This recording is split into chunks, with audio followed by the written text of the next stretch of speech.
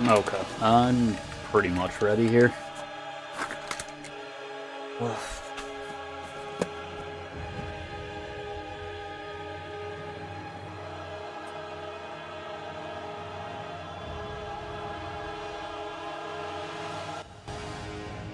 Hoosier, how's it going?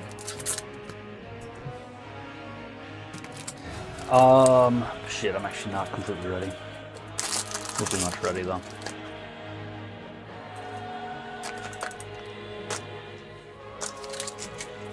That's right, we named it I'm Lost, and then we found out what to do. I'm not lost, I know right where to go.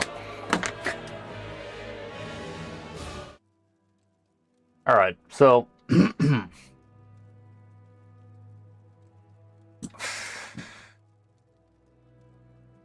okay. Do we have anything else to drop off? Not really. We have all of our Neverine shit.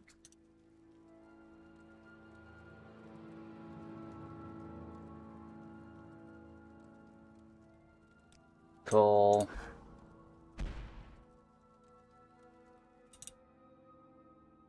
Hoosier, how you doing?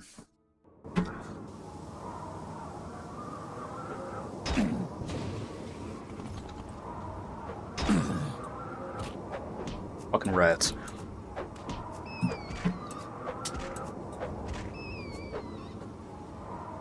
Okay.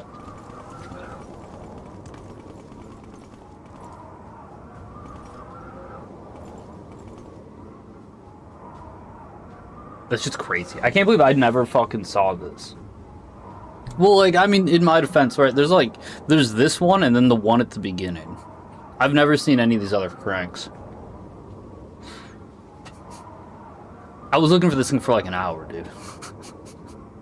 Well, like 4 hours. But not all, like an hour I was here.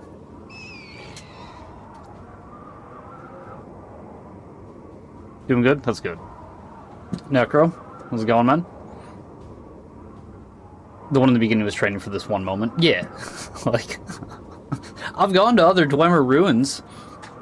They didn't have these. It's such, I mean, like, it's my fault, but, like, what the fuck, dude? I gotta be quick.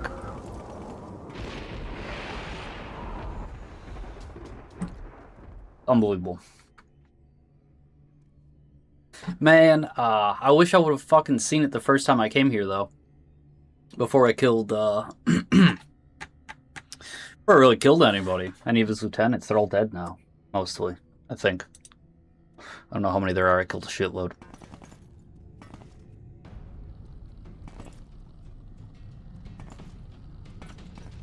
It's a callback.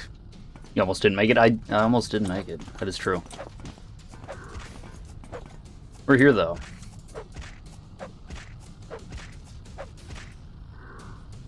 This place is nice. I mean, it's a little dark, but...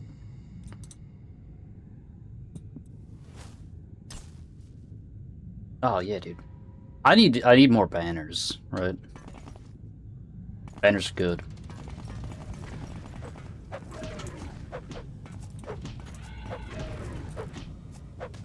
Hell yeah, dude.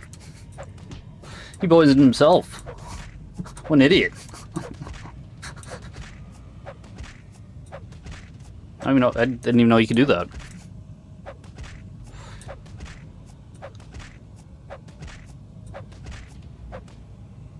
I wonder how big the Citadel's gonna be. It could be huge. Who knows? Guess we'll find out.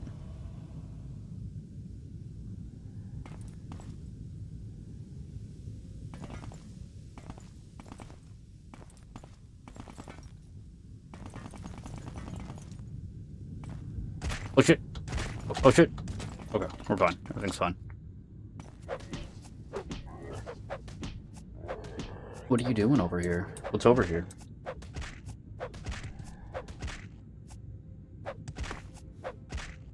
How do I... Is that jump? How do I check his pockets? Can I not? Okay, yes, space.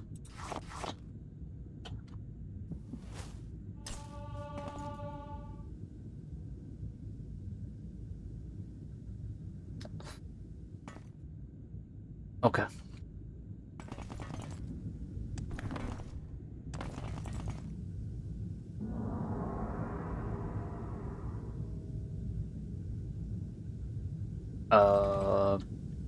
Alright, yeah, that's everyone here.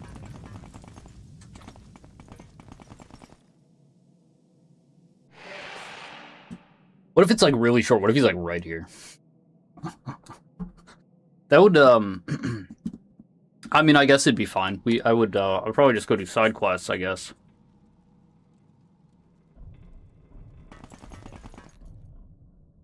Come to the Heart Chamber.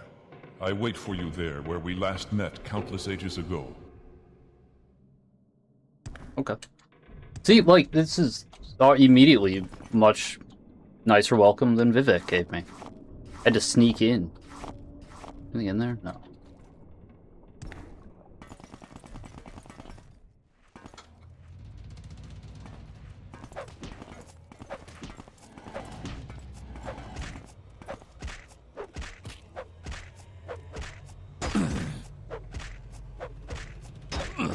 That's crazy amounts of damage. Holy shit.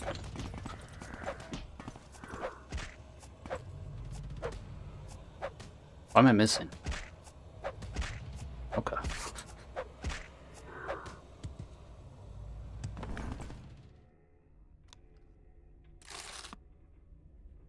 I should have made a longer Night Eye spell.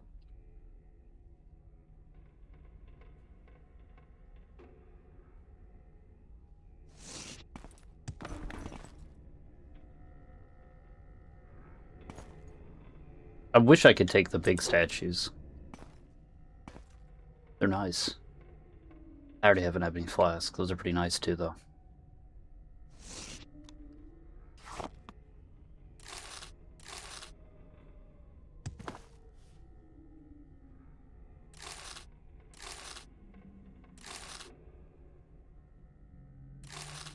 What is that? How much? Oh, that's okay. Yeah, yeah. Enough to take it.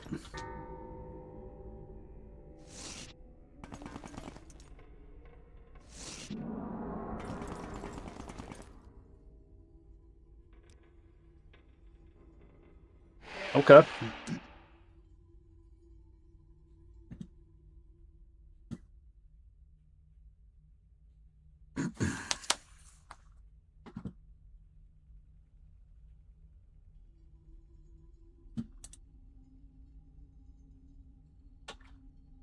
Yeah, dude, I should have made it like 5 times as long.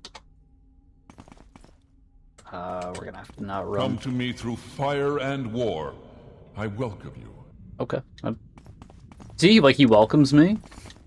Like a friend. Not like Vivek.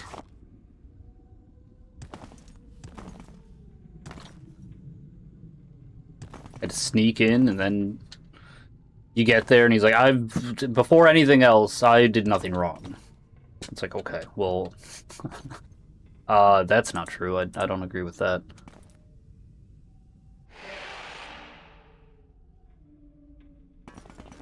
I don't know if I want to go this way.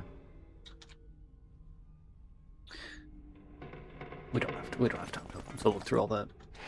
Oh, of gongs.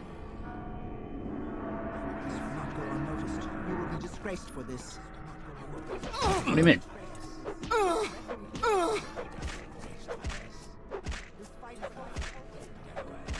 Musicians.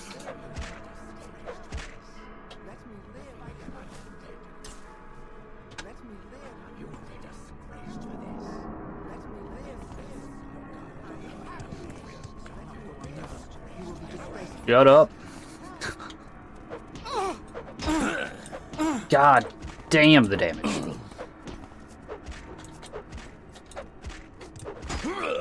Jesus. Oh, fuck. Okay. They're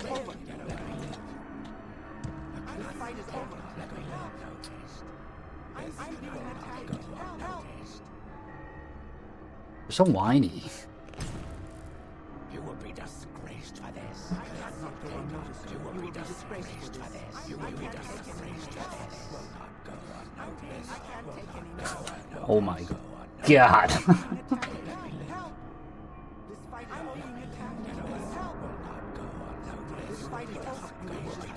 This is way different than base game. I was gonna say, I know I fought a fucking wyvern, in one of the places that I'm pretty sure that was not normally there.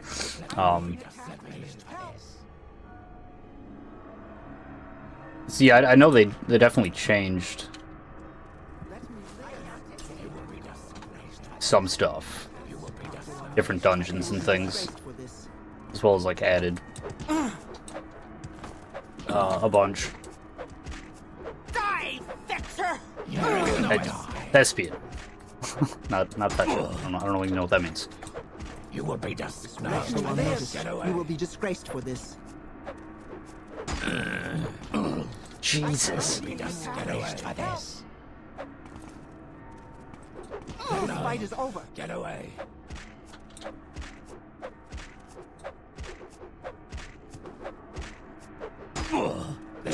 Bitch. Go unnoticed. I cannot. You Let will me be live. disgraced for this. You will be disgraced for I this. can't Get take away. anymore. I can't take anymore. Let me live. This will not go will not unnoticed. go You will be unnoticed. disgraced for Live. this.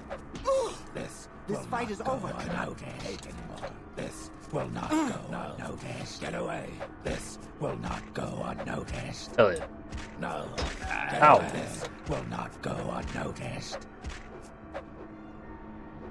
You will be disgraced for this. These dudes suck, dude. They do so much fucking damage. Like, holy shit. Goddamn music lovers.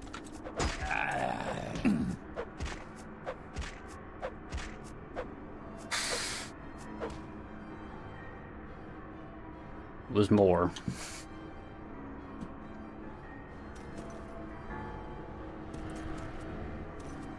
Look, we probably don't have to go through. Maybe we do have to go through this.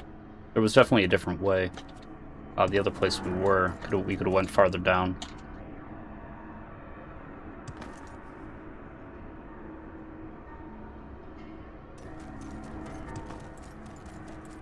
I feel like that's where we're gonna have to go, though. This might have something nice. Oh fuck. Okay. The conductor. Of course. It's pretty much a linear dungeon in the base game. Okay. Well, shit, we might be here for... I don't think we're gonna be here for 4 hours, but... No. Discordant cacophony fades to silence. Cool. Do we get a buff? I mean, like a... We didn't.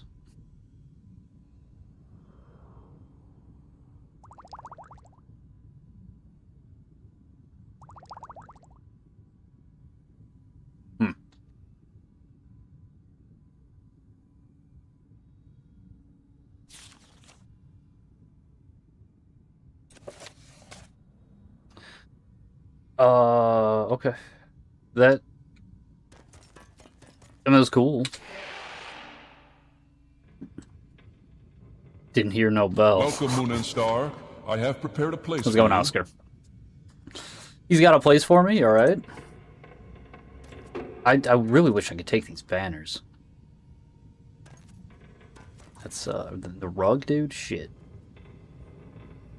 No, I can't.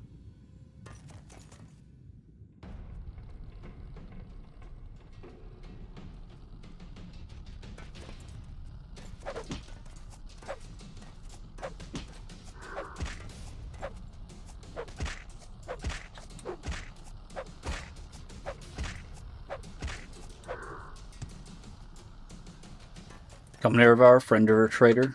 Come gaze upon the heart. Yeah, like he's like, I'm over here. Just come on in. I got a place for you. Come sit down. Got some talking to do. Vivek, again, you know, I hate to keep repeating myself, but it was like this huge fucking deal. I had to like sneak in there, and there's like, the guards will kill you, by the way, if you're a criminal or whatever, if there's a bounty.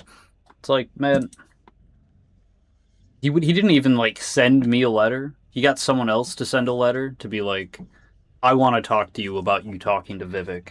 Like, what the fuck, dude? Not a friend. Not a good guy. die! Jesus.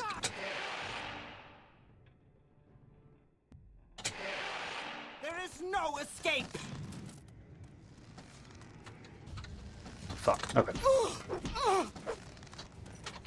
Come, bring Wraithguard to the Heart Chamber. Together, let us free the cursed false gods. All right, I'm coming. I got it. I brought Wraithguard.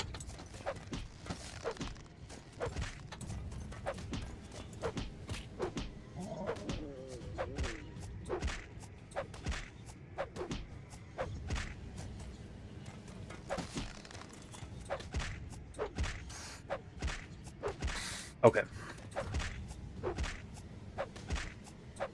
Just want to be able to see those other people when they start getting up.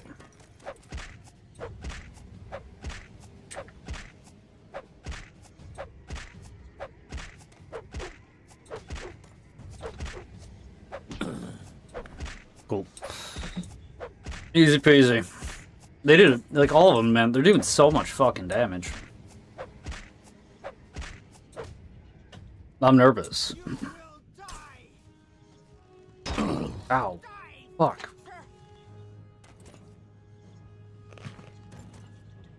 We have to look at that in a second.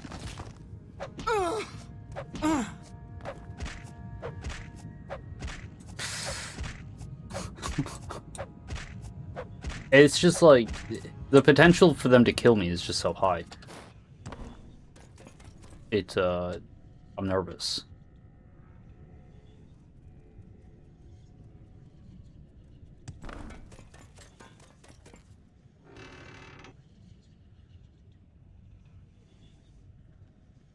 I mean, I guess we'll take those.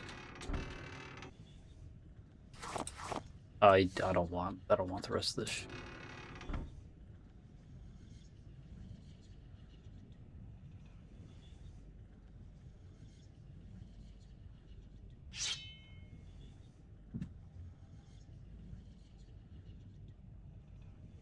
Where's that helmet?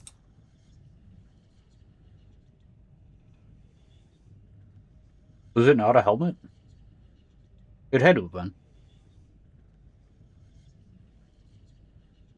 What else would it have been?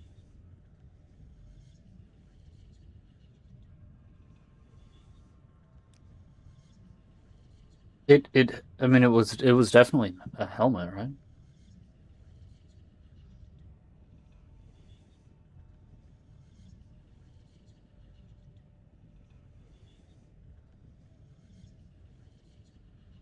Was it an amulet? It wasn't an amulet. No, it was...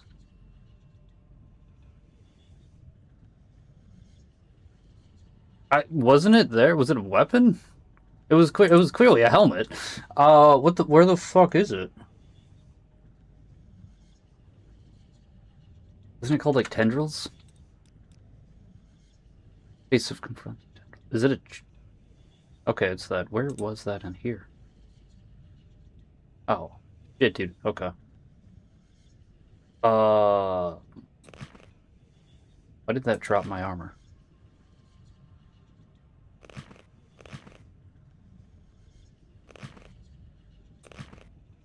Why is that changing what my armor is? Oh, wait.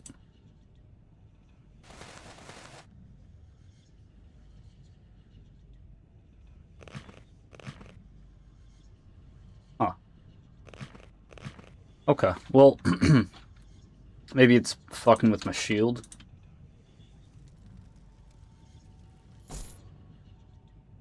No? I don't know. Whatever, we figured it out. Let's go.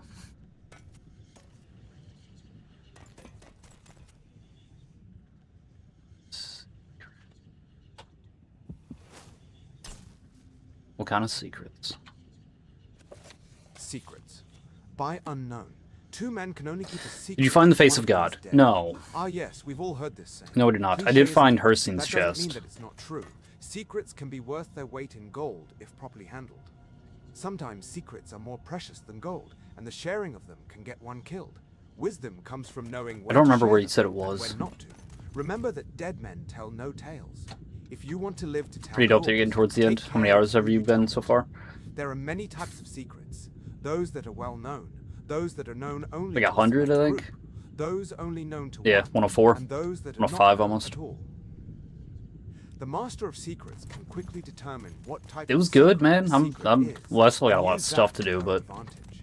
Hold all of your secrets close, it's fun. for even those that are widely known may not necessarily be so.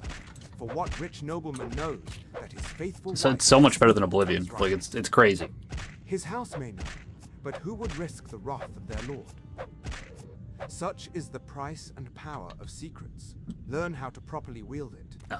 Some secrets can be discovered by merely listening and watching. Others must be hunted down if one knows what to look for. The web spinner casts her net narrow and wide, sensitive to the merest vibration, ready to pounce on any secret that is captured by her net. Care must be taken in the casting of the web. Too large and larger predators may descend. Too small and even the largest secrets may elude your grasp. The inexperienced spinner casts a small web and catches the most obvious I don't secrets, see anyone. but still proceeds with caution when spending this currency. There is only one Want your chance gear. to fail, and it could cost your life. Seek not notoriety. Only our Lady Mephala knows the names of the true masters of secrets. Those who become known are not very long for the world of the living. They are but footnotes in the Book of Secrets, a warning for those who speak overmuch. Watch your friends closely. She who tells her secrets has no power. Once given, they can never be taken back. Go forth and cast your web, but always bear in mind that yours are not the only strands. Take heed where you tread, lest your secrets become another's.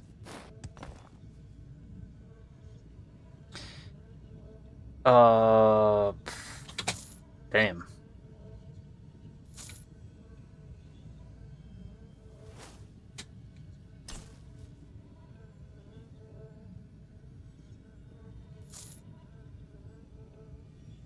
I mean, that's decent money. Tower. We're gonna go to the tower. Where I'm not checking all these boxes. I should probably at least look at a couple of them, but... Wait. Okay. Yeah.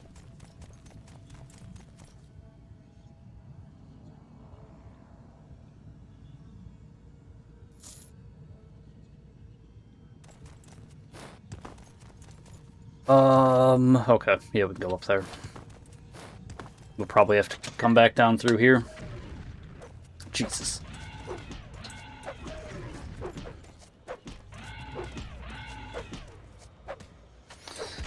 Goddamn. What do we got over there? Couple crystals. That's good. That looks like that's it, though.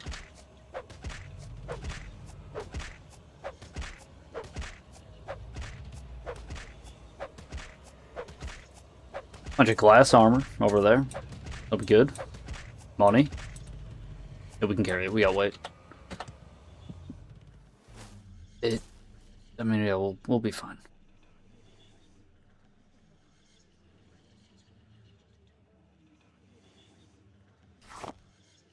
Oh shit! I didn't even see those ones. Or those. Fuck.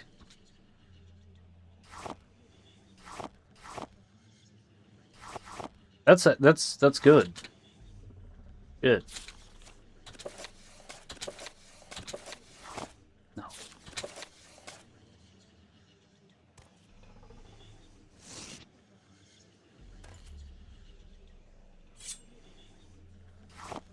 Oh, wait. Okay, whatever. I don't know what that was.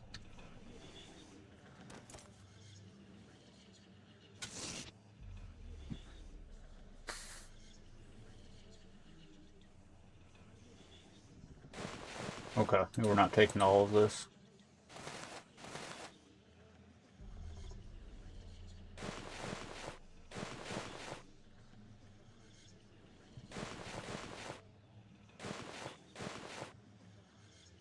Okay, very good.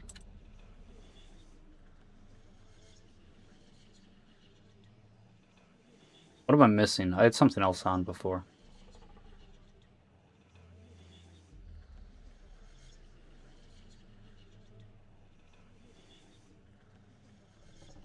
Where are my boots? My boots broke. Damn. That sucks. We have to fix them.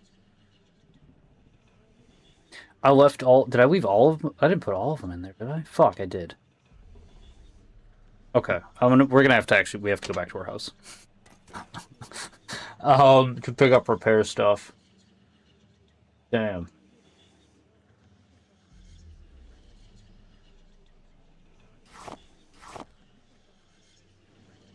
Okay.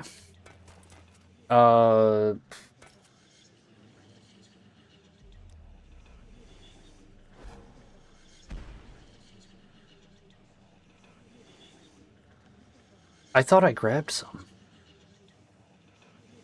I mean, it's not like the end of the world, I guess, but... it's kind of inconvenient.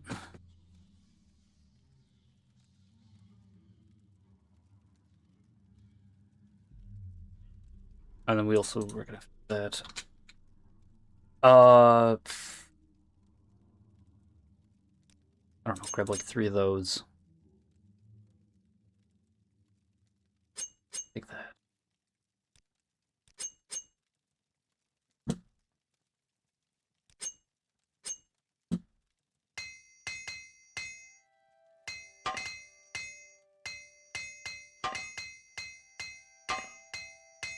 Okay.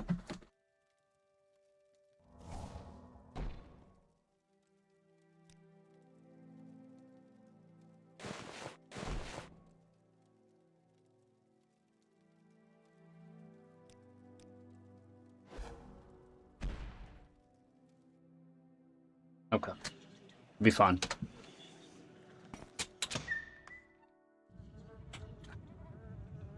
Class armor's so cool in this game. It looks really nice. There's so many sets of armor in this game. It's crazy.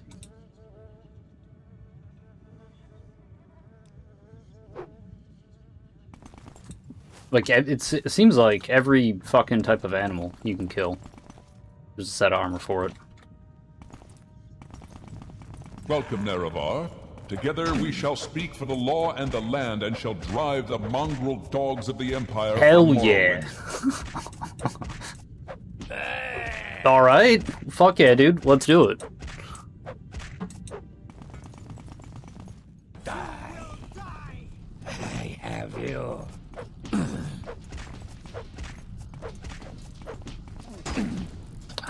Fuck. Okay, hang on. You will die!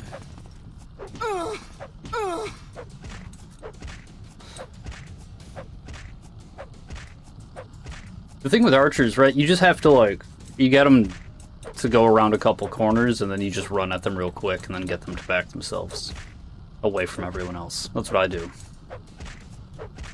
It's pretty good. It works.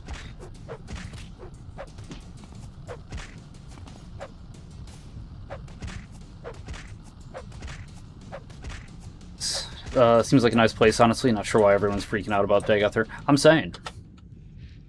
It's not that bad. I mean, these guys are kind of, you know, they're kind of dicks, but, like... You know, I mean, it's an aesthetic choice, certainly. But, like, yeah, you get Night Eye, right? They probably all just have Night Eye. I mean, this looks fine. It's a little messy. There's a lot of people here, though, right? It's like, it's not even that it's just lived in, right? Like, I mean, they're here. They're doing things. And maybe some rooms, right? It's like they're maybe doing a bit of remodeling.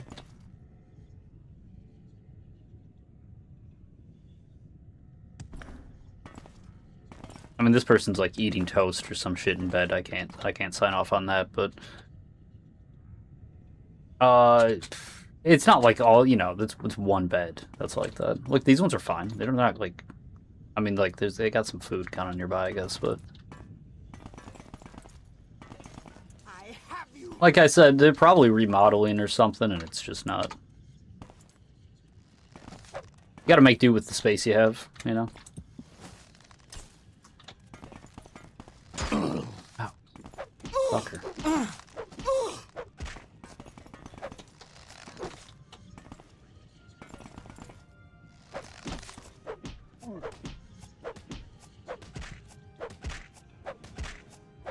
Toast in bed is great. No, Necro. No. It's messy. It's gonna get everywhere. And you're sleeping on crumbs. What are you doing?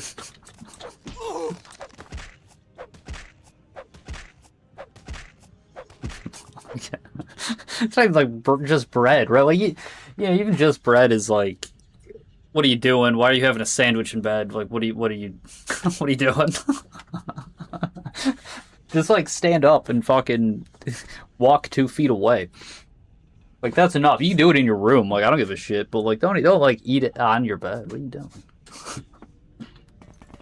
But toast, like it's gonna break apart. There's gonna be crumbs everywhere. This is way worse. You're still gonna get crumbs with regular bread, but then you clean your sheets. You're not clean. Who's your or Necro? Necro said that. All right. Well, even still, you're not.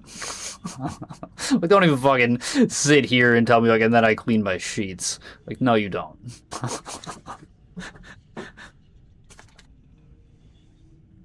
Even you, Necro, though. No, you don't. You're not sitting down eating fucking, you know, a bunch of toast with like butter and cinnamon sugar or some shit, and then being like, all right, time to do laundry. If you're laying in bed eating toast, like you're not about to go do laundry. I don't fucking believe that. I could eat a half loaf of bread worth of toast in a sitting. Sure. Yeah, no, toast is great. Who doesn't love toast? Be neat, be proper. You don't do that. You don't lay down in bed, eat toast, and then fucking go wash your sheets, Necro. I don't believe that for a goddamn second. There's no way you're ever going to convince me that that's... No one does that. I clean my sheets like once a year. I know. Yeah, that's why I would at first thought you. Yeah, it's like no. You're not. Don't even try to fucking say you do that. I don't know how often Necro cleans his sheets. Probably around the same. That's my guess. Maybe a little bit more. He's gonna say more because he's shy, but it's fine. You should wash your sheets more. I should wash my sheets more. I at least do it certainly more than once a year.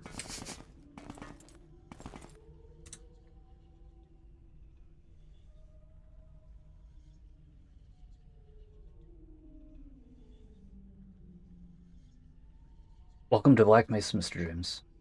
Nah, eat it on the bed and leave stains on the bed? No. Soggy toast? No, just gotta leave in the crumbs like an animal? No. Well, yeah, Oscar the Grouch, right? Like, sure. The house is a trash can. That's not like, this isn't...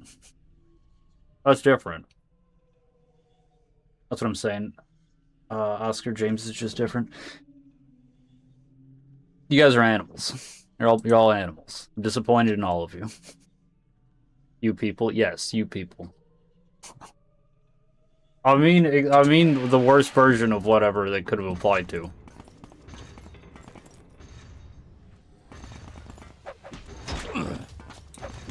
I have one towel and I never wash it clean.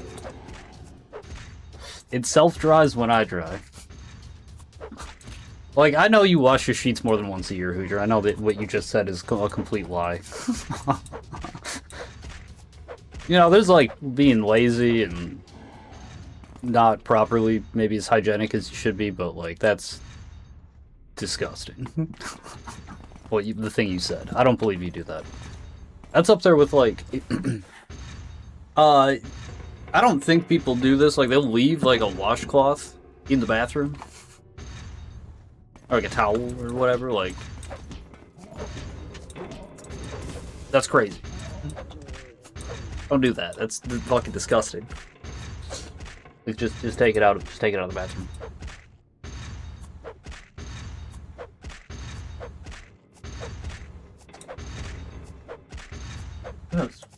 What is that? It's like emotes for ants? I can't read that. I can't see that. My father does that. That's gross, man. You gotta get him not to do that. Who uses a cloth? Some people use a cloth, right? Some people have cloth money. I've fucking have heard about it. I've seen their houses. The vaulted ceiling seizure. It's crazy. He doesn't use it though. I mean, then why is it even in there? Just use your hands. I mean, yeah, I use like bar soap myself, so. It like a cloth. You probably will save money if you use a cloth, to be honest, right? Because you're not gonna use as much soap. It's not gonna like fucking. Regardless if you use a bar or like liquid soap, you're gonna probably have to use less, I guess. I don't know. Soap. Yeah, dude, like lol. For what? James use toilet paper like a freak, or let it crust like Oscar here. Yeah, that's unbelievable.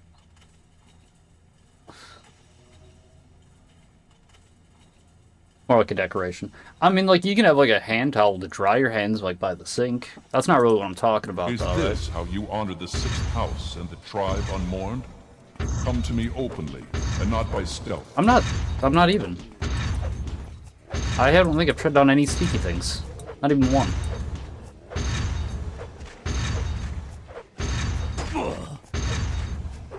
That reach is crazy. How did you hit me?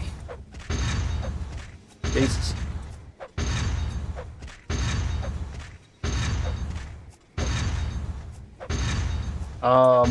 Fuck, dude.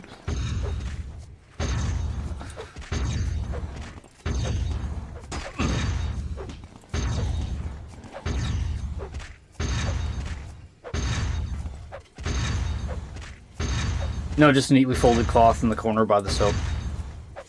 But why, though? I mean, if you're not gonna use it, you should definitely not have it in there, right? Because it's gonna get wet, it's just gonna get moldy. It's gross.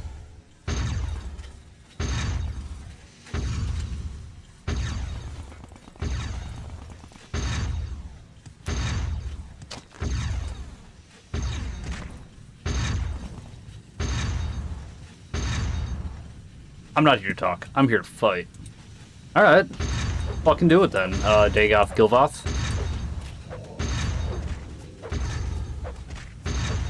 Is that like fucking Sunder from Wish? What is that? It's a Dwarven hammer, probably? Bro, you don't need a cloth to dry your hands. You have pants. Why are your hands wet?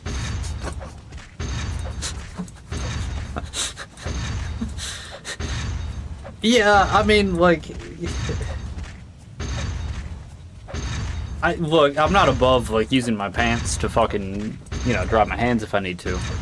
Or, you know, get rid of syrup or Cheeto dust or some shit. But, like, I don't even like Cheetos. But, like, I mean, I don't know, man. Like, if you got a fucking towel there, might as well dry your hands with the towel. Is your hair dry your hands? No. That would be terrible. Sounds like a terrible time.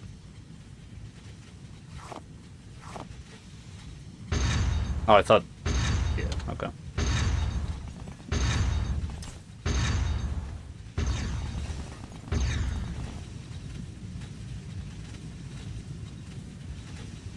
I don't want my boots are taking so much damage.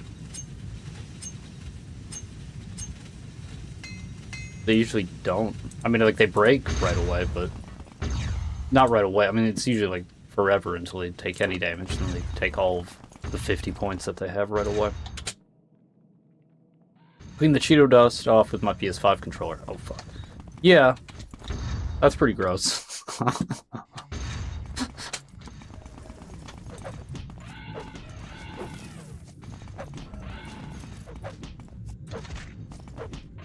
Get some, like, sanitation wipes every once in a while, just fucking...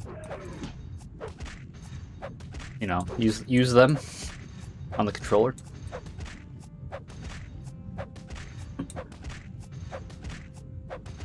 Dagoth Overhaul.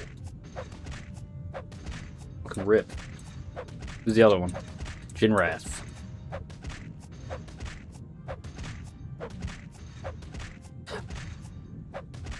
These guys kind of like, I mean, they do a shitload of damage. They don't look nearly as cool, though, as the other Dagoths. Like the one we just killed in the other room. The lieutenants.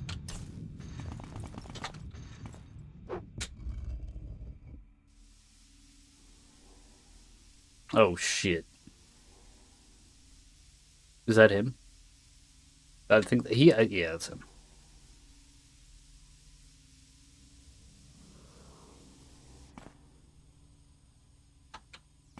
Welcome, Moon and Star, to this place where destiny is made. Fuck, that's cool. What did you? I don't even know what you did. What was that? How's it going, Dagoth? How have you been, my friend? It all began here, and it will end here. Have you my parting words? Or would you rather prefer to skip speeches and go get to our business? You are the challenger here, after all, so the courtesy goes to you first. The courtesy of the first blow goes to you. Holy shit. No. Words. Now that you've come to here, come to me. Here. There can be but one result. Many times I've considered offering to share this place with you. I considered offering to accept your oath of service. You might try to buy my trust by giving me Wraithguard, Keening, and Sunder. I thought we might once again be friends. Comrades. Brothers in arms. Dagoth. Making it all sad now. But I've won this place in my power of right, or my power by right of conquest, by right of daring and enterprise. I will not risk it to the cunning and deceit. I offer you no deals.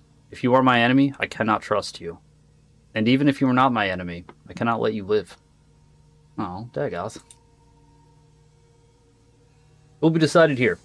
I believe I will prevail, but I cannot be sure. And I am vain enough that, should I fail, I would wish to be remembered in my own words. So, if you have any final questions you would ask them now. I have final questions I would ask you, if you would answer. I would, yeah. What happened with us, Dagoth? Where did we go wrong? We were such good friends.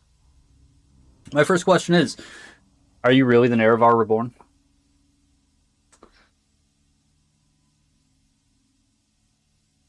Dagother, I am, by the grace of the gods and fate. This is bitter. The gods and fate are cruel. I served you faithfully once, Lord Nerevar, and you repaid me with death. I hope that this time it will be you who pays for your faithlessness. The second question, if you win, what do you plan to do with the power from the heart? Will you make yourself a god and establish a theonomy? Like a theocracy? A theonomy? A theonomy? Or will you complete Karin and dispute control of Tamriel with the Septons? Or will you share the heart with your followers, as I have, and breed a new race of divine immortals?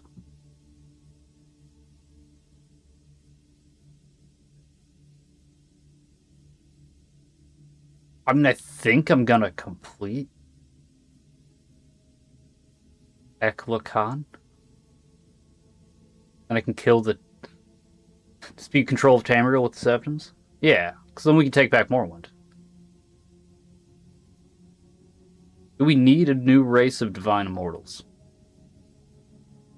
to take over kick out the Septons?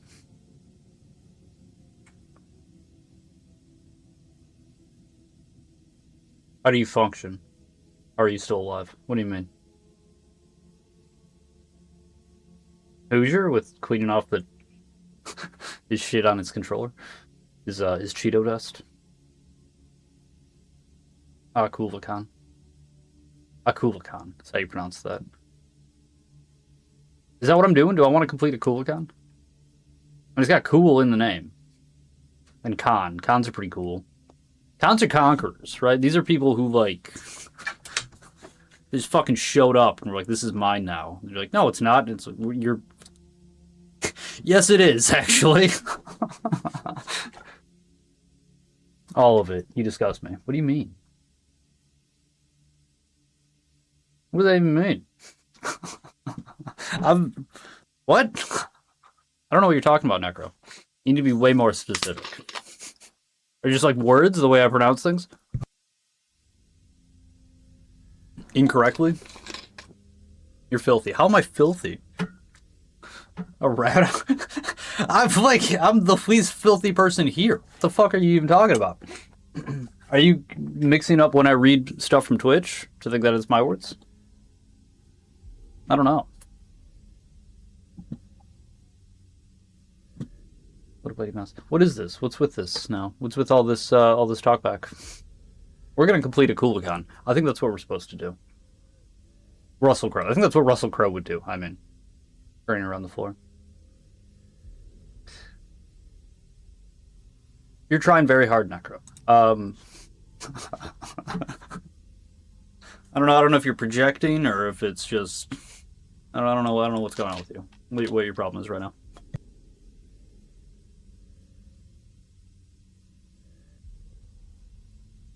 Are you mad about the toast thing still? It's not my fault. You fucking. I mean, yeah. Speaking of, I think it is the projection. Mice eat bits of crumbs. They sleep on. Animals. I like toast. I like toast too. Toast is great. It's a noble ambition, the Akulikan. And anyone who would make war upon the Septimus is my friend. Pity we cannot trust one another's allies. We could though. What if we did? What if we did though, Dagoth? My final question is, if I had offered to let you join me, would you have surrendered Wraithguard, Sunder, and Keening to me to seal the oath? Yeah. I mean, as long as you didn't kill me. I mean, we would rule, together. I mean, I'd be Nerevar, right? Like, I am the Nerevarine. You are Dagoth. I'm not together. Like, that implies that we're, like... there is still a hierarchy. Like, I am Lord Nerevar. It'd be me and then you and then, like... in that order, though. And then, like, whatever else. Probably, well, no one. We just take back Morrowind. You can have Wraithguard. You definitely have Keening and Sunder. Wraithguard I would kind of rather keep, to be honest, but yeah. Since it hardly matters, let me assure you, there are no guarantees that would help you once I had my hands on those tools. A pity. I didn't try to bargain with you, though. It might have made things so much easier, but now, if you have any questions, ask them. Otherwise, you are the challenger, and I'll wait your first blow. I do have some questions.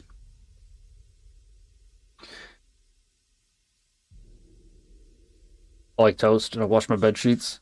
Clean bed sheet is something you should try to use more. I do clean my bed sheets. Like I said, not as often as I should. I'll probably do it every couple months. Get all that mildew off your floor mattress. Not a floor mattress. It's on milk crates. Okay. Alright, it's elevated. Too high that I stack those motherfuckers. I'm like a king. I need to get more so I can, like, fucking 4 high stack it. That'd be great. What's your plan with the heart?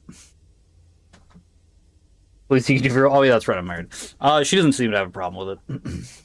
She's like, hey, we could spend what, like $1,000, probably at least 500 on a frame. But like, Milk Crate's been going strong for fucking like 13 years. I don't know why we'd stop now.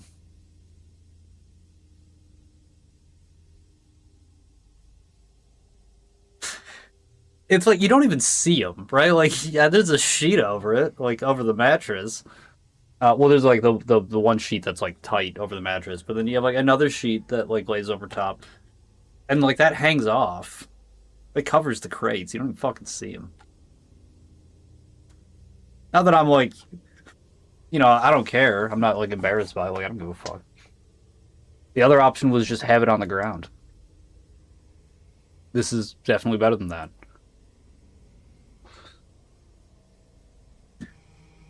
So yeah, what's going on with the sixth house? I'm going to continue to draw divine power from the heart and distribute it to my kin and followers. I will continue to broadcast the divine power upon the blight winds so that it will touch each soul of Vardenfell, and more than broadly across the waters to the rest of Morrowind and then Tamriel. In time, each mortal in Tamriel shall feel the liberating contact with the divine. What about the heart? That's what I just asked. The sixth house. Try hay bales. It'd be the same thing.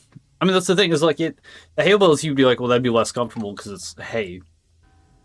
But, no, because it's like, I'm on the mattress, right? It may as well be on hay bales. It wouldn't fucking make a difference. It could be on the fucking concrete slab. It could be, a bed frame. It's all the same thing. It's just holding the mattress. So that you're not on the ground. Right? Like, that's the whole point. Like an animal. Not the ground. I don't know. You don't have to do that. Elevate your bed. Sleep on the couch. Shit. The sixth house will serve as elite cadre of our movement. And the cultists evolve through various stages of enlightenment. They will become as suits their abilities, either holy warriors or priests. Their duty is to prepare themselves for service. Their joy and liberation is to enter ever more deeply into the profound enlightenment of the divine dream. And the Dunmer? Well, I'm going to free the Dunmer from the Imperial yoke and cast down the false gods of the temple. I'm going to lead them out of their ancient superstitions and gift them with the intimate knowledge of the divine. Then, perhaps, when Morrowind is once again restored to its ancient glories, it'll be time to consider whether the Dunmer should cultivate ambitions of empire. Hell yeah, dude. How do people not like this guy? Yeah, justify your crimes.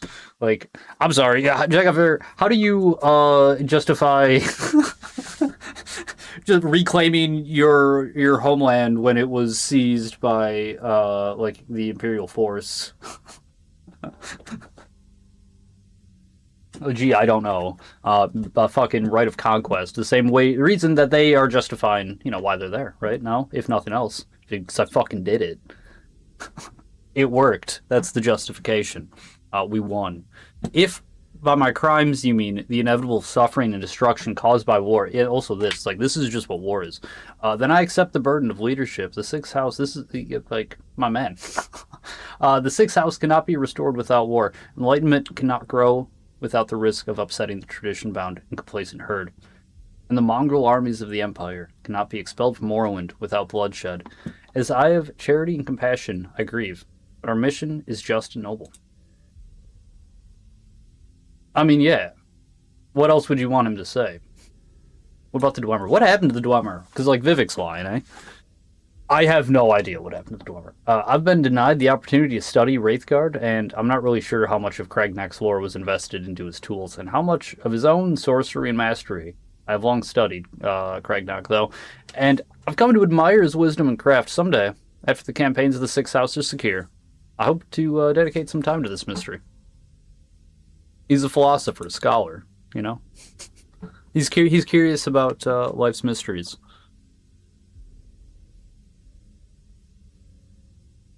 Do you meal prep, James?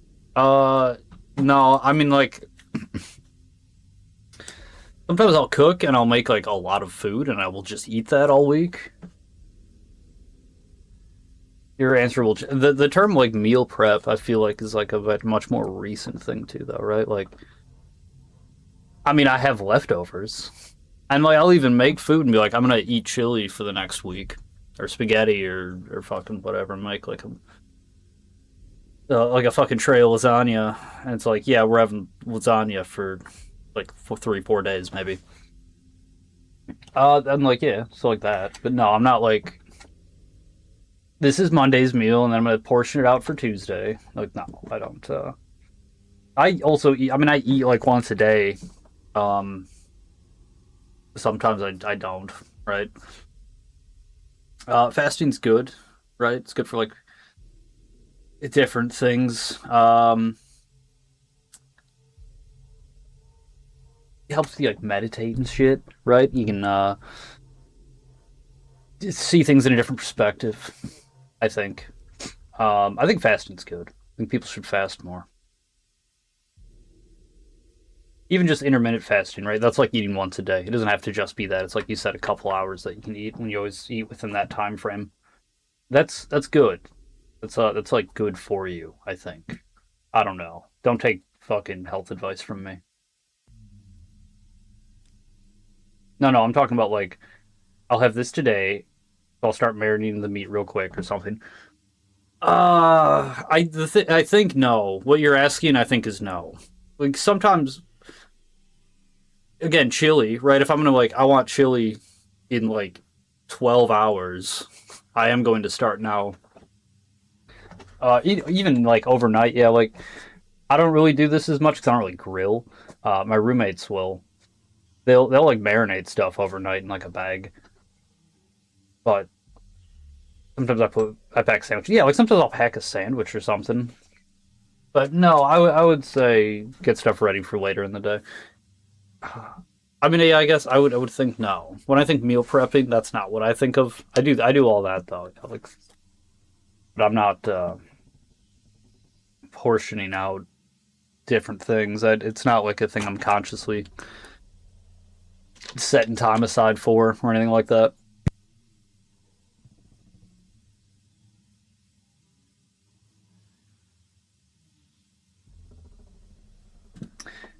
A Kulakan will serve three purposes. First, it's going to be the champion of my armies, liberating first Vardenfell, then Morrowind, and then perhaps the rest of Tamriel. Second, it's going to serve as a sower and cultivator of the divine substance derived from the heart. Three, it will serve as a prominent banner and symbol of our cause to defy the Empire, to liberate mortals, ancient superstitions, and to glorify our crusade against the gods. You seem like a good guy, Dagoth. I'm really sorry it kind of went down like this. But, yeah, not really a whole lot. What else we can do about it?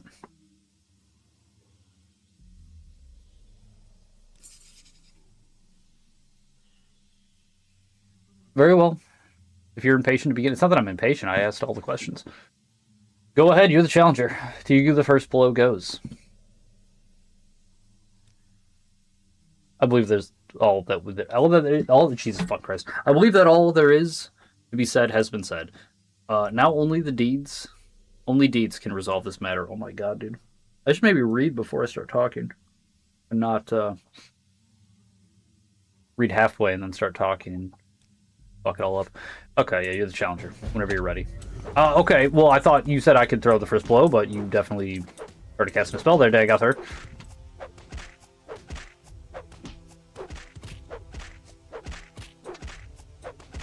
I was gonna do like a, in this corner kind of thing, but alright, whatever.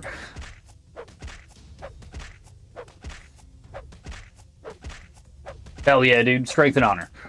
We got him. We're leveling up.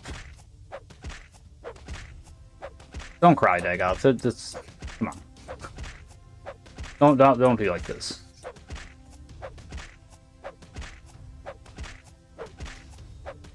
Damn, is he not even gonna get back up?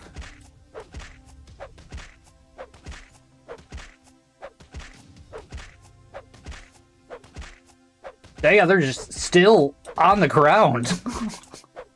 Russell Crowe just wailing away. No, yeah, he's down. He's down pretty hard.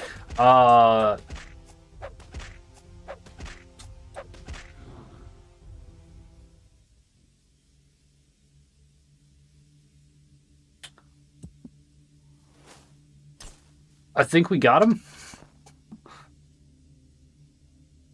I mean, he disappeared.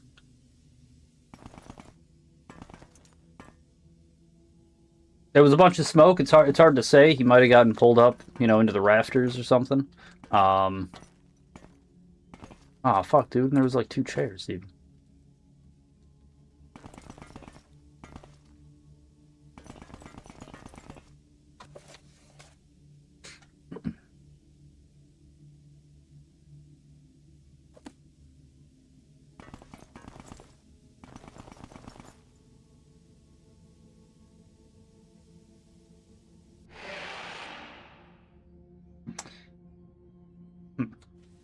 What a fool you Oh are. shit. I'm a god. How can you kill a god? What a grand and intoxicating innocence. How could you be so naive? There is no escape. No recall or intervention can work in this place. Can I? Come, lay down your weapons.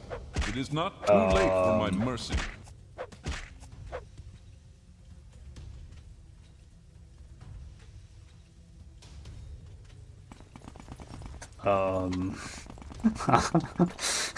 Well, Dagoth. About that. I noticed you weren't taking any damage. A bit concerning, I'm not gonna lie. Oh, he's still down. Can I push him into the lava? God damn, that was way too close. Dagoth.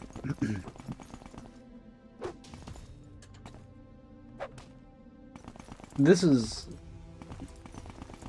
Look, Dagoth, you're literally not taking any damage.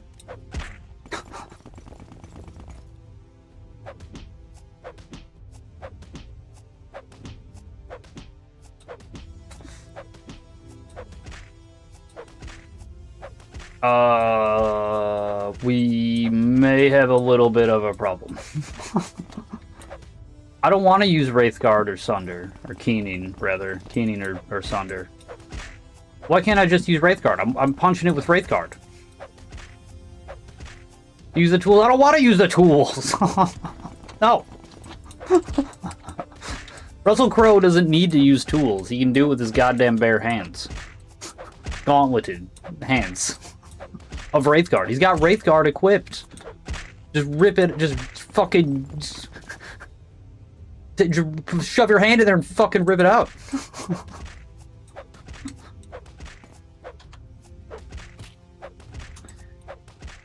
Man, I'm not even, like, gonna die trying to do this, because, like... I'm just so fucking awesome. Max difficulty, by the way. 100. No chance. Level 21. We got fucked up stats, but, like, still. 200 HP. I mean, hey, 201. Okay, well, shit.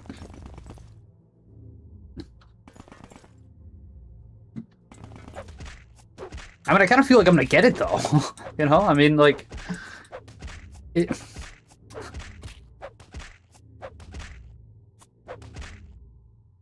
Fuck it. Okay. Well, can we push him?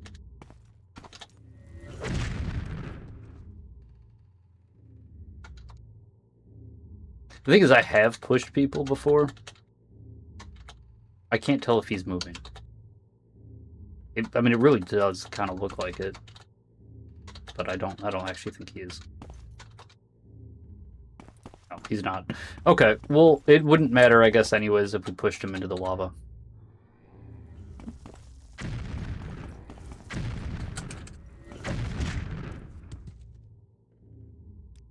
I'm gonna take off.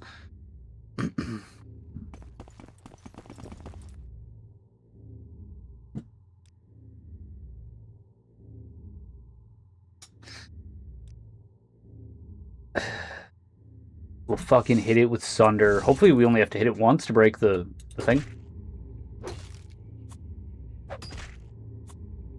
That's not even doing anything.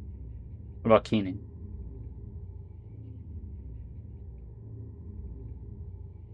Do we have Keening?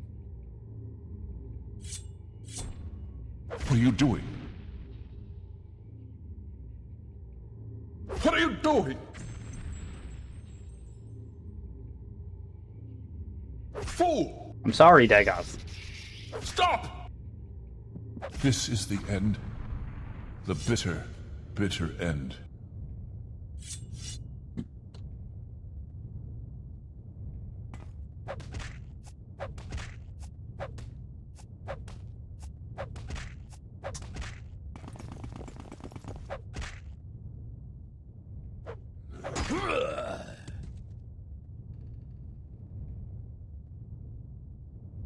I feel bad. You know?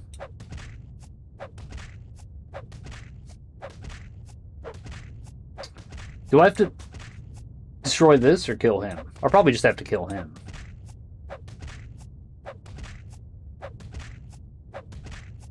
But I mean, like, we have to destroy this, though, right? Like, why would they give it a health pool if you know, you have to get something for destroying it. The thing is, it's like I don't want to kill him, and then this will just like it'll take away my reward for killing this thing. I guess. What I'm afraid of.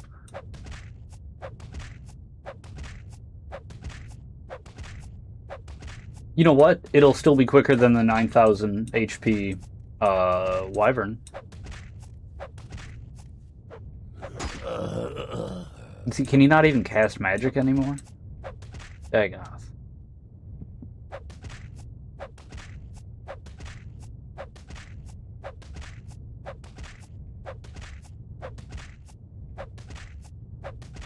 Hoosier, are you still here? Should I break this thing? Or Oscar, I guess. Do you know? Should I do this? You're still here? Should I not do this? Should I just kill him? Does it not matter? I guess, is this even in the base game? The option to break the valve. Can I use the valve? No.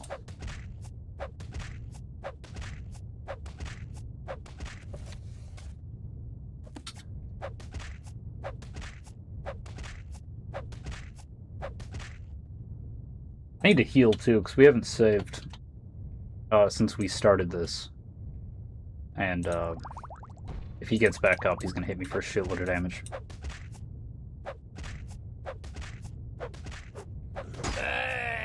Yeah, he would have killed me right away. Holy shit.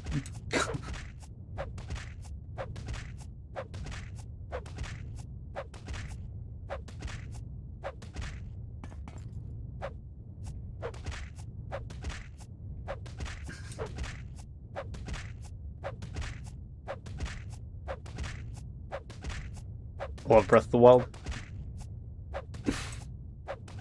It's a good one, dude. I say that when we talked about it, I didn't even beat it. We gotta play that soon. Do you think I should play that before or after Ocarina and Majora's Mask? Because like they're coming out with the new Zelda this year, right? And it's going to be one or both of those in a new engine, right? That's the general opinion, I think, the consensus.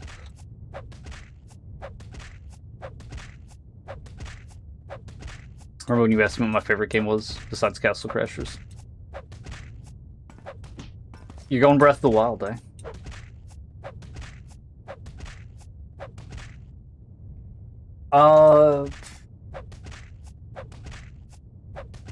Not Final Fantasy VII? You sure? You think about it for a second. Have you played Final Fantasy VII, Necro? The original? The greatest game ever made?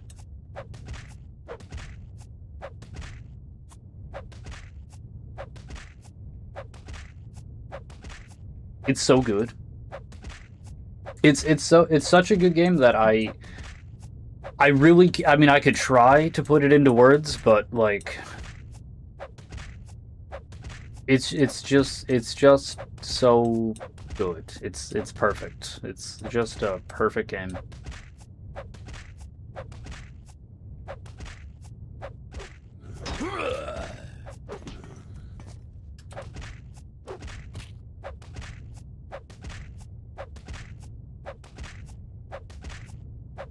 Pretty sure that was a quick jab. He's gonna get back up soon. Maybe not, though. Maybe we'll destroy this, and then we can just kill him, and he won't even get up in time.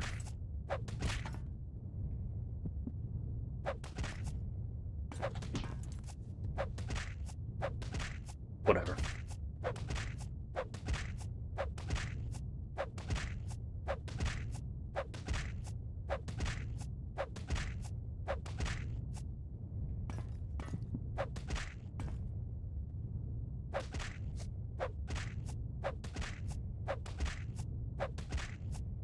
It's dead. That's it. It just says it's dead now. I can loot it for nothing. Wow. What a waste.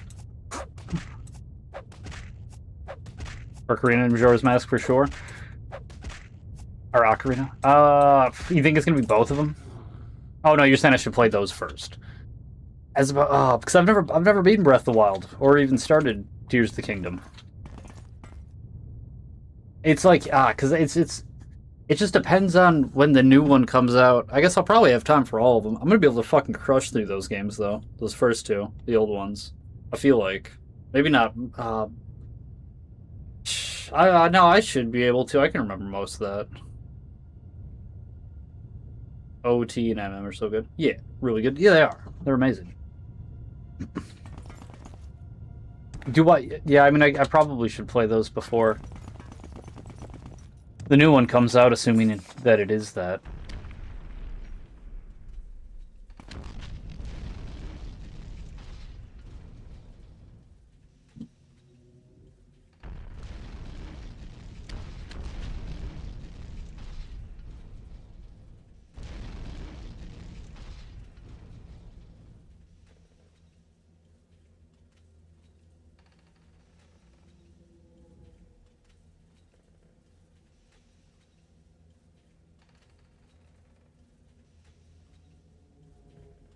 These are like chords, dude. The Dwemer are Landians, right? Do we all agree on that? We're all in agreement? The Dwemer are just like they're just Landians trying to build some sort of like fucking technology god in the future through the past kind of shit.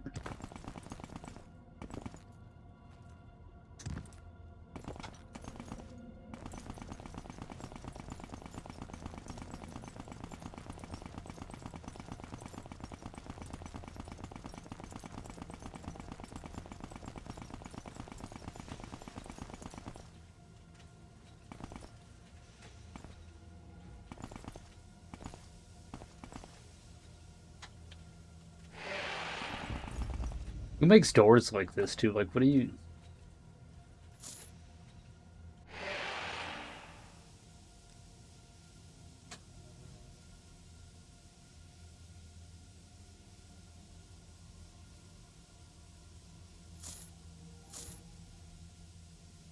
Why is it so much worse than the other mask?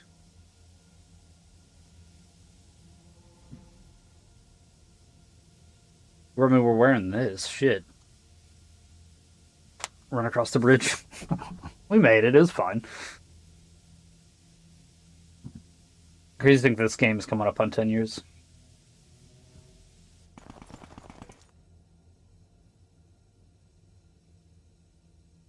Yeah, right. 50 hours. 50 hours each, at least. No, are you fucking joking? Or Ocarina? Dude, I can beat that game at... No way. There's no way that will take me 50 hours. Majora's Mask, maybe, because I feel like that one's going to be harder for me to remember. Because so much of it is like... It's like you have to remember the order to do things, right? And it's like a lot of things like, oh yeah, like I remember I have to... You know, I don't even remember. There's like the balloon in the square that you shoot. It's like, yeah, you have to do that, but you probably don't do that right away. You have to do 5 other things and roll back time a bunch, and then you can shoot it. Like, there'll be stuff like that. Even that, I don't think it's going to take me 50 hours, though maybe. It could. I don't know, though, man. I don't think so. Where's the other door?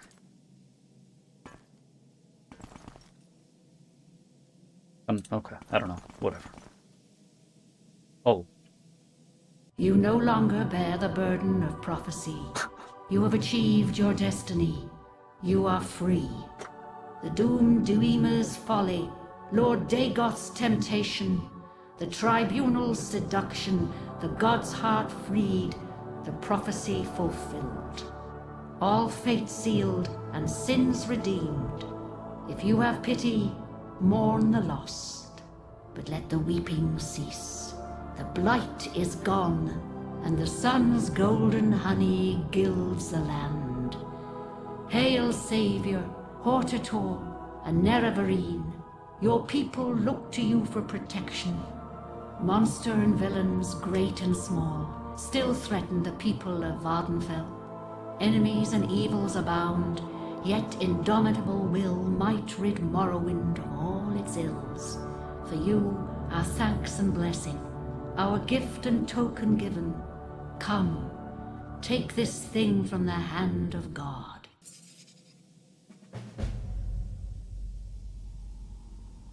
Wait, what'd you give me? Oh, shit, you disappeared.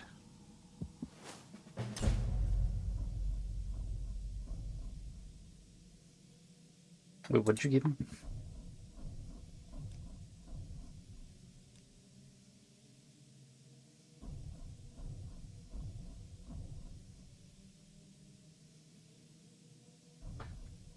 I don't know I don't know if she gave me anything, actually. G thanks to 0.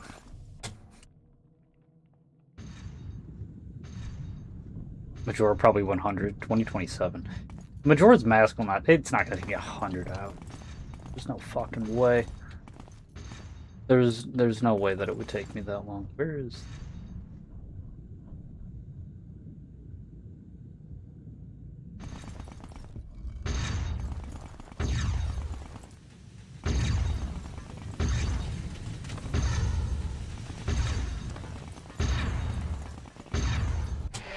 I wonder if Caius is back. That'd be nice. I doubt it. They probably killed him. 2020. Wait, is Zelda not coming off 27? This is the 40th anniversary, though. This year. Is it not coming out this year? I thought for sure this year.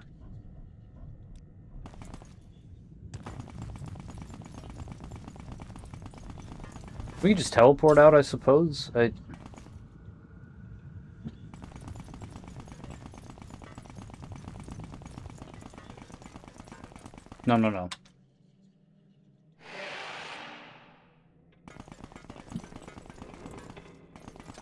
OTW.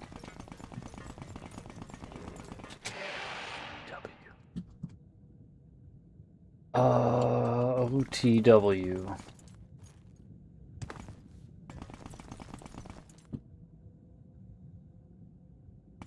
Fuck, what's OTW? Dang, what I miss?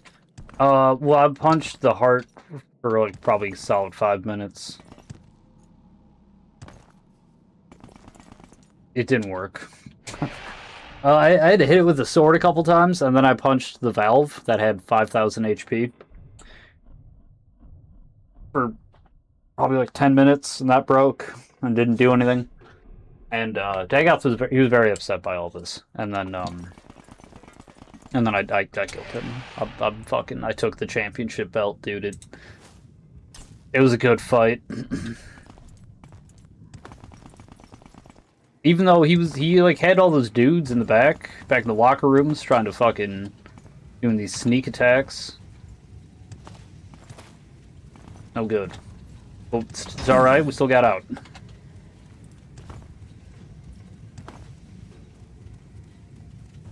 It's floating in front of you. It's floating right in front of you. James, what? What?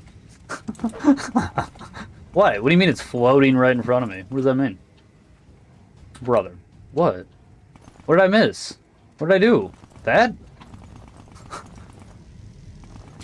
What? Dude, you're gonna get me killed in here. What? What did I do? What did I miss? There's nothing here. It's floating in front of you.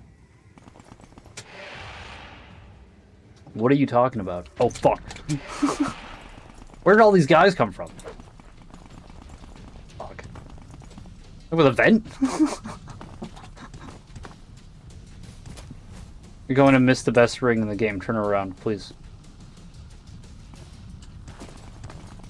Where? I don't even know where I came from. I'm just trying to leave.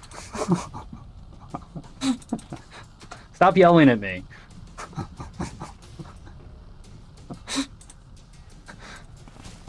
I don't actually know where I came from. Was that up here? I mean, I was up here at one point. Right?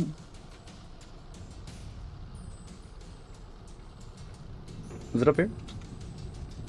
Usually you need to use your words to be more descriptive if you want me to find it. Not just...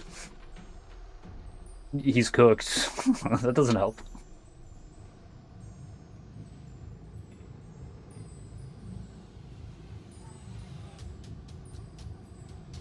You gonna mess best read your chat? I've been reading it. You're behind, maybe, is the problem here. Wait, did you defeat Mr. Dagoth? I did. It was a pretty good fight. You know, we both went out there. We gave it our all. You know, it was just a good fight all around. It was pretty entertaining. That's what the people got what they wanted, certainly. We did, though. We did come out on top. Played a better game. The mech fell into the lava? Yeah. Yeah, after I crossed the bridge. What ring did I miss? What is he talking? Do you know what he's talking about? Nice, nice. I think I don't know if he's behind. Congrats, bro. Thank you.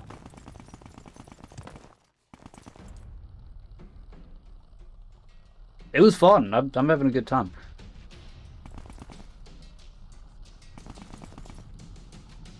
It's floating where Azura talked to you. I don't remember where that was. To be completely honest. What room was that?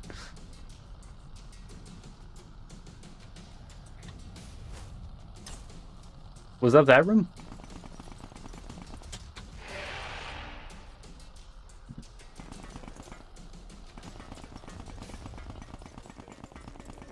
I feel like she talked to me a while ago. Shit. Is this the right way even?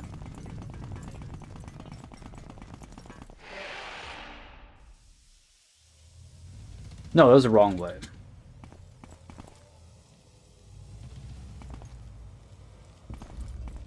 Can I not get back in? Okay, I can.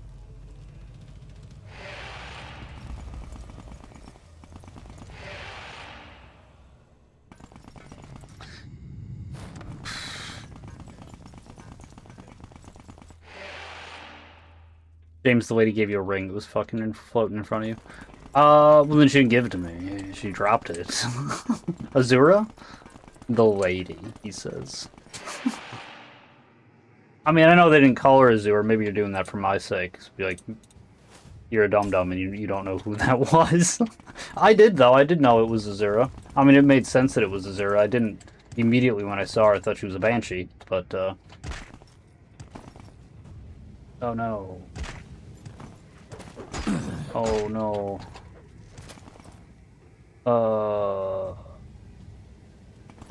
Man, I don't even fucking know where that was. Excuse me. Oh, shit, my bad.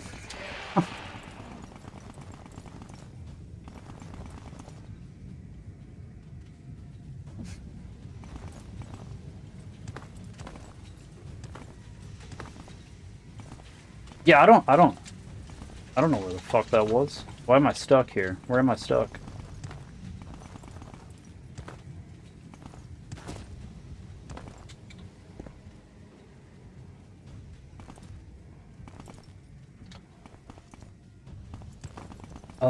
No. What the fuck, dude? We're gonna have to cast Night Eye again in a couple seconds.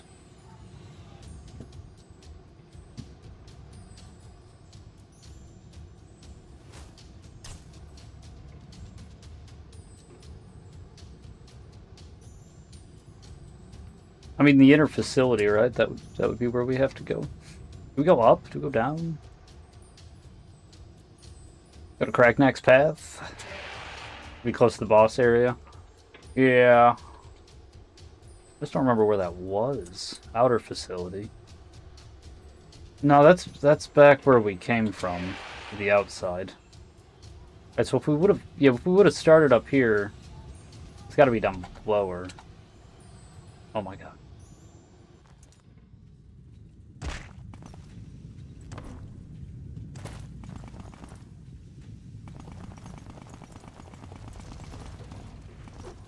Oh my god. Oh my god. But there's... I can't go this way. Is it sealed now and it wasn't sealed before? Is there a different way? Um...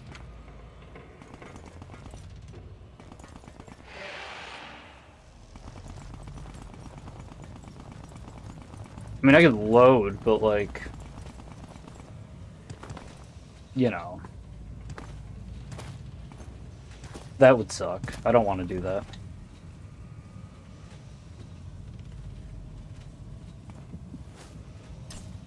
This is like the time you had to go back for Randolph gauntlets. This is exactly like that, yes. It's basically the same thing. Is this...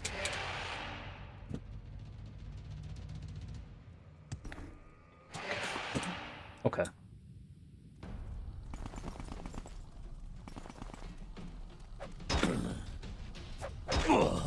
I don't have time for you.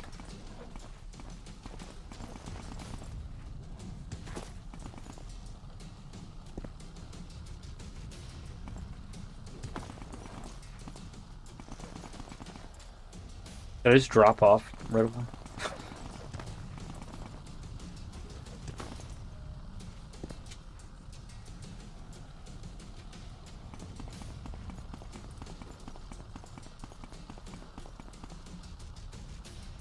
I don't understand what I'm missing.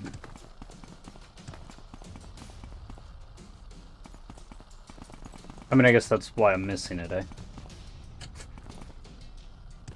I mean, this. We haven't been through here. Or is this where I came from?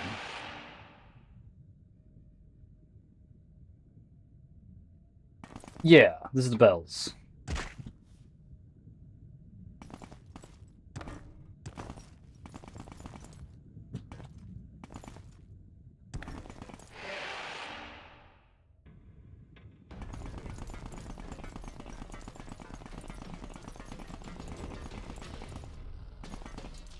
We're cooked.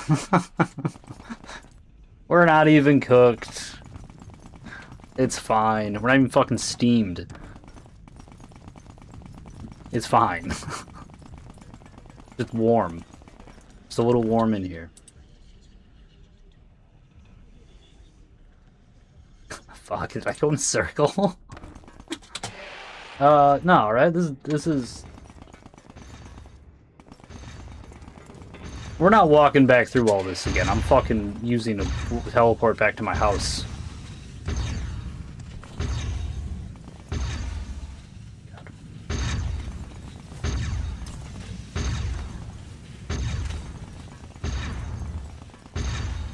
Go just equip your map? No! No! I want to check it infrequently and fuck up and get turned around. We're almost there.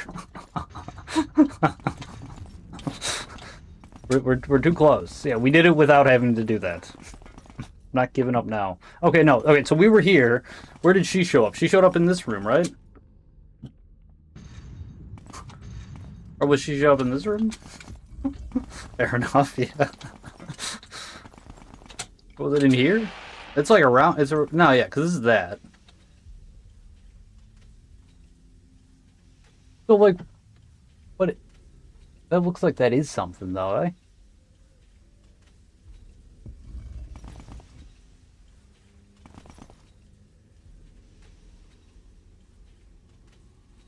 Do I have to get through? there's a lever somewhere, right? Yeah.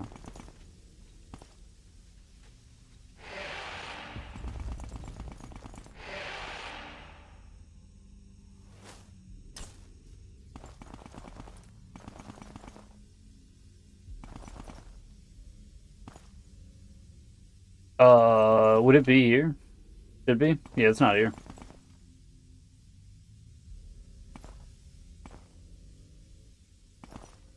I kind of don't even believe it was there, to be completely honest. But you know. What is it called? If it was, it should be floating in the air. It's so tiny, it's hard to see. I mean, that's the thing. It's like, why would they do that? Why wouldn't they... She literally was sitting here talking to me. Why wouldn't she just fucking hand it to me?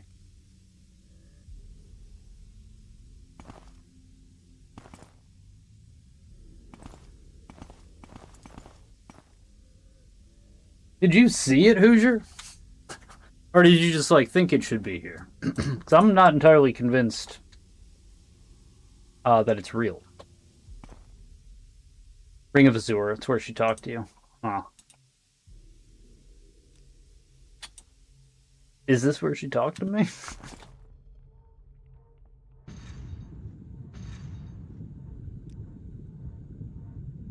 Huh.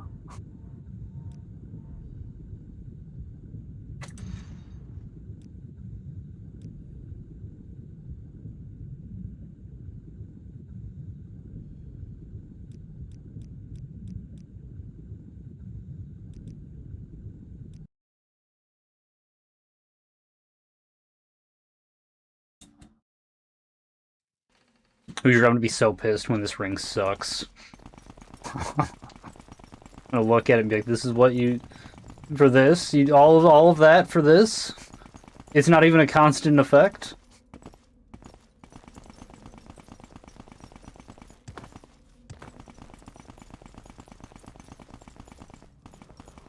I guess we'll see.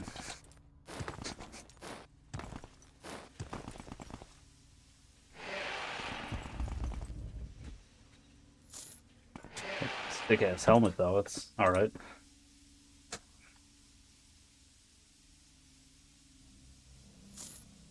So James, Necro. Do you ever get laid? I think that promiscuous sex is a bad idea. It stops you from pair bonding, among a lot of other things. I mean, there's a lot of reasons why promiscuous sex is bad, but no, I don't think getting laid is generally a good idea. You should not just be going out and like trying to get laid. Very degenerate behavior. Night Eye, restore fatigue. This is good. Yeah, that's pretty good. Damn. I don't ever have to cast Night Eye again. I don't even think I had another ring on, so it's like... I mean, I had one ring on, but... Maybe I did have another ring on. What is the other one I kept? Moonstar. Okay, that's good. Easy. Hell yeah. Whoa. Thanks, Hoosier. Not that you needed. I guess I didn't really know, but I don't have to fuck around with that Night Eye spell anymore, so that's kind of nice. Because that was kind of a pain in the ass.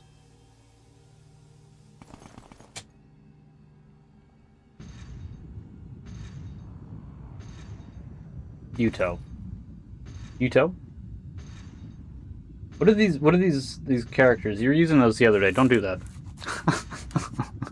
English only. I don't know what that means.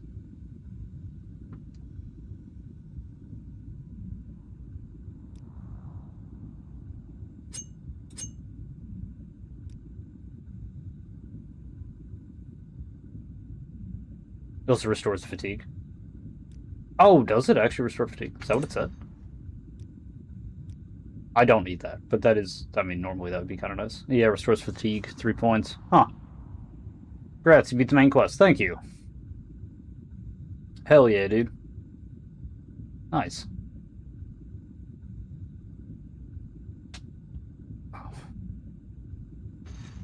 Cool. Well... we have a lot of quests that we can clean up somewhat. There is the DLC, both of them. Let's get out. Let's go home, right? Let's just go home. I feel like we earned it.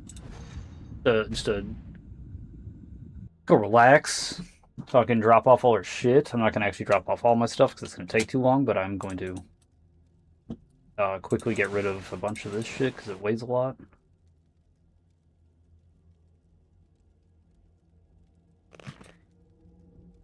Do we keep that? I mean, we can probably just wear Dagoth's helmet, eh?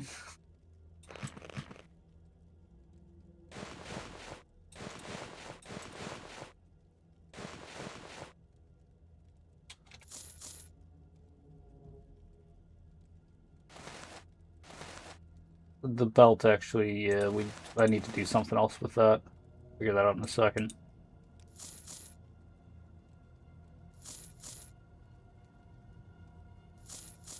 No, we might need to breathe underwater.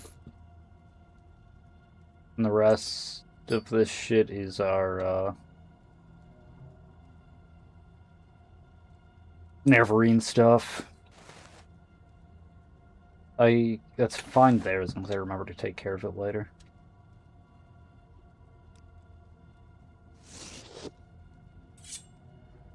We are not going to carry Keening and Thunder around everywhere. It's just too goddamn heavy.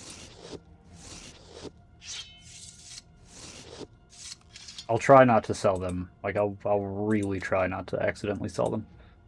But, no promises. But I was able to see the end of the journey, mostly. Yeah. No, I mean, you saw the end.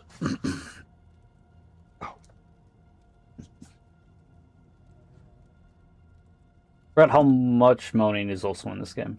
Way more than DS. Breath of the Wild? I wouldn't really call that moaning, though. He's like, ha!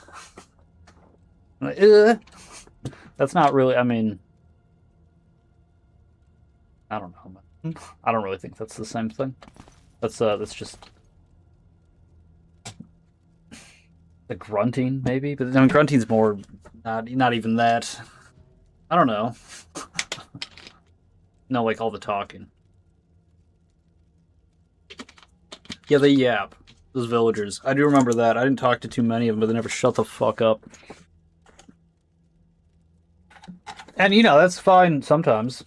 Like, in Oblivion, no one ever shuts the fuck up, but it's kind of like a good thing. You guys, holy shit, are you guys ready for part 2 of, the real Baronzaya? Yesterday ended off on, pretty good fucking spot with it. If you don't remember, she ran away. She was living with, what's his name? Straw. She was being a whore. Very degenerate behavior. But, you know, I guess that's the real Baronzaya. This is what happened. Straw, also kind of a bad guy. From the sounds of it. There was also that other person they talked about in the very beginning. Seemed like a much worse person. I don't remember what their name was. Sure, they'll show up again. You going to bed, Oscar? Right on. You take it easy, man. Have a good night. I'm just gonna do side quests for the rest of the night.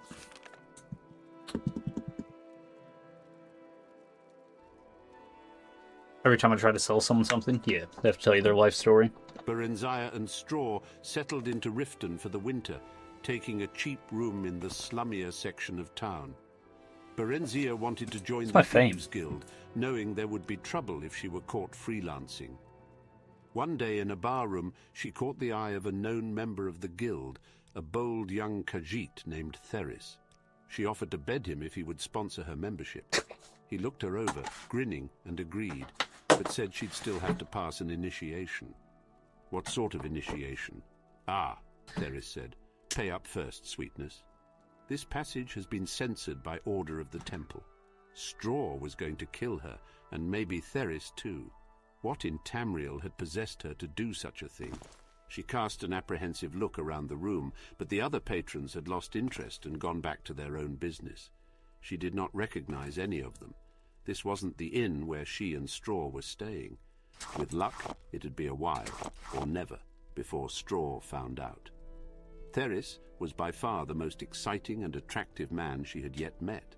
He not only told her about the skills she needed to become a member of the Thieves Guild, but also trained her in them himself, or else introduced her to people who could. Among these was a woman who knew something about magic. Katisha was a plump and matronly Nord. She was married to a smith, had 2 teenage children, and was perfectly ordinary and respectable, except that she was very fond of cats, and by logical inference their humanoid counterparts, the Khajiit, had a talent for certain kinds of magic, and cultivated rather odd friends. Christ. She taught Berenzia an invisibility spell. We can actually keep these on us. We might need... Oh, no, we'll be fine. Katisha mingled magical and non-magical talents freely, using one set to enhance the other. She was not a member of the Thieves Guild, but was fond of Theris. That's not where I put them. I have a shitload of them somewhere else. Okay, we can go. Warmed to her, as she never had toward any woman, and over the next few weeks she told Katisha all about herself. She brought Straw there too sometimes. Straw approved of Katisha, but not of Theris. Theris found Straw interesting and suggested to Berenzia that they arrange what he called a threesome. Absolutely not, Berenzia said firmly, grateful that Theris had broached the subject in private for once. He wouldn't like it. I wouldn't like it. Theris smiled his charming, triangular, feline smile and sprawled lazily on his chair, stretching his limbs and curling his tail. You might be surprised, both of you. Pairing is so boring. Berenzia answered him with a glare. Or maybe you wouldn't like it with that country bumpkin of yours, Sweetness. Would you mind if I brought along another friend? Yes, I would. If you're bored with me, you and your friend can find someone else. She was a member of the Thieves' Guild now. She had passed their initiation. She found Theris useful, but not essential. Maybe she was a bit bored with him, too. She talked to Katisha about her problems with men, or what she thought of as her problems with men. Katisha shook her head and told her she was looking for love, not sex, that she'd know the right man. This, I think, is when she found DLC. him, that neither Straw nor Theris was the right one for her. Berenzia cocked her head to one side quizzically. They say dark elven women are something. Prostitutes, she said, although she was dubious. You mean promiscuous? Although some do become prostitutes, I suppose, Katisha said as an afterthought. Elves are promiscuous when they're young, but you'll outgrow it. Perhaps you're beginning to already, she added hopefully. She liked Berenzia, had grown to be quite fond of her. Fuck, what was that one? You ought to meet some nice elven boys, though. If you go on keeping company with Khajiits and humans and what have you, you'll find yourself pregnant in next to no time. Berenzia smiled involuntarily at the thought. I'd like that, I think, but it would be inconvenient, wouldn't it? Babies are a lot of trouble, and I don't even have my own house yet. I know where it is. It's fine. We can go. Problem is, we're gonna have to go back here. A year or two yet before you're fertile. I don't know what I You're need. very unlucky. It's gonna be alchemy Elves stuff. don't have children readily with other elves after that, even. So you'll be all right if you stick with them. Berenzia remembered something else. Straw wants to buy a farm and marry me. Is that what you want? No, not yet. Maybe someday. Yes, someday. But not if I can't be queen, and not just any queen, the Queen of Mournhold. She said this determinedly, almost stubbornly, as if to drown out any doubt. Katisha chose to ignore this last comment. She was amused at the girl's hyperactive imagination, took it as a sign of a well-functioning mind. Oh, we don't even see the I fucking think Straw will brightness be a very difference. old man before someday comes, Berry. Elves live for a very long time. Katisha's face briefly wore the envious, wistful look humans got when contemplating the 1,000-year lifespan elves had been granted by the gods. True, few ever actually lived that long as disease and violence took their respective tolls. But they could, and one or two of them actually did. I like old men too, Berry said. Katisha laughed. Berenzia fidgeted impatiently while Theris sorted through the papers on the desk. He was being meticulous and methodical, carefully replacing everything just as he'd found it. They'd broken into a nobleman's household, leaving Straw to hover outside as lookout. Theris had said it was a simple job, but very hush-hush. He hadn't even wanted to bring any other guild members along. He said he knew he could trust Berry and Straw, but no one else. You're mine! Tell me what you're looking for, and I'll find it, Berry whispered urgently. Theris's night sight wasn't as good as hers. Daedra Heart and he Corpus didn't want Weapons, her I'm to pretty sure is magic what I up need. even a small orb of light. She had never been in such a luxurious place. Not even the Darkmoor castle of Count Sven and Lady Inga, we gotta go where she back had there. spent her childhood, compared to it. She'd gazed around in wonder as they made their way through the ornately decorated and hugely echoing downstairs rooms. But Theris didn't seem interested in anything but the desk in the small book-lined study on the upper floor. Weepings. Fuck, do I have Corpus He Weepings? hissed angrily. Someone's coming, Berry said, a moment before the door opened and two dark figures stepped into the room. Theris gave her a violent shove toward them and sprang to the window. Berenzia's muscles went rigid. She couldn't move or even speak. She watched helplessly as one of the figures, the smaller one, leaped after Theris. There were two quick, silent stabs of blue light. Then Theris folded over into a still heap. Outside the study, the house had come alive with hastening footsteps and voices calling out in alarm and the clank of armor hurriedly put on. The bigger man, a dark elf by the looks of him, half lifted, half dragged Theris to the door and thrust him into the waiting arms of another elf. A jerk of the first elf's head sent his smaller blue-robed companion after them. Then he sauntered over to inspect Berenzia, who was once again able to move, although her head throbbed maddeningly when she tried to. "Open your shirt, Berenzia," the elf said. Berenzia gawked at him and clutched it closed. "You're a girl, aren't you, Berry?" he said softly. "You should have stopped dressing as a boy months ago, you know. You were only drawing attention to yourself, and calling yourself Berry. Is your friend Straw too stupid to remember anything else?" "It's a common elven name," Berenzia defended. The man shook his head sadly. "Not among dark elves it isn't, my dear.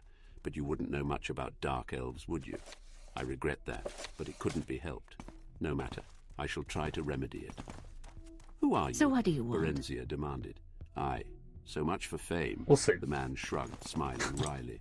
"I am Symmachus, Milady Berenzia, General Symmachus of his awesome and terrible majesty Symmachus is the dude. Septim Fund's imperial army. And I must say, it's a merry chase you've led me throughout Tamriel, or this part of it anyway, although I guessed, and guessed correctly, that you'd head for Morrowind eventually. You had a bit of luck. I don't want this shit. I A don't body want was to pick it found up. in Whiterun that was thought to be Straw's, so we stopped looking for the pair of you. That was careless of me.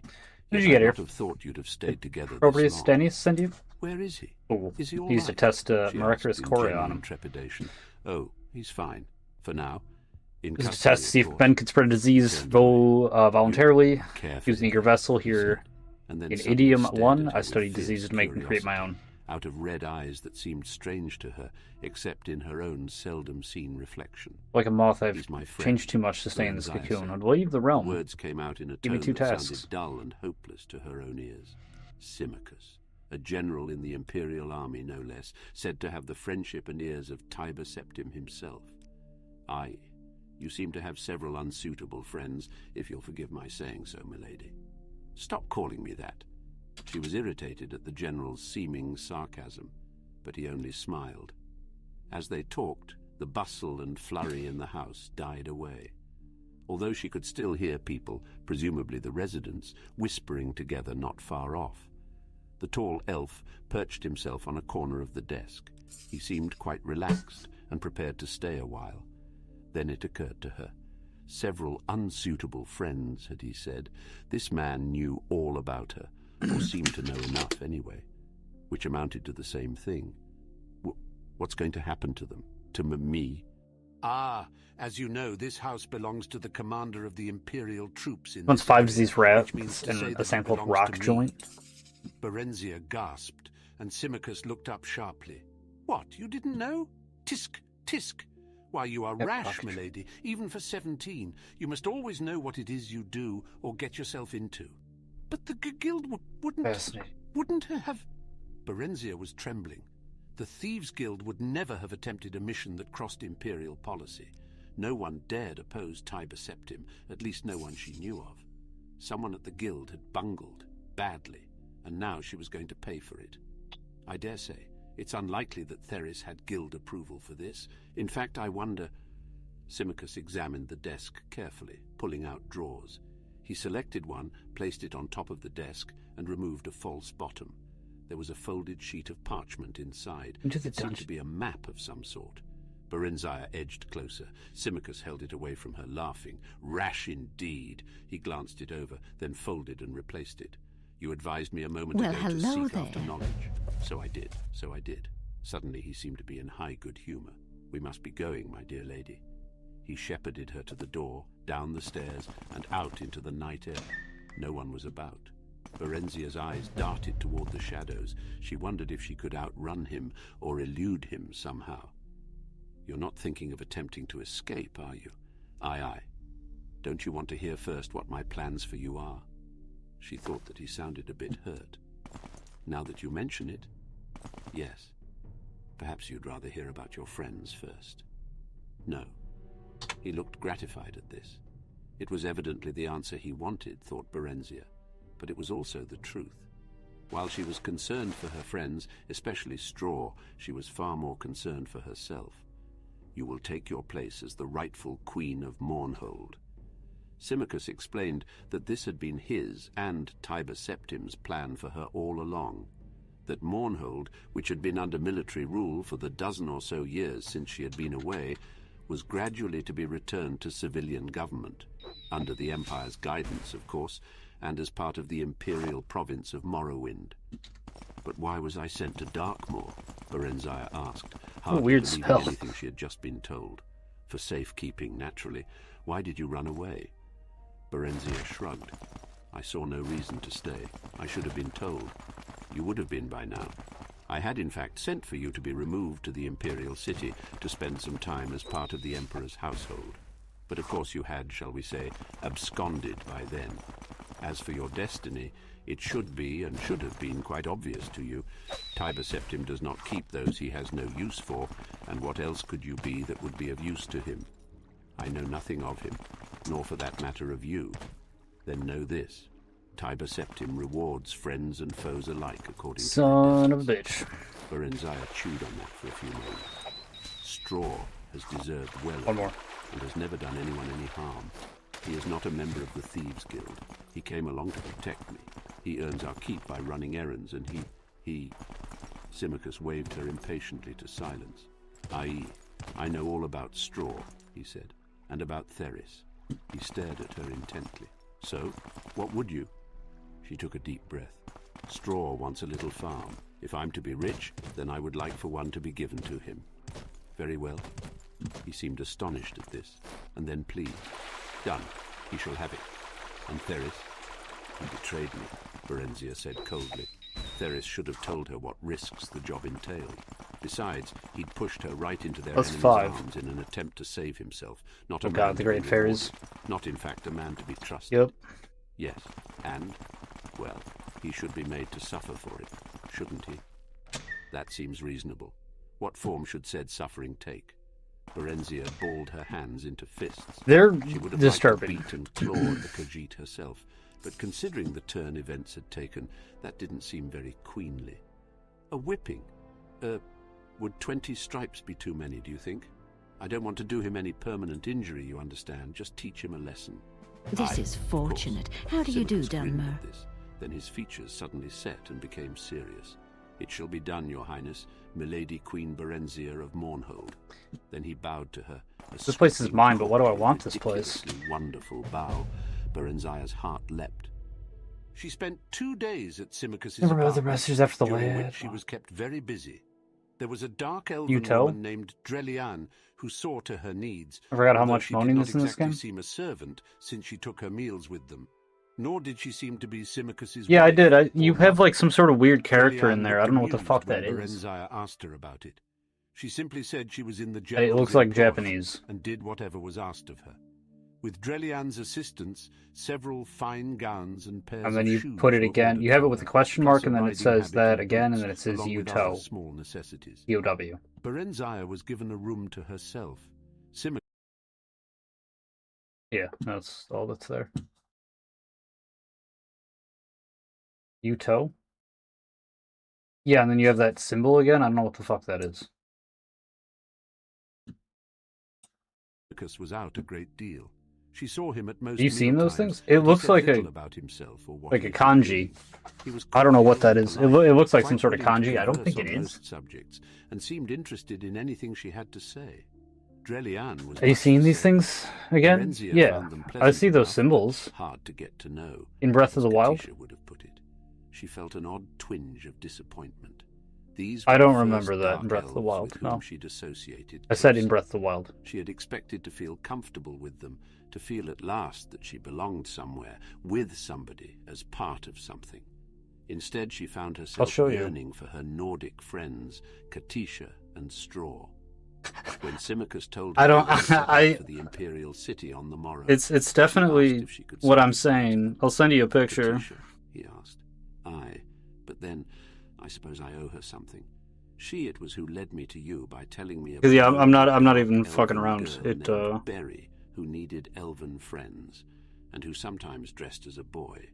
She has no association with the Thieves Guild, apparently. Uto. And no one associated OTW. with the Thieves Guild seems to know your true identity, save Theris. OTW? Well, I prefer that your former guild membership not be made public knowledge. I sent you a Please picture. speak of it That's to what... no one. these are just symbols. Such a past And then does not become an seemingly imperial random queen. letters. No one Capital knows OTW, Straw lowercase Theris, T O up. and they won't TOW. tell anyone. No.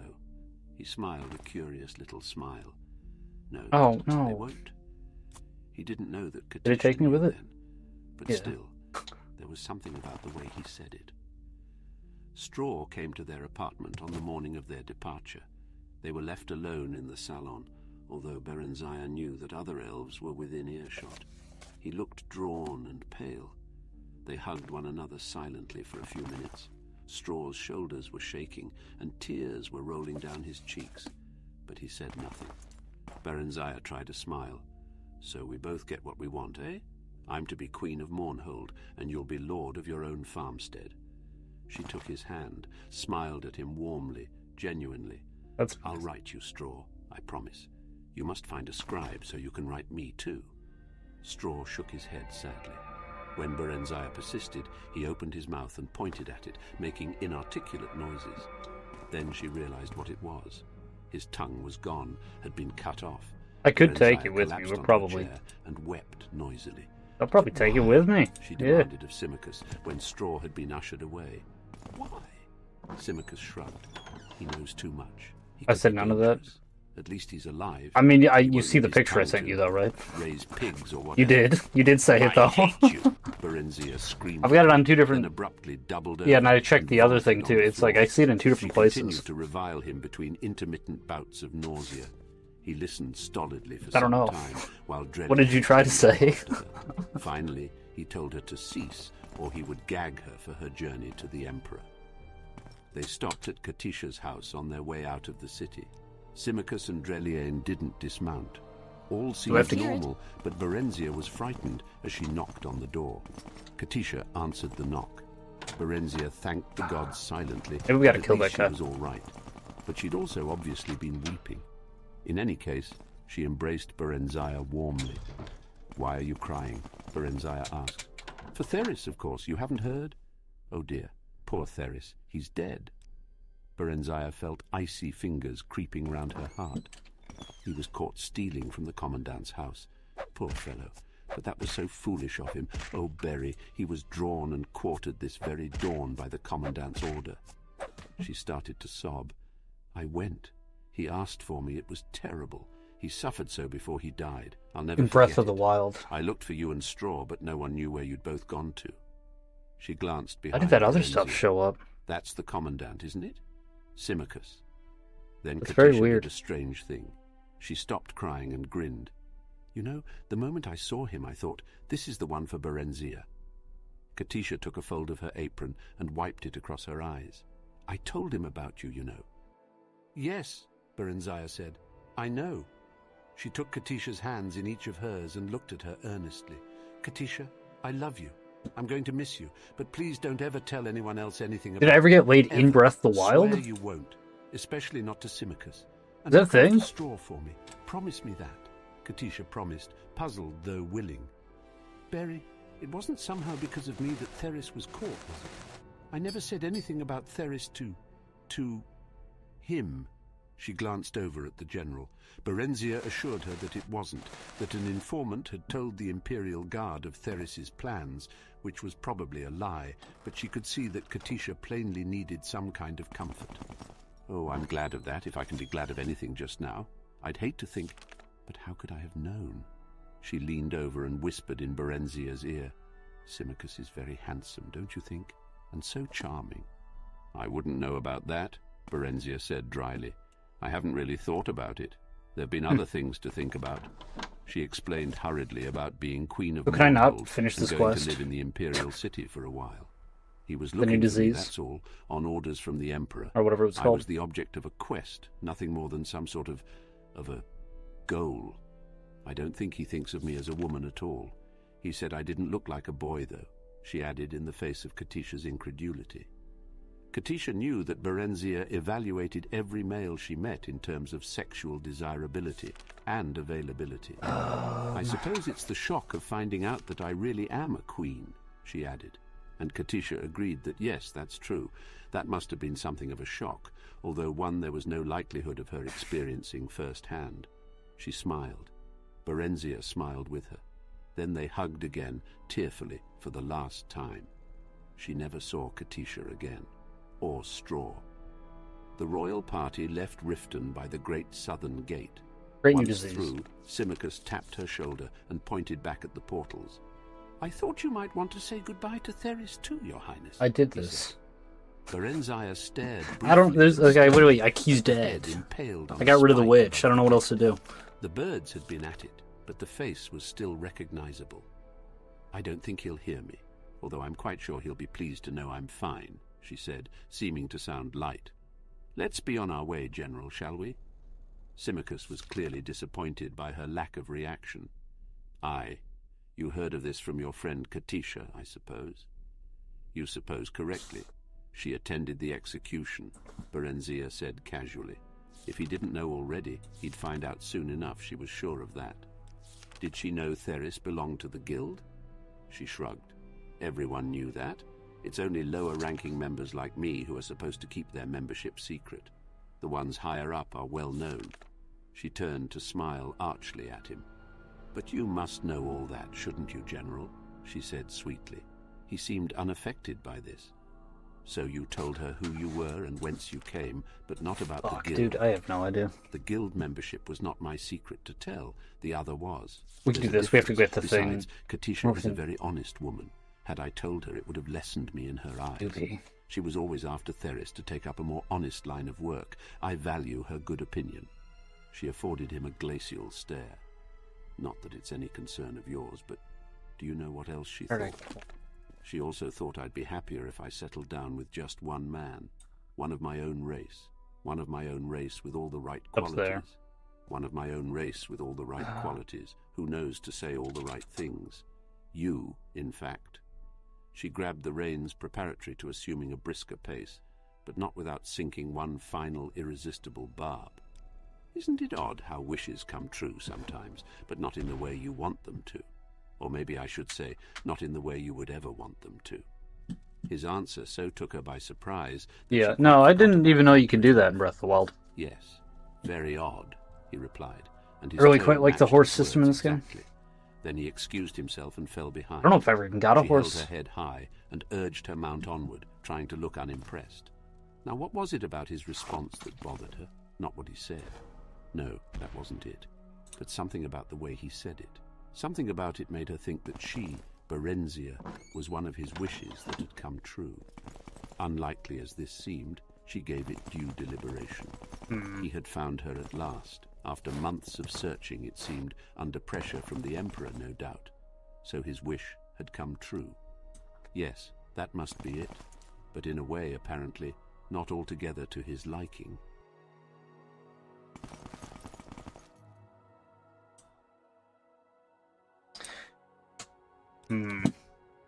We've actually listened to part 3 before, but I don't remember it. It's not as long as For part several 2. days, Berenzia felt a weight of sorrow at her separation from her friends. But by the second week out, Just her fucking run, it's spirits not that began far. to rise a little. She found that Nonetheless. she enjoyed being on the road again, although she missed Straw's companionship more than she would have thought. They were escorted by a troop of Redguard knights with whom she felt comfortable, although these were much more disciplined and decorous than the guards. You didn't pay of the merchant $50 for the caravans opponent she spent amiibo? time with. No. They were genial but No, I respectful did not. toward her, despite her attempts Why at leave flirtation. Outland before you Symmachus become scolded her privately, saying a queen must maintain royal dignity at all times. You mean I'm never to have any fun? She inquired petulantly. Aye, not with such as these. They are beneath you. Graciousness is to be desired from those in authority, milady. Familiarity You make a is special not. trip You just will for remain you. chaste Same and low modest while you price. are at the Imperial City. Berenzia made a face. I might as well be back at Darkmoor Keep. Elves are promiscuous by nature, you know. Everyone says so. Everyone is wrong, then. Some are, some aren't. The Emperor and I. expect you to display both discrimination and good taste. Let me remind you, Your Highness, that you hold the throne of Morrowind not by right of blood, but solely at the pleasure of Tiber Septim. If he judges you unsuitable, your reign will end ere it begins. He requires intelligence, obedience, discretion, and total loyalty of all his appointees, and he favors chastity and modesty in women. I strongly suggest you model your deportment after our good Dreliane, milady. Ida's leaf be back in Darkmoor, Berenzia snapped resentfully, offended at the thought of emulating the frigid, prudish Dreliane in any way. That is not an option, Your Highness. If you are of no use to Tiber Septim, he will see to it that you are of no use to his enemies either, the general said portentously. If you would keep your head on your shoulders, take heed. Let me add that power offers pleasures other than those of carnality and cavorting with base company. He began to speak of art, literature, drama, music, and the grand balls thrown at the imperial court. Berenzia listened with growing interest, spurred on not entirely by his threats.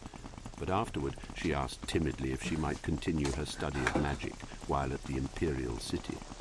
Symmachus seemed pleased at this and promised to arrange it. Encouraged, she then said that she noted 3 of their knights' escort were women and asked if she might train a little with them, just for the sake of exercise.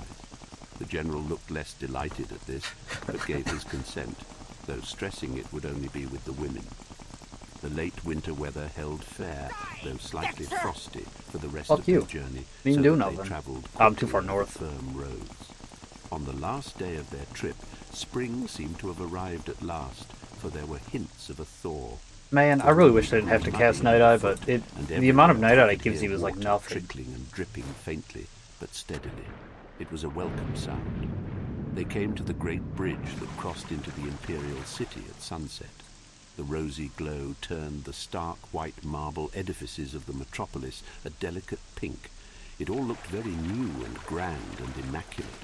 A broad avenue led north toward the palace. A crowd of people of all sorts and races filled the wide concourse. Lights winked out in the shops and on in the inns as dusk fell and stars came out singly, then by 2s and 3s. Even the side streets were broad and brightly illuminated. Near the palace, the towers of an immense mages' guild hall reared toward the east, while westward, the stained glass windows of a huge tabernacle glittered in the dying light. Symmachus had apartments in a magnificent house 2 blocks from the palace, past the temple. The Temple of the One, he identified as they passed it, an ancient Nordic cult which Tiber Septim had revived.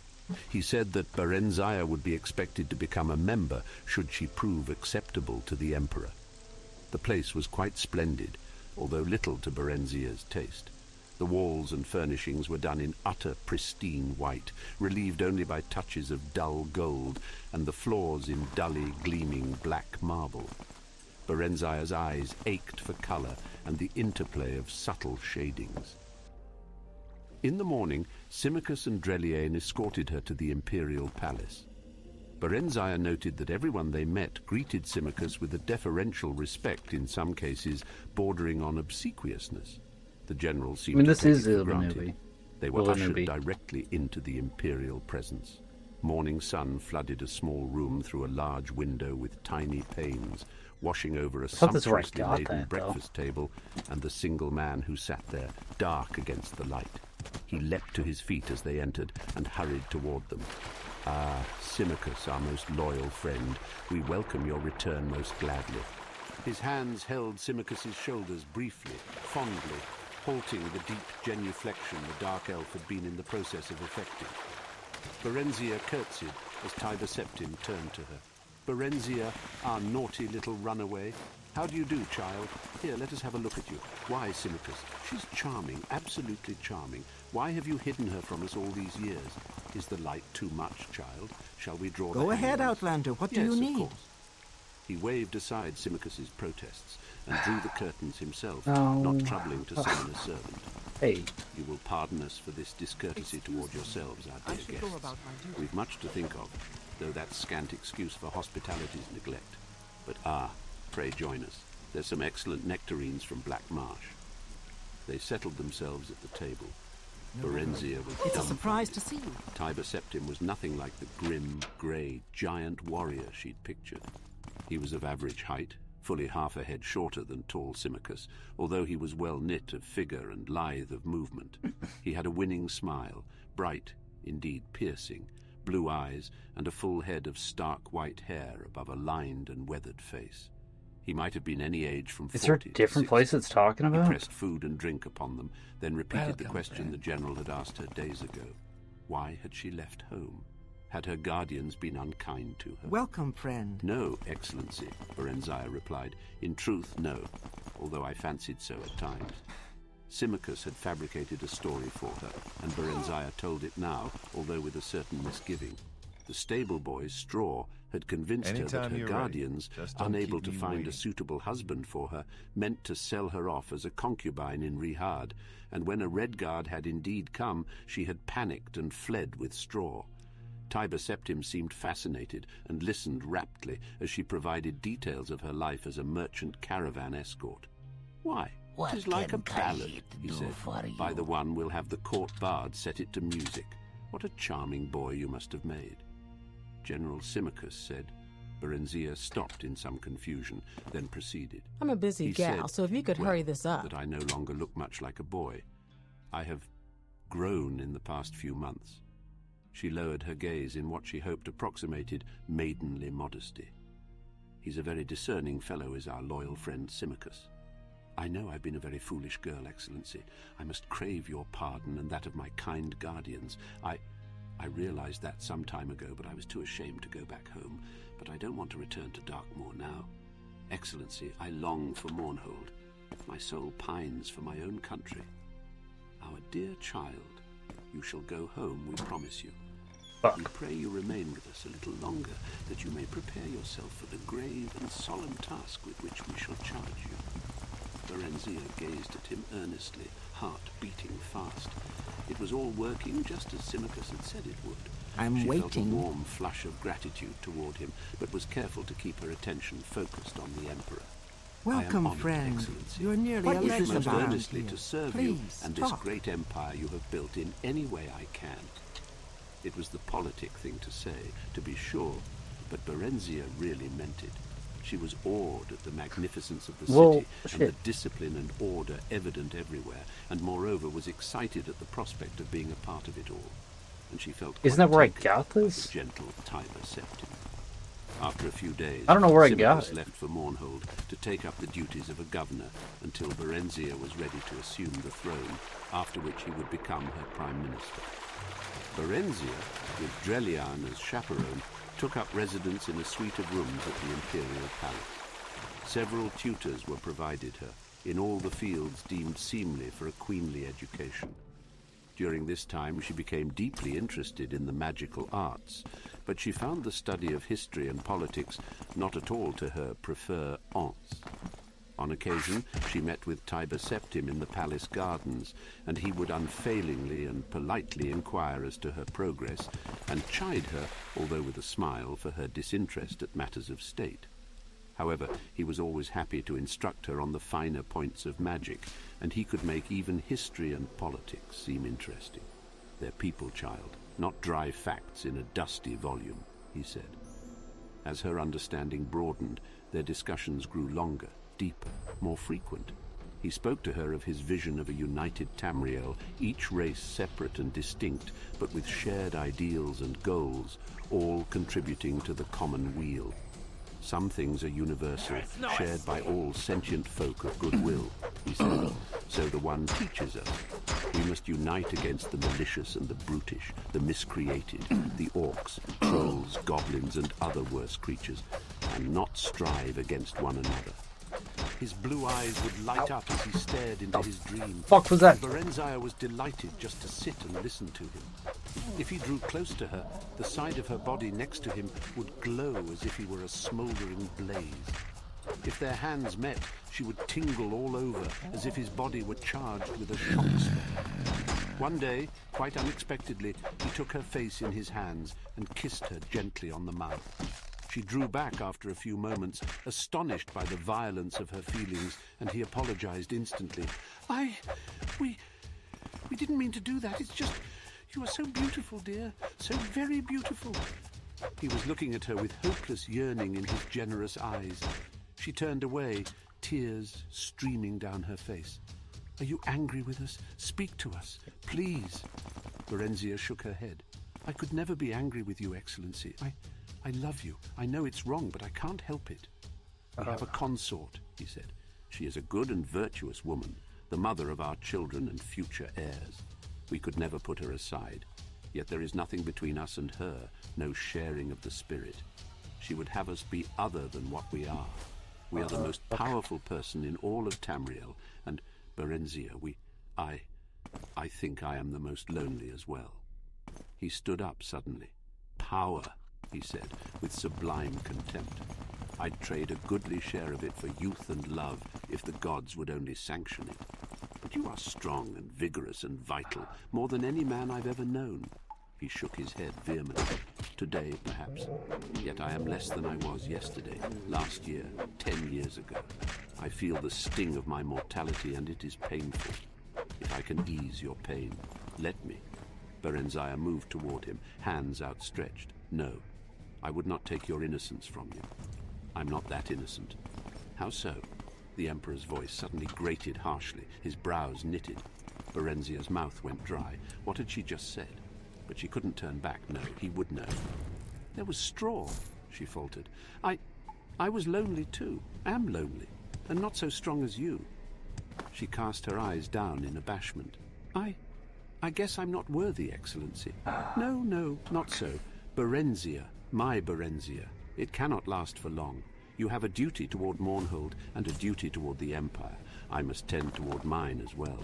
But while we may, shall we share what we have, what we can, and pray the One forgives us our frailty? Tiber Septim held out his arms, and wordlessly, willingly, Berenzia stepped into his embrace. You caper on the edge of a volcano, child, Reliane admonished, as Berenzia admired the splendid star-sapphire ring her imperial lover had given her to celebrate their 1-month anniversary. How so? We make one another happy. We harm no one. Symmachus bade me be discriminating and discreet. Who better could I choose? And we've been most discreet. Oh, thanks, Mara. Have you come to rescue me? I was part of a group of soldiers that was supposed to get rid of the 6 house cultists of the cave, but all went horribly wrong. Please, you have to get me out of here. Cultists, you're dead. Just go home. You're dead? Nice. Oh, thank the gods. Here, take my sword. I found it while we were fighting on our way down here, but I don't want it. Just want to leave this place. Berenzia shrugged. Even before she and Septim had become lovers, she'd received no more from his family than bare civility. Threadbare civility. Fucking coward. What matter? It is Tiber who holds the power. But it is his son who holds the future. Do not put his mother up to public scorn, I beg you. Can I help it if that dry stick of a woman cannot hold her husband's interest even in conversation at dinner? Have less to say in public. That is all I ask. She matters little, it is true, but her children love her, and you do not want them as enemies. Tiber Septim has not long to live. I mean, Dreliane amended quickly at Berenzia's scowl, humans are all short-lived, ephemeral, as we of the elder races say. They come and go as the seasons, but the families of the powerful ones live on for a time. You must be a friend to this family if you would see lasting profit from your relationship. Ah, but how can I make you see truly, you who are so young and human-bred as well? If you take heed and wisely, you and Mournhold are like to live to see the fall of Septim's dynasty, if indeed he has founded one, just as you have witnessed its rise. It is the way of human history. They ebb and flow like the inconstant tides. Their cities and dominions bloom like spring flowers, only to wither and die in the summer sun. But the elves endure. We are as a year to their hour, a decade to their day. Berenzia just laughed. She knew that rumors abounded about her and Tiber Septim. She enjoyed the attention, for all save the Empress and her son seemed captivated by her. Minstrels sang of her dark beauty and her charming ways. I don't know. She was in fashion and in love, and if it was temporary, well, what was not? She was happy for the first time she could remember, each of her days filled with joy and pleasure, and the nights were even better. What is wrong with me? Berenzia lamented. Look, not one of my skirts fit. What's become of my waistline? Am I getting fat? Berenzia regarded her thin arms and legs and her undeniably thickened waist in the mirror with displeasure. Drelian shrugged. You appear to be a child, young as you are. Constant pairing with a human has brought you to early fertility. I see no choice but for you to speak with the Emperor about it. You are in his power. It would be best, I think, for you to go directly to Morrowind if he would agree to it, and bear the child there. Alone, Berenzia placed her hands on her swollen belly, tears forming in her eyes. Everything in her yearned to share the fruit of her love with her lover. He'll never agree to that. He won't be parted from me now. You'll see. Drelian shook her head. Although she said no more, a look of sympathy and sorrow had replaced her usual cool scorn. That night, Berenzia told Tiber Septim when he came to her for their usual assignation. With child? He looked shocked. No, stunned. You're sure of it? But I was told elves do not bear at so young an age. Berenzia forced a smile. How can I be sure? I've never... I shall have my healer fetched. The healer, a high elf of middle years, confirmed that Berenzia was indeed pregnant, and that such a thing had never before been known to happen. It was a testimony to his excellency's potency, the healer said in sycophantic tones. Tiber Septim roared at him. This must not be, he said. Undo it. We command you. Sire. The healer gaped at him. I cannot. I may not. Of course you can, you incompetent dullard, the Emperor snapped. It is our express wish that you do so. Berenzia, till then silent and wide-eyed with terror, suddenly sat up in bed. No, she screamed. No, what are you saying? Child. Tiber Septim sat down beside her, his face wearing one of his winning smiles. I'm so sorry, truly, but this cannot be. Your issue would be a threat to my son and his sons. I shall no more put it plainly than that. The child I bear is yours, she wailed. No, it is now but a possibility, a might be, not yet gifted with a soul or quickened. I have no life. fucking idea. I will not have it so. I forbid it. He gave the healer another hard stare, and the elf began to tremble. Sire, it is her child. Children are few among the elves. No elven woman conceives more than 4 times, and that is very rare. 2 is the usual number. Some bear none even, and some only 1. If I take this one from her, sire, she So may James, not not Crowe. conceive again. You promised us she would not bear to us. We've little faith in your prognostications. Berenzia scrambled naked from the bed and ran for the door, not knowing where she was going, only that she could not stay. She never reached it. Darkness overtook her. She awoke to pain and a feeling of emptiness, a void where something used to be, something that used to be alive, but now was dead and gone forever. Drelian was there to soothe the pain and clean up the blood that still pooled at times between her legs. But there was nothing to fill the emptiness. There was nothing to take the place of the void. Are you liking that book? The Emperor sent magnificent No, it's super gifts and fucked vast up. arrangements of flowers and came on short visits. I remember always from well last time. attended. This is when it gets real Berenzia fucked up. received these visits with pleasure at first, but Tiber But Septim we came have no more at to night. know how it And after ends. some time, nor did she wish him to. We got 2 Some more books weeks after this passed, one. and when she was completely May as well finish physically this one, recovered, because this is, I mean, the Drelian worst part's informed kind of her happening, that so. Simicus had written to request she come to Morrowind earlier than planned. The thing is, it's like, Announced that she would leave forthwith. She was given a grand retinue. I know I was an pretty hard on extensive Berenzia trousseau before. befitting I mean, a she was queen, being very and an degenerate. elaborate and It's not impressive like- ceremonial departure from the gates of the that doesn't mean imperial this is city. good, right? Like, Some this is people still were sorry bad. to see her leave and expressed their sadness in tears and expostulations, but some others were not and did not. Not a monster. Alright.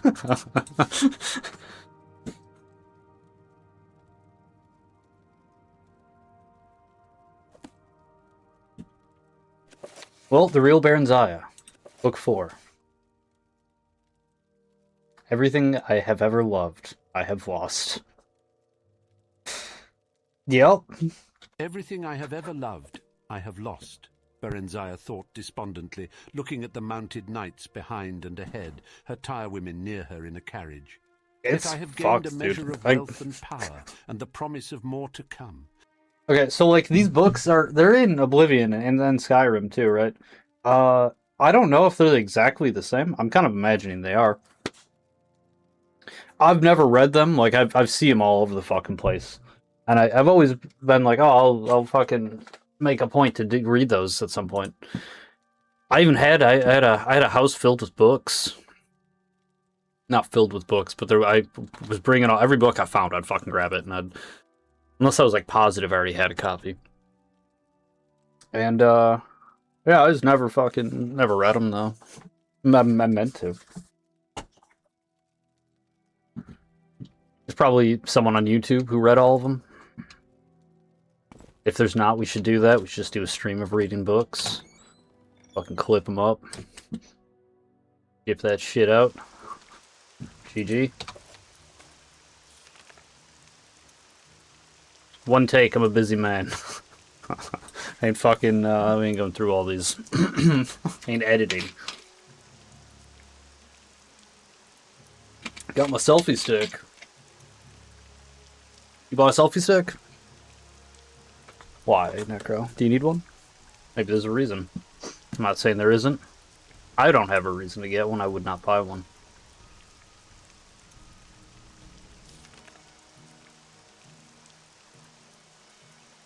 Let's go kill a vampire. The core of vampires. Oh, well, how? How are we gonna do this? I mean, I killed Elaine. I never really got any more info about vampires.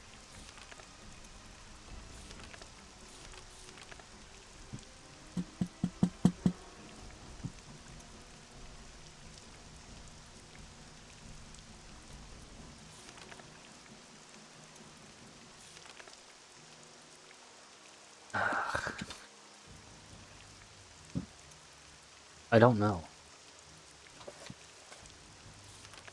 A lot of these quests I can't really do. Like this one, I might be able to go find that vampire queen. But like the new disease one, that one's done. I talked to the Jesus, the witch, and yeah, she left, and then the dude is dead. And then the healer that I can't tell her. She's like, go talk to the guy. He's like, he's dead. It was because of the witch, but she's gone. Great new disease, that one.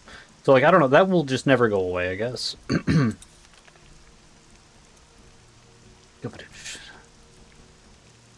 Wickweed. I do have wickweed. I don't know where that dude is.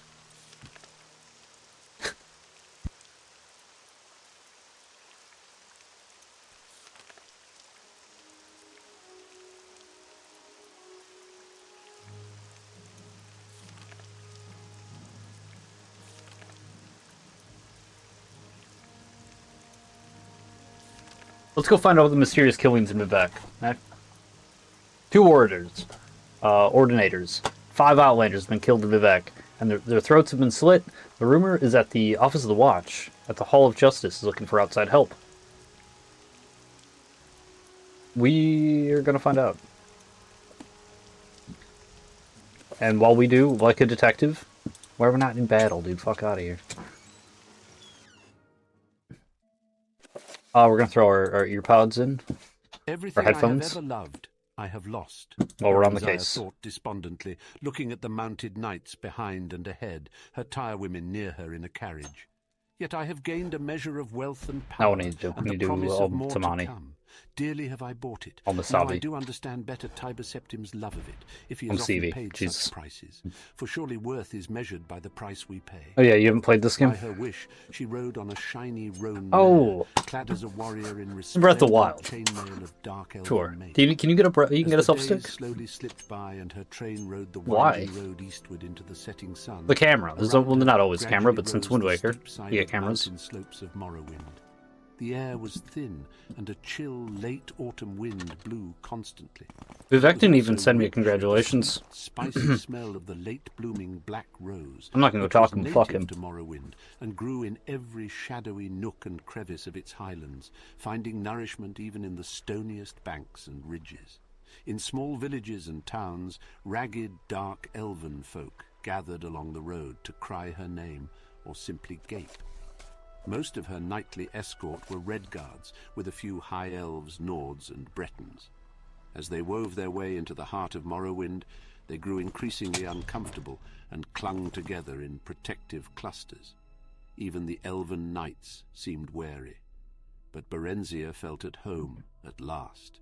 She felt the welcome extended to her by the land, her land. Symmachus met her at the Morrowind border with an escort of knights, about half of whom were dark elven. Heard about the murders? In imperial battle dress, she noted. There was a grand parade of entry into the city, and speeches of welcome from stately dignitaries. How do you do? I've had the Queen's suite refurbished for you, the general told her later when they reached the palace. But you may change anything not to your taste, of course. He went on about the details of the coronation, which was to be held in a week. He was his old commanding self, but she sensed something else as well. He was eager for her approval of the arrangements, was in fact fishing for it. That was new. He had never required her commendation before. He asked her nothing about her stay in the imperial city, or of her affair with Tiber Septim, although Berenzia was certain Drelian had told him, or earlier written him, everything in detail. The ceremony itself, like so much else, was a mixture of old and new, parts of it from the ancient dark elven tradition of Mournhold, the others dictated by imperial decree. She was sworn to the service of the Empire and Tiber Septim, as well as to the land of Mournhold and its people. She accepted oaths of fealty and allegiance from the people, the nobility, and the council. 7 killings in fact, all the victims had their throats slit. Most do not appear to have struggled. 5 victims were Outlanders, 2 were Ordinators. The Ordinators were armed and on duty. Who were mostly elders in Weapons and accordance belts, with nothing elven removed. custom. Berenzia later found that much of her time was occupied in attempting to reconcile these two factions and their cronies. The elders were expected to do most of the conciliating in light of reforms introduced by the Empire pertaining to land ownership and surface farming. But most of these went clean against dark elven observers. This is all unofficial business. Tiber Septim, in the name of the One, had ordained a new tradition, and apparently even the gods and goddesses themselves were expected to obey. The new queen threw herself into her work and her studies. She was through with love and men for a long, long time, if not forever. There were other pleasures, she discovered, as Symmachus had promised her long ago, those of the mind and those of power. She developed, surprisingly, for she had always rebelled against her tutors at the imperial city, a deep love for dark elven history and mythology, a hunger to know more fully the people from whom she had sprung. She was gratified to learn that they had been proud warriors and skilled craftsmen and cunning mages since time immemorial. Tiber Septim lived for another half-century, during which she saw him on several occasions as she was bidden to the imperial city on one reason of state or another. He greeted her with warmth during these visits, and they even had long talks together about events in the Empire when opportunity would permit. He seemed to have quite forgotten that there had ever been anything between them more than easy friendship and a profound political alliance. He changed little as the years passed.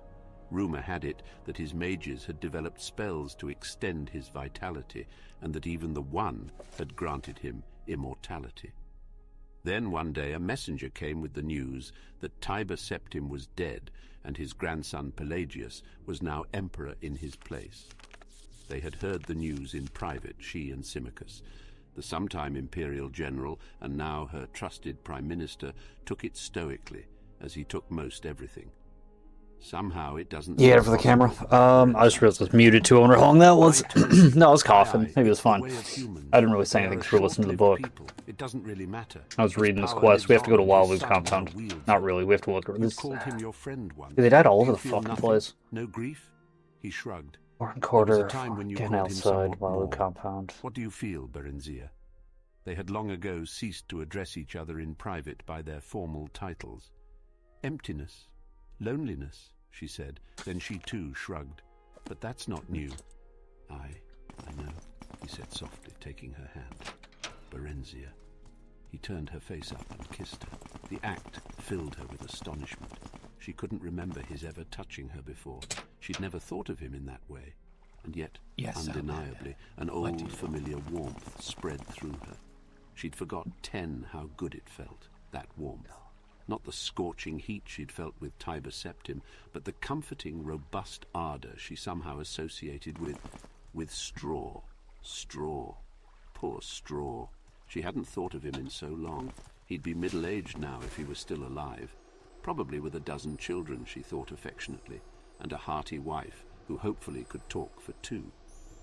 "Marry me, Berenzia," Symmachus was saying. He seemed to have picked up her thoughts on Mar-Riage, children, wives. "I've worked and toiled and waited long enough, haven't I?" Marriage, a peasant with peasant dreams. The thought appeared in her mind, clear and unbidden. Hadn't she used those very same words? One of these is fucked up Straw too. I don't so think it's very this long one. ago. And Okay. yet, why No. not? If not Symmachus, who else? Many of the great noble families of Morrowind had been wiped out in Tiber Septim's Great War of Unification before the treaty. Dark Elven rule had been restored, it was true. Good night. But not the old, not the Yes, true Outlander? nobility. Most of them were upstarts like Symmachus, and not even half as good or deserving. I mean, you're as he literally a was. dumber woman He with had a fought dagger. to keep With a dagger. Morrowind whole And an edged pale skirt. when their so-called councillors would have picked at its bones. There is no sucked them escape! dry as Ebonheart had been sucked Didn't dry. mean to do that. He'd fought for Mournhold, fought for her, Fuck while that. she and the kingdom. Fuck, it's gonna fuck up the book. Oh man. That sucks. I'm gonna have to look at the book. Son of a bitch. Oh, our kingdom grew. How much farther was it?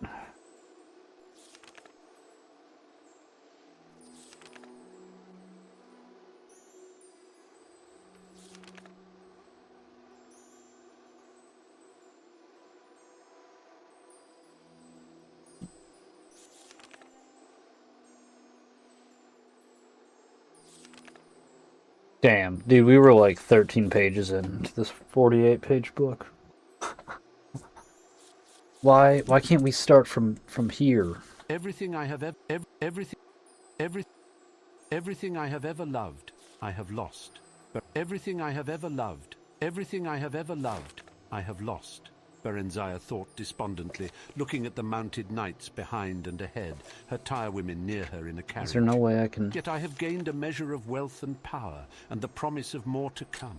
Dearly have I bought it. Now I do understand better Tiber Septim's Damn, love of no, it, I can't. if he has often paid such prices. That fucking For sucks. surely worth is measured by the price we pay. By her wish, she rode on a shiny roan mare. The Ebon Arm. God by damn it. Witten Roll. Listen to the Ebon Arm. The appearance of Raymond Ebonarm, god of war, in a battle. The ground shakes. The great armies continue to wage their unrelenting battle. The battlefield is red.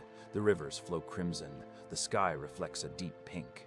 In the distance, lightning flashes and thunder sounds. 2 huge ravens begin circling the field. Their blackness is vibrant against the various shades of red in this vista of death and God damn it, no, suffering. we're gonna listen to the book. There's nothing we can do about it. It kind of sucks, so... Redness Everything I have ever loved, We got, I like, have lost.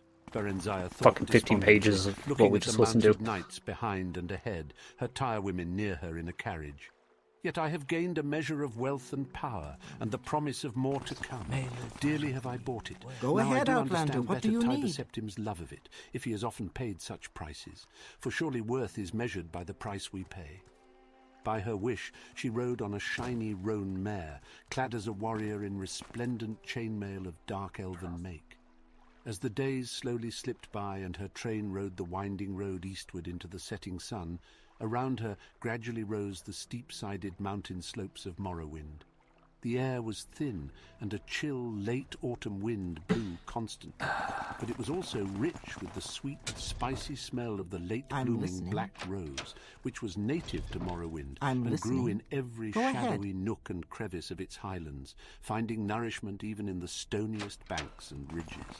In small villages and towns, ragged, dark elven folk gathered along the road to cry her name or simply gape. Most of her knightly escort were Redguards, with a few high What elves, is this Nords, about? and Bretons. As they wove their way into the heart of Morrowind, they grew increasingly uncomfortable and clung together in protective clusters. Even the elven knights seemed wary. But Berenzia felt at home at last. She felt the welcome extended to her by the land, her land. Symmachus met her at the Morrowind border with an escort of knights, about half of whom were Dark Elven. In Imperial battle, she noted, there was a grand parade of entry into the city and speeches of welcome from stately dignitaries. "I've had the Queen's suite refurbished for you," the general told her later when they reached the palace, "but you may change anything not to your taste, of course." He went on about the details of the coronation, which was to be held in a week. He was his old commanding self, but she sensed something else as well. He was eager for her approval of the arrangements, was in I have fact a feeling fishing you and for I it. are about to That was become new. very close. He had never required her commendation before. He asked her nothing about her stay in the Imperial city, or of her affair with Tiber Septim, although Berenziah was certain Drelian had told him, or earlier written him, everything in detail. The ceremony itself, like so much else, was a mixture of old and new, parts of it from the ancient Dark Elven tradition of Morrowind, the others dictated by imperial decree. She was sworn to the service of the Empire and Tiber Septim, as well as to the land of Morrowind and its people. Welcome, She Outlander. accepted oaths of fealty and allegiance from the people, the nobility, and the council. This What is last this was about? composed of a blend of imperial emissaries, advisors they were called, and native representatives of the Morrowind people, who were mostly elders in accordance with elven custom. Berenziah later found that much of her time was occupied in attempting to reconcile these two factions and their cronies. The elders were expected to do most of the conciliating in light of reforms introduced by the Empire pertaining to land ownership and surface farming. But most of these went clean against Dark Elven observances. Tiber Septim, in the name of the One, had ordained a new tradition, and apparently even the gods and goddesses themselves were expected to obey. The new queen threw herself into her work and her studies. She was through with love and men for a long, long time, if not forever. There were other pleasures, she discovered, as Symmachus had promised her long ago, those of the mind and those of power.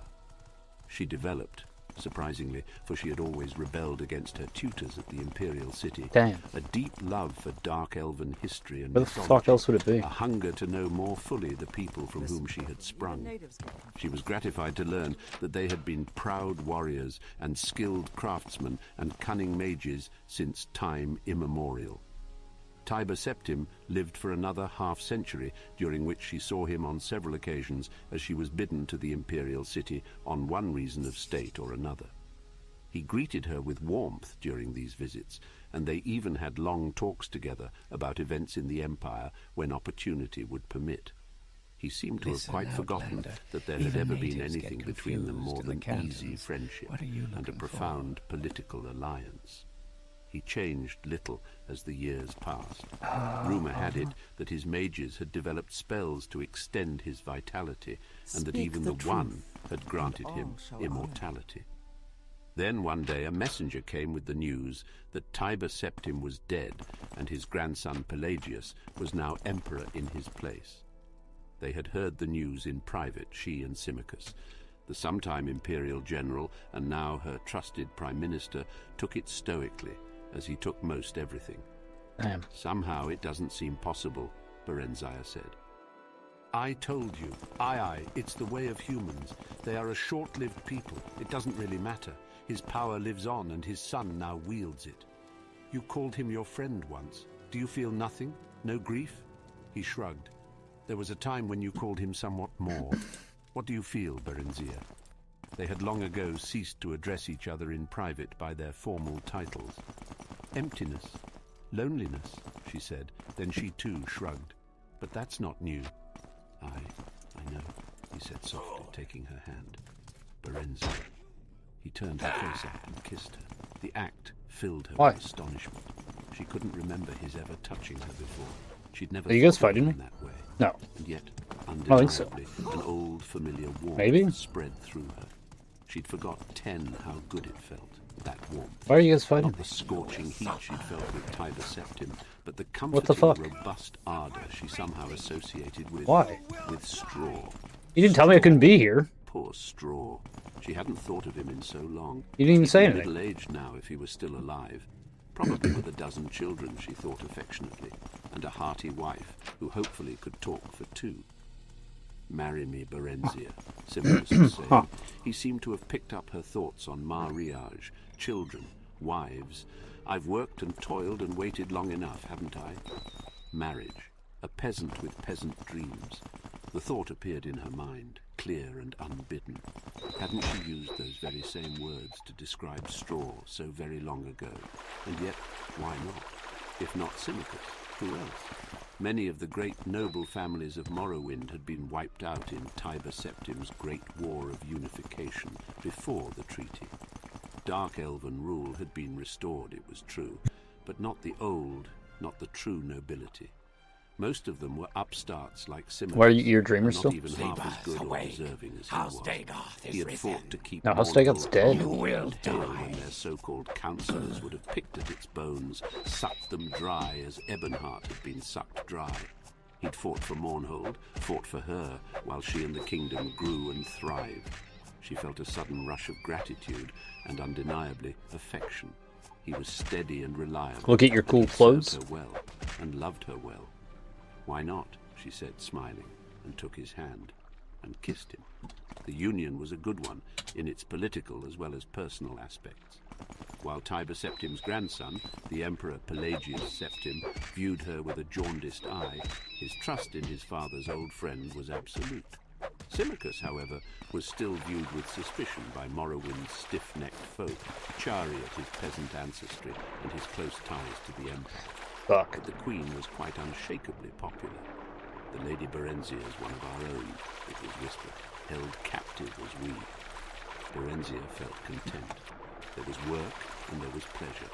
And what more could one ask of life? The years passed swiftly, with crises to be dealt with, and storms and famines and failures to be weath-eared, and plots to be foiled, and conspirators to be executed. Morrowind prospered steadily. Her people were secure and fed, her mines and farms productive. All was well, save that the royal marriage had produced no children, no heirs. Elven children are slow to come, and most demanding of their welcome, and noble children more so than others. Thus, many decades had come to pass before they grew concerned. The fault lies with me, Simicus. Damn. Damaged goods, Berenzia said bitterly. If you want to take another, I want no other, Simicus said gently, nor do I know for certain that the fault is yours. Perhaps it is mine. Aye, whichever. We will seek a cure. If there is damage, surely it may be repaired. How so? When we dare not entrust anyone with the true story, healers' oaths do not always hold. It won't matter if we change the time and circumstances a bit. Whatever we say or fail to say, Geoffrey the storyteller never rests. The god's inventive mind and quick tongue are ever busy spreading gossip and Fuck, dude. Priests Excuse me, and healers and Nerevarine. mages came I and should went, go about my but all their duties. prayers, potions, there's your and work. filters produced not even a promise of bloom, How let are alone you? a single fruit. Eventually, they thrust it from their minds and left it in the gods' hands. They were yet young, as elves went, with centuries ahead of them. There was time. With elves, there was always time. Berenzia sat at dinner in the great hall, pushing food about on a plate, feeling bored and restless. Simicus was away, flatter me having with been your summoned to the attention, imperial Outlander. city Do by you Tiber require my Septim's services? great-great-grandson. I just have no idea, dude. I can't even like talk to anybody else about it. Great-great-great-grandson. She'd lost count, she realized. Their faces seemed to blur one into the next. Perhaps she should have gone with him, but there'd been the delegation from Tyr on a tiresome matter that nevertheless required delicate handling. Necro, I bard was don't. singing in an alcove off the hall, but Berenzia wasn't I don't see listening. it. Excuse well. me, Lately all Nerevarine. the songs seemed the Oh, same yeah, to I do. her, My duties. whether new or old. Then a turn of phrase caught her attention. He was singing of freedom, Unbelievable. of adventure, of freeing Morrowind from its chains. How dare he? Unbelievable. Berenzia sat up straight and turned to glare at him. Worse, she realized he was singing of some I don't ancient and believe now we've immaterial met. war My with the name is Skyrim Reasonable lords, prices. praising I the don't have any heroism official of Kings title, but I Edward and handle Morelin House and their Lalu's brave business here in companions. Vivec. The tale was old enough, certainly, yet the song was new, and its meaning, Berenzia someone couldn't be watching sure. me. A I can bold tell. fellow, this bard, but with a strong, passionate voice and a good ear for music. Damn. Rather handsome, too, I and don't graphic. fucking know, dude. He didn't look to be I'm pretty well sure it's off her. exactly, nor was he all that Greetings young. and salutations. Certainly he couldn't be under a century of age.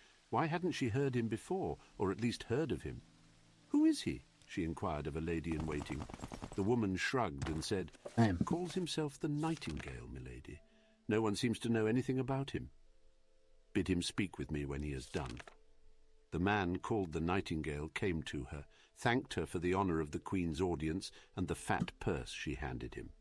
His manner wasn't bold at all, she decided, rather quiet and unassuming. He was quick enough with gossip about others, but she learned nothing about him. He turned all questions away with a joking riposte or a ribald tale. Yet these were recounted so charmingly it was impossible to take offence.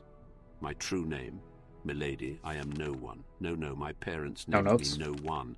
Or was it nobody? What matters it? It matters not. How may parents give name to What? that It's good. which No, they know it's not? good, Ah, Macro. I believe that was the name, no not. I have Not what I would been wear. for so long I do not remember, since, last month at the very least. Not what I would wear. Or was it last week? Why are you wearing a All my Nintendo life has been t-shirt? Song and tale, you see, milady. I've none left for myself. I'm really You quite Liz done. Link, right? Link's I was wearing a bored. Nintendo shirt? Why Come on. nowhere? I plan to settle in Dunroman when I get there, but I'm in no hurry. I see. And will you then marry Atalshur? Very I perceptive. think the only time I've ever liked stuff like that, Although I find in-house and even quite then, it's charming like to too. say liked Why? is a stretch a little bit. You are fickle then, like the wind. In Final Fantasy I blow 15, hither and yon, hot and cold as chance suits. you can get, Chance and it's still not might even the same suit. thing, Naught else you can worthwhile. get a shirt that you can Wherever buy you in real smile. life Stay with us a while. for the If you Chocobo will, Festival, Lord Attic. As you wish, but milady, like, after that brief exchange, I don't know. Berenzia found her interest in life somehow. it's not like, there's like a top ramen hat, All I that think, had too, seemed which is stale like, I don't became like that. fresh and new again. She greeted each day with zest, looking forward to conversation with the Nightingale and the gift of But in the his game for a song. reason, Unlike other bards, move he never speed sang and her insta-kill is pretty praises, nice. nor I'm not the going to end up winds, using that, but though. only of high adventure and bold deeds. Even on hero When mode, she asked we him gotta about be this, he said, fucking looking "What greater good. praise of your beauty could you ask, milady, than that which your own mirror gives you? And if words you would have, you have those of the greatest. That's of those that's greater outrageously than my strong, though. callous Holy self. shit! I know you'd mentioned it How should yesterday I at the vie end, with but I who was born but a week I did kind of gone forget. by. That's so fucking good. For once they were speaking privately. The Queen, unable to sleep, had summoned him to her chamber that his music might soothe her. You know are what? lazy and a coward, Sarah. I just remembered else something. I hold no charm for you. Milady, to praise you, I must know you. I can never Oh, know. I don't know where it you is, are though. wrapped in enigma, in It could clouds literally of be anywhere. enchantment. Never mind. Nay, not so. Your words are what weave enchantment. Your words and your eyes and your body. Know me if you will. Know me if you dare. He came to her then. They lay close. They kissed. What's the they troops in the embraced. Western Not catacombs even fight back? Berenzia I wish I truly knew where knows this Berenzia, was. he whispered softly. So how may I? Milady, you seek and know it not, nor yet for what. What would you have that you have not? Passion. You could always she say answered. goodbye to somebody in their formal Passion, dialogue and boxes. children born of it. And for your children, You should be able to walk away. what birthright might be theirs? Freedom, she said, the freedom to be what they would be. Tell me, you who seem wisest to these eyes and ears, and the soul that knits them, where may I find these things? One lies beside you, the other beneath you. But would you dare stretch out your hand, that you might take what could be yours and your children's? Symmachus, in my person lies the answer to part of what you seek. The other lies hidden below us, in these your very kingdom's minds, that which will grant us the power to fulfill and achieve You know what? No. our dreams. That which Edward and Morrowind between them used to free High Rock and their spirits from the hateful domination of the Nords. If it be properly used, milady, none may stand against it, not even the power the Emperor controls. Freedom, you say? Berenzia, freedom it gives from the chains that bind you. Think on it, milady. He kissed her again, softly, and withdrew. You're not leaving, she cried out. Her body yearned for him. For now, he said, pleasures of the flesh are nothing beside what we might have together. I would have you think on what I have just said. I don't need to think. What must we do? What preparations must be made? Why, none. The mines may not be entered freely, it is true, but with the Queen at my side, who will stand athwart? Once below, I can guide you to where this thing lies and lift it from its We got new resting info. place. Then the memory Sewer of her cleaners saying endless something about seeing a Dunmer woman slid down there in the into underworks. the Okay. horn of summoning, she whispered in awe. Yeah, Is it alright, well, we're gonna true? do this then. Could it be? How do you know? I've read that it's buried beneath the measureless caves of Dagoth. Nay, long have I studied this matter. Ere his death, King Edward gave the horn for safekeeping into the hand of his old friend King Morrowind. He in turn secreted it here in Morrowind under the guardianship of the god Ethan, whose birthplace and bailiwick this is. Now you know what it has cost me many a long year and weary mile to discover. But the god, what of Ethan? Trust me, milady heart, all will be well. Laughing softly, he blew her a last kiss and was gone. On the morrow, they passed the guards at the great portals that led into the mines and further below. Under pretense of her customary tour of inspection, Berenzia, unattended but for the Nightingale, ventured into cavern after subterranean cavern. Eventually, they reached what looked like a forgotten sealed doorway, and upon entering, found that it led to an ancient part of the workings, long abandoned. What are you doing the down here? going was treacherous, for some of the old shafts had collapsed, and they had to clear a passage through the rubble or find a way around the more impassable piles. Vicious rats and huge spiders scurried here and there, sometimes even attacking them. But they proved no match for Berenzia's firebolt spells or the Nightingale's quick dagger. We've been gone too long, Berenzia said at length. They'll be looking. Oh yeah, there used to be that other guard out there before I killed him. Whatever you please, the Nightingale laughed. You are the queen, aren't you? The Lord Symmachus. That peasant obeys whoever holds power, always has, always will. We shall hold the power, milady love. His lips were sweetest wine, his touch both fire and ice. Now, she said, take me now. You're the Neverine, the big hero. I don't really know what I'm talking portfolio with you, except to say thanks. Yeah. Not yet. Not here. Not like this. More about it. He waved around, indicating the aged, dusty debris and grim walls of rock. Just a little while longer. Reluctantly, Berenzia nodded her assent. They resumed walking. Alright. Here, he said at last, pausing before a blank barrier. Here it lies. He scratched a rune in the dust, his other hand weaving a spell as he did so. The wall dissolved. It revealed an entrance to some ancient shrine.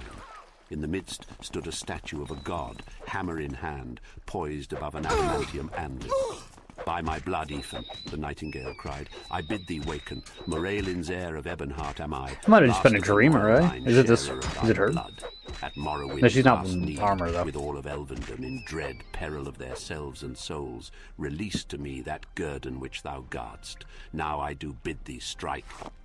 At his final words, the statue glowed and quickened. The blank stone eyes shone a bright red. The massive head nodded. The hammer smote the anvil, and it split asunder with a thunderous crash, the stone god itself crumbling. Berenzia clapped her hands over her ears and crouched down, shaking terribly and moaning out loud. The Nightingale strode forward boldly and clasped the thing that lay among the ruins with a roar of ecstasy. He lifted it high. Someone's coming, Berenzia cried in alarm, then noticed for the first time what it was he was holding aloft. Wait, that's not the horn, it's a staff. Indeed, milady, you see truly at last. The Nightingale laughed aloud. I am sorry, milady sweet, but I must leave you now. Perhaps we shall meet again one day. Until then. Ah, until then, Symmachus, he said to the mail-clad figure who had appeared behind him. She is all yours. You may claim her back. No, Berenzia screamed. She sprang up and ran toward him, but he was gone, winked out of existence, just as Symmachus, claymore drawn, reached him. His blade cleaved a single stroke through empty air. Then he stood still, as if taking the stone god's place. Berenzia said nothing, heard nothing, saw nothing, felt nothing. Symmachus told the half-dozen or so elves who had accompanied him that the Nightingale and Queen Berenzia had lost their way and had been set upon by giant spiders. That the Nightingale had lost his footing and fallen into a deep crevice which closed over him, that his body could not be recovered. That the Queen had been badly shaken by the encounter and deeply mourned the loss of her friend who had fallen in her defense. Such was Symmachus's presence and power of command that the slack-jawed knights, none of whom had caught more than a glimpse of what happened, were convinced that it was all exactly as he said. The queen was escorted back to the palace Greetings. and taken to her chamber, whereupon she dismissed her servants I only in have waiting. a few moments. She sat still before her mirror for a long time, stunned, too distraught even to weep. Symmachus stood watching over her. "Do you have any idea at all what you have just done?" he said finally, flatly, coldly. "You should have told me," Berenzia whispered. "The Staff of Chaos. I never dreamed it lay here. He said... A mewling escaped her lips, and she doubled over in despair. "Oh, what have I done? What have I done? What happens now? What's to become of me? Of us? Did you love him? Yes, yes, yes, yes. Oh, my Symmachus, the gods have mercy on me. Excuse but me, I did love him. You won't find a better I should go bargain about in my town. duties. Now? I don't know. I'm not sure.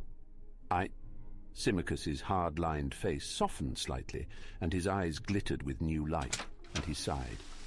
"Aye, that's something then. You will become a mother yet, it's within my power. As for the rest, Berenzia, my dearest Berenzia, I expect you have loosed a storm upon the land. It'll be a while Let's yet not in the make brewing, this official, but when it comes, Outlander. we'll Move weather it along. together, as we always have." He came over to her then and stripped her of her clothing and carried her to the bed. Filthy Out sweat. of grief and longing, her enfeebled body responded to his brawny one as it never had before, pouring forth all that the nightingale had wakened to life in her, and in so doing calming the restless ghosts of all he had destroyed. She was empty and emptied, and then she was filled, for a child was planted and grew within her. Damn it. As her son flourished in the womb, so did her feeling toward patient, faithful, devoted Symmachus, which had been rooted in long friendship and unbroken affection, and which now, at last, ripened into the fullness of true love. 8 years later, they Is were there again something blessed, I can do this for time you? with a daughter. Directly after the Nightingale's theft of the Staff of Chaos, Symmachus had sent urgent secret communiques to Uriel Septim. He had not gone himself, as he would normally have, choosing instead to stay with Berenzia during her fertile period to father a son upon her. For this, and for the theft, he suffered Uriel Septim's temporary disfavour and unjust suspicion. Spies were sent in search of the thief, but the Nightingale seemed to have vanished whence he had come, wherever that was. "Dark elf in This part, is an perhaps," honor. said Berenzia, "but part human too, I think, in disguise. Else would I not have come so quickly to fertility. Part dark elf, for sure, and of ancient Rathim lineage at that. Damn. Else he would not have been able to free damn. the staff," Symmachus reasoned. He turned to peer at her fixedly. "I don't think he would have lain with you. As an elf, he did not dare, for then he would not have been able to part from you." He smiled. Then he You turned wish serious to once speak? more. Aye, he knew the staff lay there, not the horn, and that he must teleport to safety. The staff is not a weapon that would have seen him clear, unlike the horn. Praise the gods at least that he does not have that. It seems all was as he expected. But how did he know? I placed the staff there myself, with the aid of the ragtail end of the Rathim clan, who now sits king in Castle Ebonheart as a reward. Tiber Septim claimed the horn, but left the staff for safekeeping. God damn it. Aye, aye. Now the Nightingale can use the staff to sow seeds of strife It's the and same deception info. wherever he goes if he wishes. Yet that alone will not gain him power. That lies with the horn and the ability to use it. I'm not so sure it's power the Nightingale seeks. Berenzia The said. underworks, All not the seek canal power, works. Symmachus said. The canal Each works is in where our own someone way. died. Not I, she answered. I, my lord, have found that for which I sought.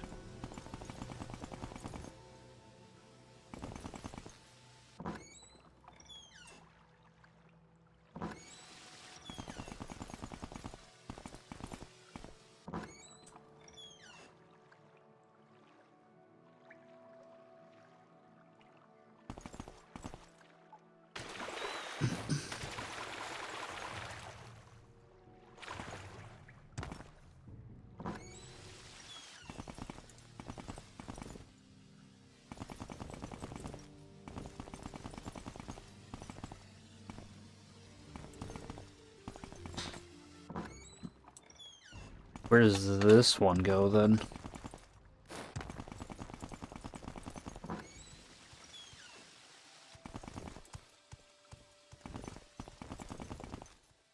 Oh, yeah.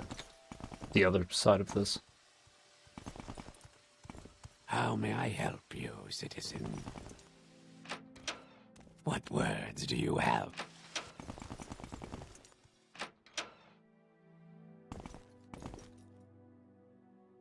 See That's anything weird. you like?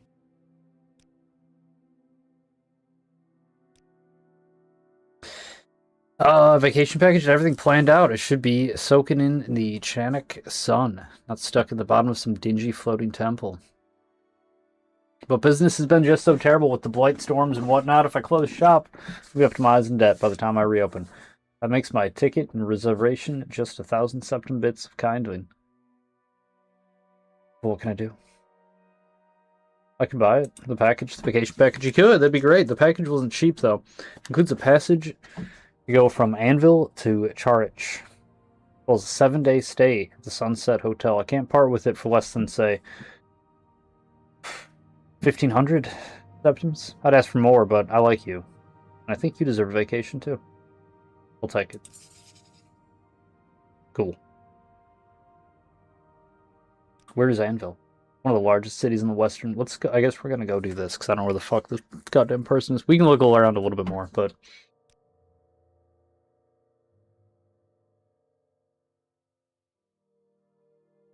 What is the vacation package? Okay.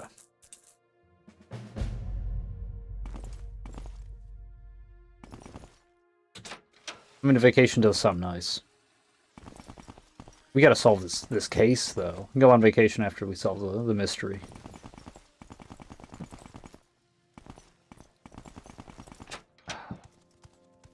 I mean, it's gotta be something down in the sewers. But we went everywhere.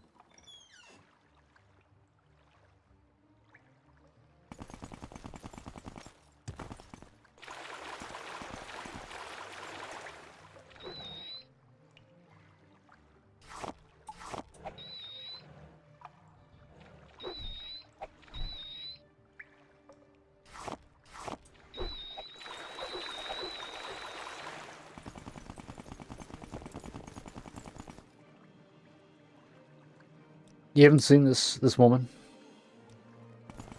No. Okay. Well.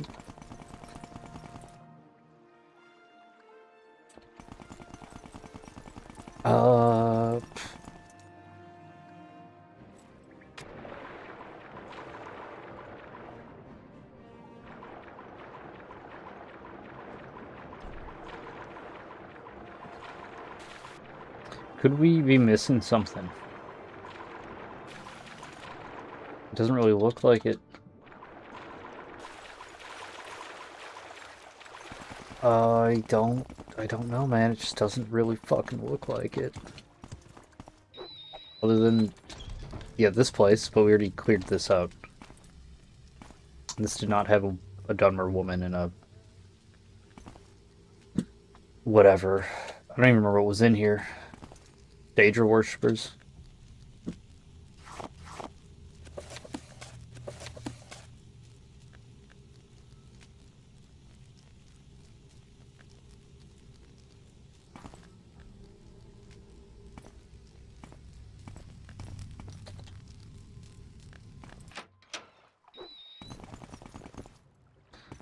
Son of a bitch. What are we missing?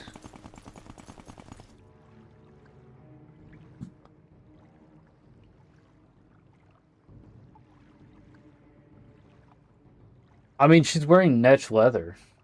Is this her? Is this the one? Get a dagger. Well, it didn't update when I killed her, though.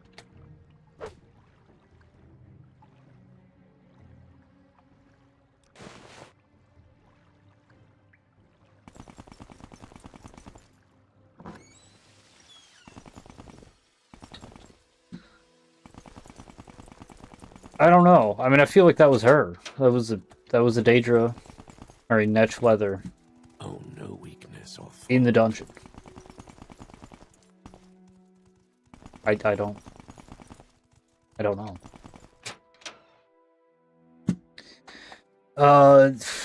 Yeah, I don't know.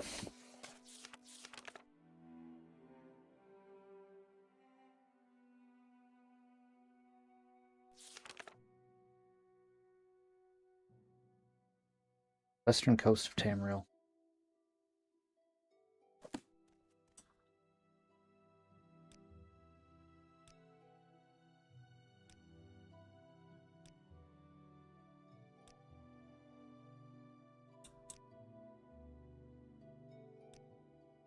Where do I... Hang on, where do I go to start it?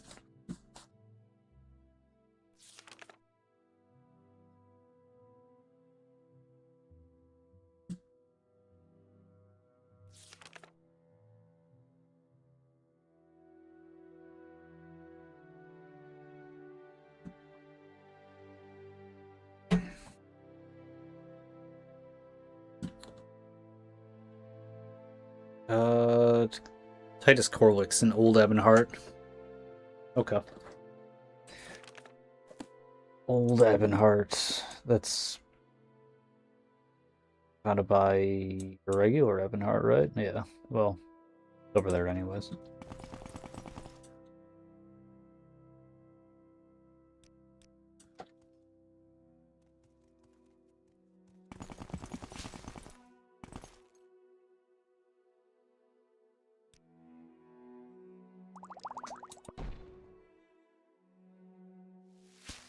I still don't have enough. Shit, that's not good. We actually... should probably buy some magic potions before we do anything else. Shit.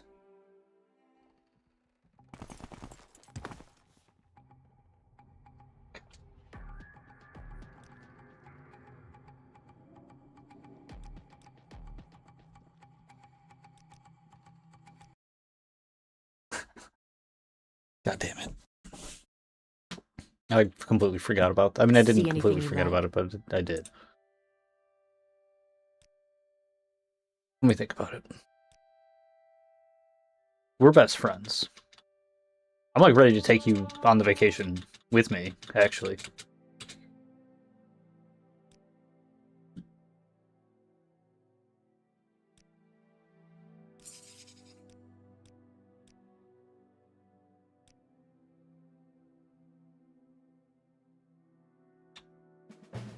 Okay.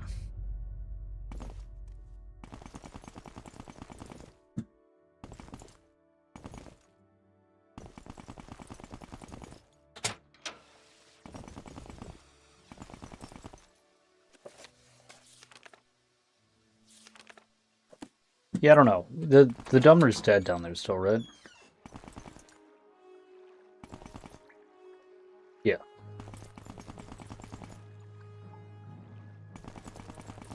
I don't know. I mean, it's almost certainly that was the one. So.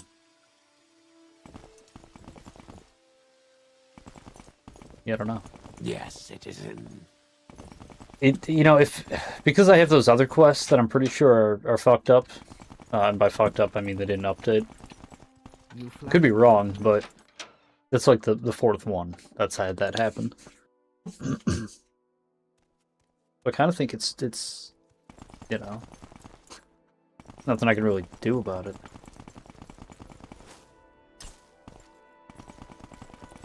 We do... Is this the right one or the wrong one?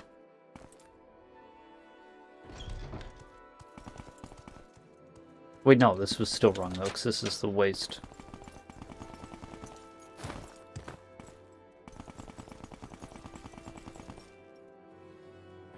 Okay. Where's the Mage Guild? Sell me potions. Please. One of you has to. What do you want of me, Outlander? Has to sell me potion. Fuck. May I help you?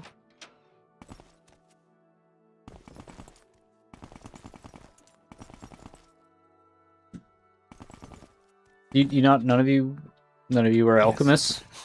What do you want?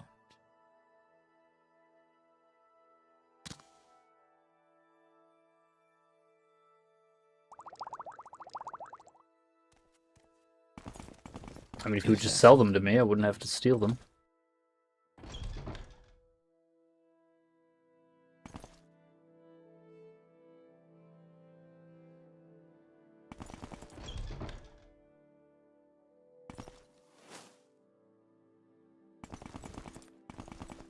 Where's everybody else? On the library? No. May the wind be on your back. Do none of you sell potions? Or teleport me? I mean, something? I mean... Okay, see. Teleportation is the only civilized way to travel. Okay, you're all just up here. Wait, you fucking shitting me? I'm too low a rank? To buy potions? What the fuck? What about you? Okay, you don't care. I'm the Neverine. Like, come on.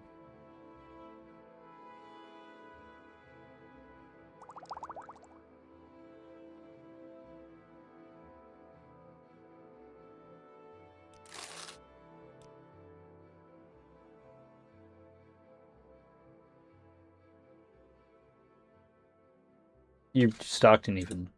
If I can be of any assistance, I'll be happy to help.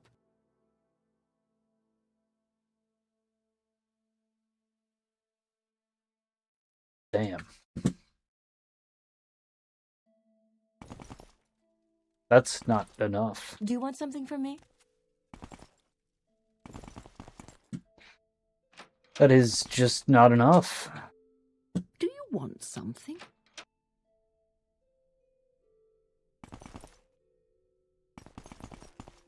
Damn.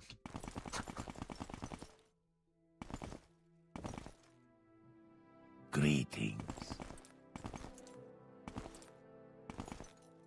Can you take me to Old Ebonheart? No. Nothing gets you there faster than that. Well, I mean, if I was going to that place, I suppose, yeah, that'd be true.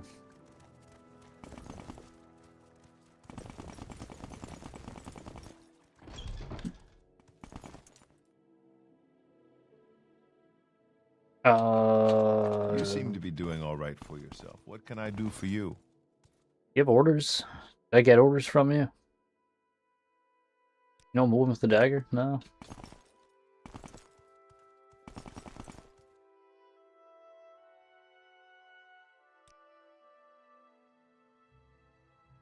Of course. What may I do for you?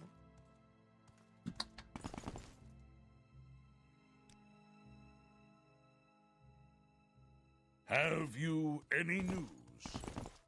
No. Just Dagoth is dead. I got orders for you, so listen up. You do. Actually, can you... We're friends, right?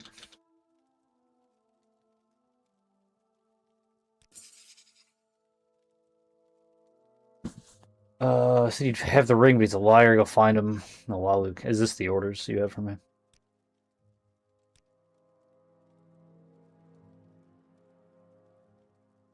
Okay, shit. I don't. Well, maybe later. You have, like, a bunch of other Fighters Guild missions. Until you earn a better rank, you'll take your orders from my champion, Lorbomol Groaglok.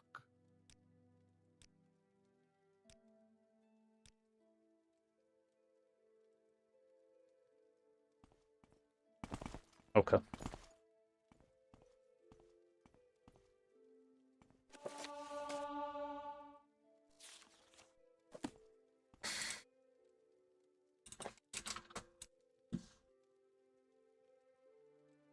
Well, we have one more Baron's Eye book. As Symmachus had predicted, the theft of Symmachus the is a piece of shit. had few short-term consequences.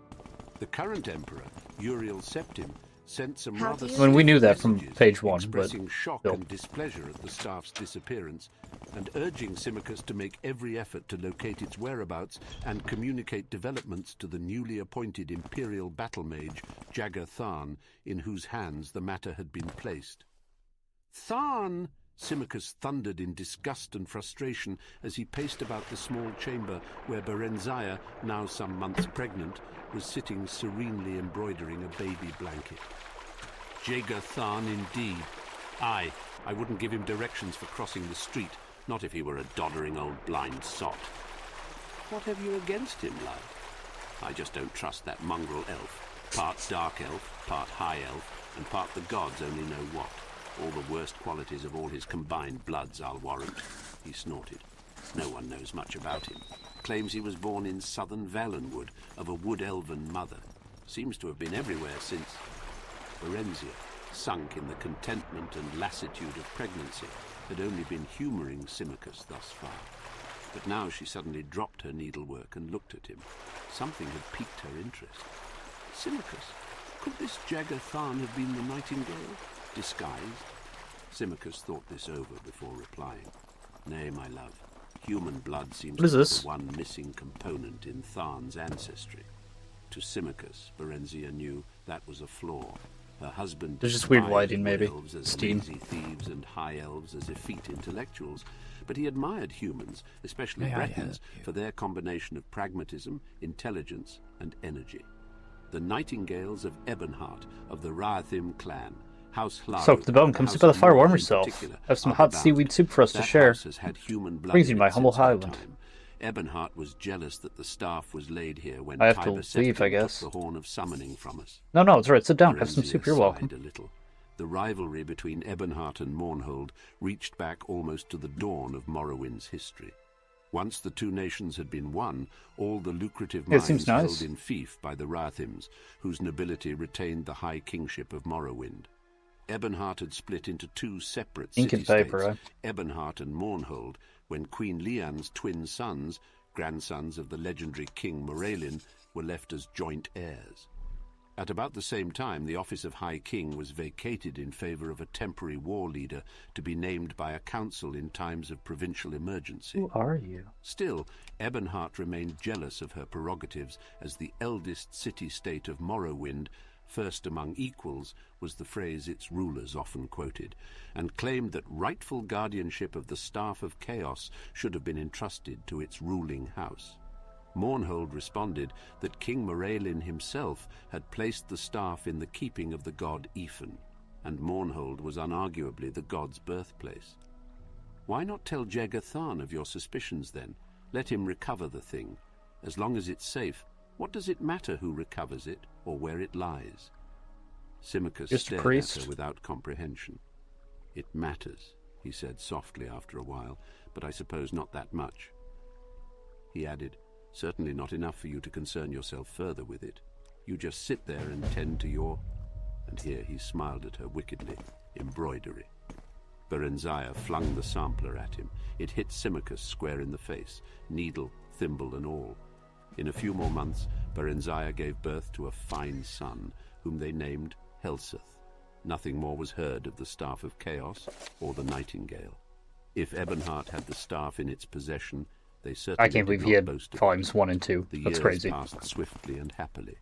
Helseth grew tall and strong. He was much like his father, whom he worshipped. What the fuck is this nonsense? When Helseth was 8 years old, Berenzia bore a second child, a daughter, to Symmachus's lasting delight. Helseth was his pride, but little Morgia, named for Symmachus's mother, held his heart. Sadly, the birth of Morgia was not the harbinger of better times ahead. Relations with the Empire slowly deteriorated for no apparent reason. Taxes were raised and quotas increased with each passing year. Symmachus felt that the Emperor suspected him of having had a hand in the staff's disappearance and sought to prove his loyalty by making every effort to comply with the escalating demands. He lengthened working hours and raised tariffs. It even made up some of the difference from both the Royal Exchequer and their own private holdings. But the levies multiplied, and commoners and nobles alike began to complain. It was an ominous rumble. I want you to take the children and journey to the Imperial City, Symmachus said at last in desperation one evening after dinner. You must make the Emperor listen, else all Mournhold will be up in revolt come spring. He grinned forcibly. You have a way with men, love. You always did. Berenzia forced a smile of her own. Even with you, I take it. Yes, especially with me, he acknowledged amiably. Both children. Berenzia looked over toward a corner window where Helseth was strumming a lute and crooning a duet with his little sister. Helseth was 15 by then, Morgia 8. They might soften his heart. Besides, it's high time Helseth was presented before the Imperial Court. Perhaps. Whatever, fuck but it. That's not your true reason. Berenzia took a deep breath and grasped the nettle. You don't think you can keep them safe here. If that's the case, then you're not safe here either. Come with us, she urged. He took her hands in his. Berenzia, My love, heart of my heart, if I leave now, there'll be nothing for us to return to. Don't worry. Haunted Tower. Me. I'll be all right. I can take care of myself, and I can do it better if I'm not worrying about you or the children. Berenzia laid her head against his chest. Just remember that we need you. I need Court you. wizard. We can do without the rest of it if we have each other. Probably Empty doing the hands fucking and empty island. bellies are easier to bear than an empty heart. She started to cry, thinking of the nightingale and that sordid business with the staff. My foolishness has brought us to this pass. Oh He shit, smiled well, okay. at her tenderly. If so, 'tis not so bad a place to be. His eyes rested indulgently on their children. None of us shall ever go without or want for anything, ever. Ever, my love, I promise you. I cost you everything once, Berenzia. I and Tiber Septim. I, without my aid, the Empire would never have begun. I helped its rise. His voice hardened. I can bring about its fall. You may tell Uriel Septim that, and that my patience is not infinite. Berenzia gasped. Symmachus was not given to empty threats. She'd no more imagined that he would ever turn against the Empire than that the old house wolf lying by the grate would turn on her. How? She demanded breathlessly, but he shook his head. Better that you not know, he said. Just tell him what I told you should he prove recalcitrant, and do not fear. He's Septim enough that he will not take it out on the messenger. He smiled grimly. For if he does, if he ever harms the least hair on you, my love, or the children, so help me all the gods of Tamriel, he'll pray that he hadn't been born. I'll hunt him down, him and his entire family, and I won't rest until the last Septim is dead. The red, dark elven eyes of Symmachus gleamed brightly in the ebbing firelight. I plight you that oath, my love, my queen, my Berenzia. Berenzia held him as tight as she could, but in spite of the warmth in his embrace, she couldn't help shivering. Berenzia stood before the Emperor's Did they throne, take my power trying away to explain speak with Mornhold's the, straits. She'd waited weeks for an audience with Uriel Septim, having been fobbed off on this pretext or that. His Majesty is indisposed. An urgent matter demands His Excellency's attention. I am sorry, Your Highness, there must be some mistake. Your appointment is for next week. No, see, and now it wasn't even going well. The Emperor did not even make the slightest pretense at listening to her. He hadn't invited her. I probably need a different spell that's the same thing, though, as that other clan. Elseth stood still as a carven image, but little more. Speak with ancestors. The state of her own mind didn't help her any. Shortly upon arrival at her lodgings, the Mornholdian ambassador to the imperial city had demanded entry, bringing with him a sheaf of dispatches from Symmachus, bad news, and plenty of it. The revolt had finally begun.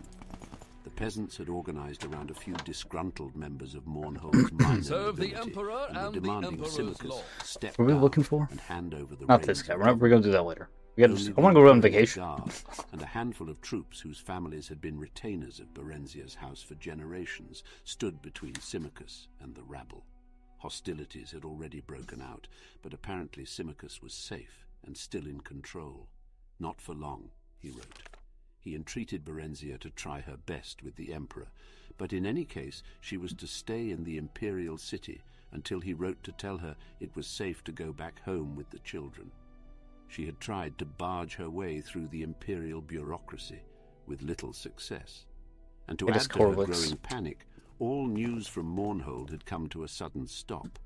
Tottering between rage at the Emperor's numerous major domos and fear of the fate awaiting her and her family, the weeks had passed by tensely, agonizingly, remorselessly. Then, one day, the Mornholdian ambassador came calling to tell her she should expect news from Symmachus the following night at the latest, not through the regular channels, but by Nighthawk. Seemingly by the same stroke of luck, she was informed that same day by a clerk from the imperial court that Uriel Septim had finally consented to grant her an audience early on the morrow. The Emperor had greeted the three of them when they came into the audience chamber with a too bright smile of welcome that nonetheless didn't reach his eyes.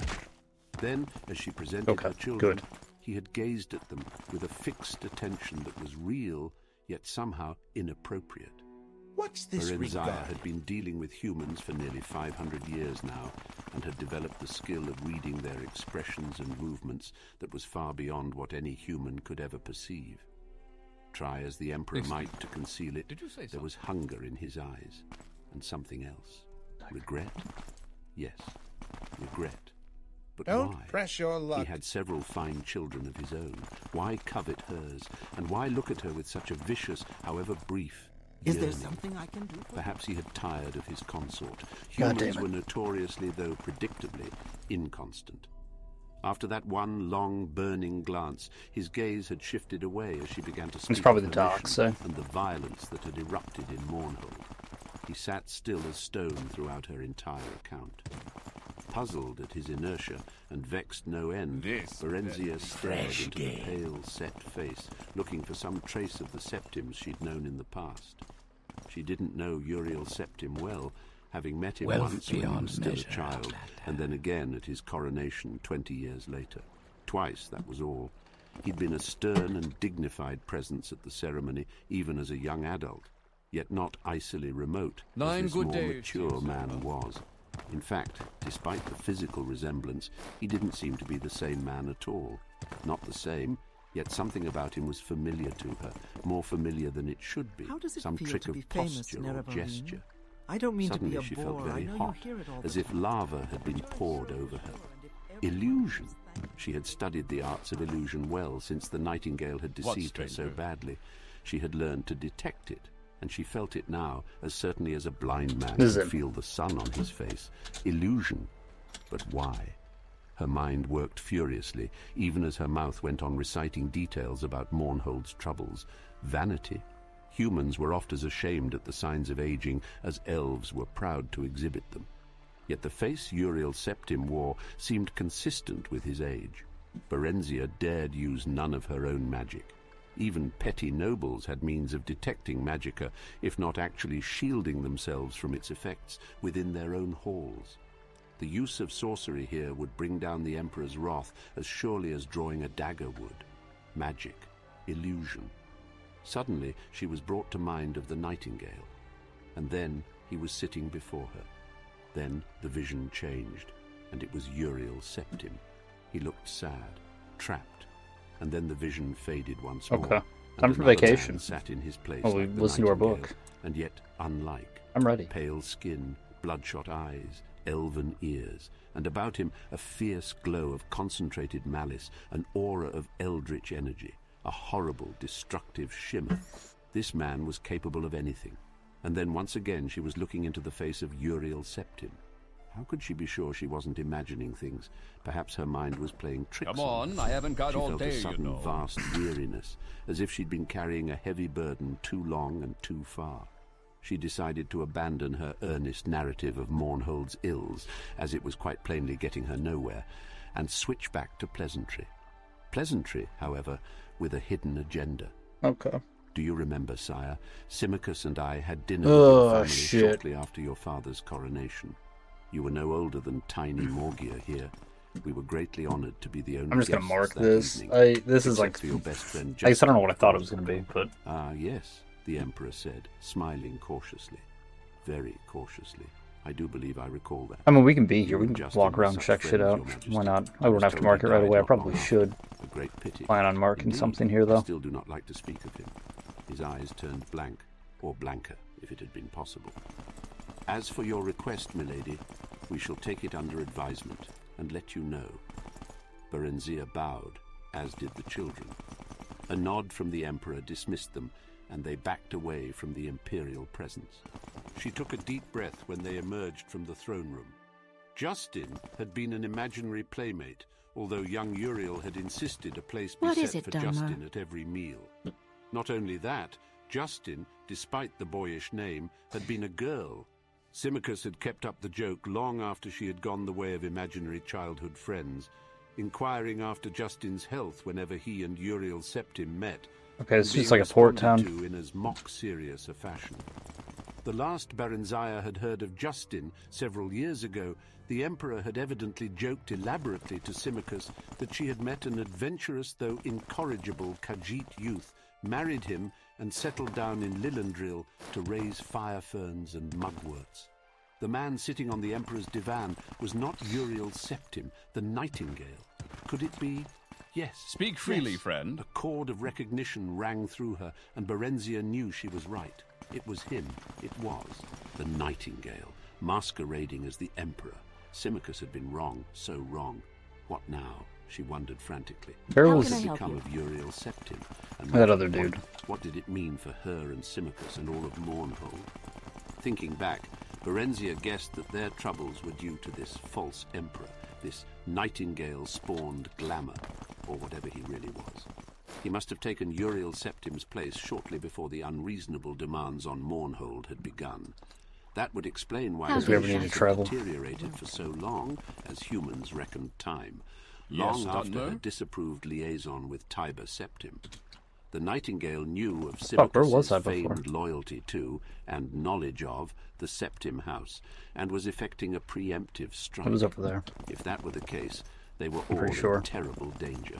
She and the children were in his power here in the Imperial City, and Symmachus was left alone to deal with troubles of the Nightingales brewing in Mornhold. Oh, fuck, what dude. would she do?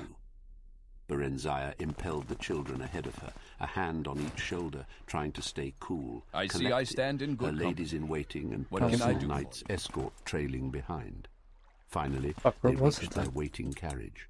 Even though their suite of rooms was only a few blocks from the palace, royal dignity forbade travel on foot for It had to have been there because it was right by a bunch of doors. And for once, Berenzia was glad of it. The carriage seemed a kind of refuge now, false as she knew the feeling must be. A boy dashed up to one of the guards and handed him a scroll, then pointed toward the carriage. The guard brought it to her.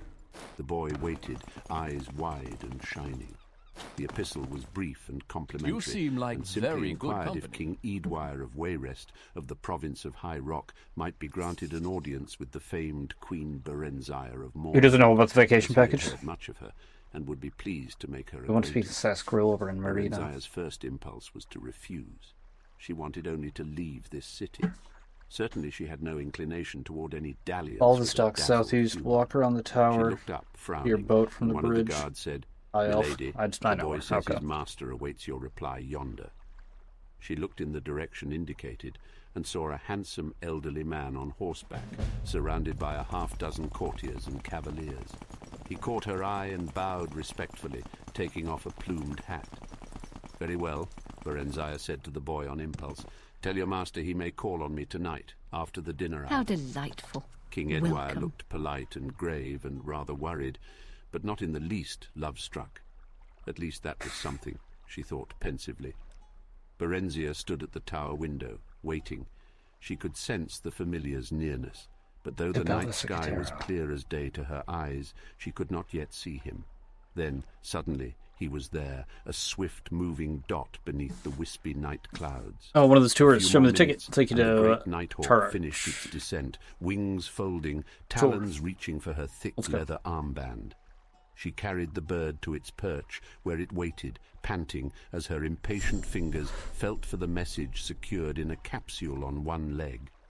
The hawk drank mightily from the water, till when she had done, then ruffled its feathers and preened, secure in her presence. Yes, Dunmo. Super bright. Tiny part of her consciousness shared its satisfaction at a job well done, mission accomplished, and rest earned. Yet beneath it all was unease. Things were not right, even to its humble avian mind. Her fingers shook as she unfolded the thin parchment and pored over the cramped writing. Not Symmachus's Stir Kyle until recently choked nothing more than Berenzia stoop sat over slowly, ports. fingers smoothing Else for the tourists. document while she prepared her mind and body to accept disaster calmly, if disaster it would be. Disaster it was. The Imperial Guard had deserted Symmachus and joined the rebels. Symmachus was dead. The remaining loyal Regular troops stores, okay. had suffered a decisive defeat. Symmachus was dead. The rebel leader Fuck, had it been is so bright recognized here. as King of Mornhold by Imperial envoys. Symmachus was dead. Berenzia and the children had been declared traitors to the Empire and a price set on their heads. Symmachus That helps. was dead. So the audience with the Emperor earlier that morning had been nothing but a blind, a ruse, a charade. The Emperor must have already known. She was just being strung along, told to stay put. Take things easy, milady Queen. Enjoy the Imperial City and the delights it has to offer. Do make your stay as long as you want. Her stay, her detention, her captivity, and in all probability her impending arrest. She had no delusions about her situation. She knew the Emperor and his minions would never let her leave the Imperial City ever again, at least not alive. Symmachus was dead. Milady? Berenzia jumped, startled by the servant's approach. What is it? The Breton is here, milady. I'm listening. King Edwire, the woman added helpfully, noting Berenzia's incomprehension. She hesitated. Is there news, milady? She said, nodding toward the Nighthawk. Nothing that will not wait, Berenzia said quickly, and her voice seemed to echo in the emptiness. I don't know. That suddenly yawned. There's gotta be. Gaping There's abyss probably quests inside here, her. right? See to the bird.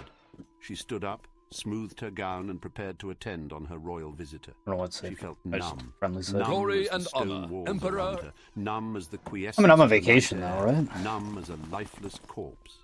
Symmachus was dead. King Edwire greeted her gravely and courteously, if a bit fulsomely. He claimed to be a fervent admirer of Symmachus, who figured prominently in his family's legends. Gradually, he turned the conversation to her business with the Emperor. He inquired after details and asked if the outcome had been favourable to Morrowind. Finding her non-committal, he suddenly blurted out, "Milady Queen, you must believe me. The man who claims himself the Emperor is an impostor. I know it sounds mad, but No, Berenzia said with sudden decisiveness. You are entirely correct, my Lord King. I know. Edwire relaxed into his seat for the first Did time, it just do that? eyes suddenly shrewd. You know, That's you're nice. not just but- humouring yeah, someone you okay. might think a madman. I assure you, my lord, I am not. I'm listening. He took a deep breath. And who do you surmise is dissembling as the Emperor? The Imperial battle mage, Dagoth. Ah, my Lord King, have you perchance heard of someone called the Nightingale? Yes, milady, as a matter of fact I have. My allies and I believe him to be one and the same man as the renegade Tharn. I knew it. Berenzia stood up and tried to mask her upheaval. The Nightingale. Dagoth. Oh, but the man was a demon, diabolical and insidious, and so very clever. He had contrived their downfall seamlessly, Do you perfectly. seek an audience Symmachus, with my me? Symmachus. Edwire coughed diffidently. Milady, we need your aid. Berenzia smiled grimly at the irony. I do believe I should be the one saying those words, but go on, please. Of what assistance might I be, my Lord King? Quickly the monarch outlined a plot. The mage, These aren't even Rhea good. Silmain, Shit, dude. of late apprenticed to the vile Dagoth, had been killed and declared a traitor by the false emperor. Yet she had retained a bit of her powers and could still contact a few of those she had known well on the mortal plane. She had chosen a champion who would undertake to find the Staff of Chaos, which had been hidden by the traitorous sorcerer in an unknown site. This champion was to wield the staff's power to destroy Dagoth, who was otherwise Actually need invulnerable, that for that and quest. rescue the true emperor being held prisoner in another dimension. However, the champion, while thankfully still alive, now languished in the imperial dungeons. Tharn's attention must be diverted while the chosen one gained freedom with Rhea's spirit's help. Berenzia had the false emperor's ears and seemingly his eyes. Would she provide the necessary distraction? I suppose I could obtain another audience with him, Berenzia said carefully. But would that be sufficient? I must tell you that my children and I have just recently been declared traitors to the Empire. In Morrowind, perhaps, milady, and Morrowind, things are different in the Imperial City and the Imperial were these province. breathing? The same administrative morass that makes it near impossible to obtain an audience with the Emperor and his ministers also quite assures that you would never be unlawfully imprisoned or otherwise punished without benefit of due legal process. In your case, milady, and your children's, the situation is further exacerbated by your royal rank. As queen and heirs apparent, your persons are considered inviolable. Sacrosanct, in fact. The king grinned. The imperial bureaucracy, milady, is a double-edged claymore. So, at least she and the children were safe for the time being. Then a thought struck her. My Lord King, what did you mean earlier when you said I had the false emperor's eyes, and seemingly at that? Edwire looked uncomfortable. It was whispered among the servants that Dagoth kept your likeness in a sort of shrine in his chambers. I see. Her thoughts wandered momentarily to that insane romance of hers with the nightingale. She had been madly in love with him, foolish woman. And the man we got him. Oh yeah, we should probably buy from him too, eh? The man she truly did love. Do you sell, Loved. He's gone now. She still couldn't bring herself to accept magic potions. Symmachus was dead.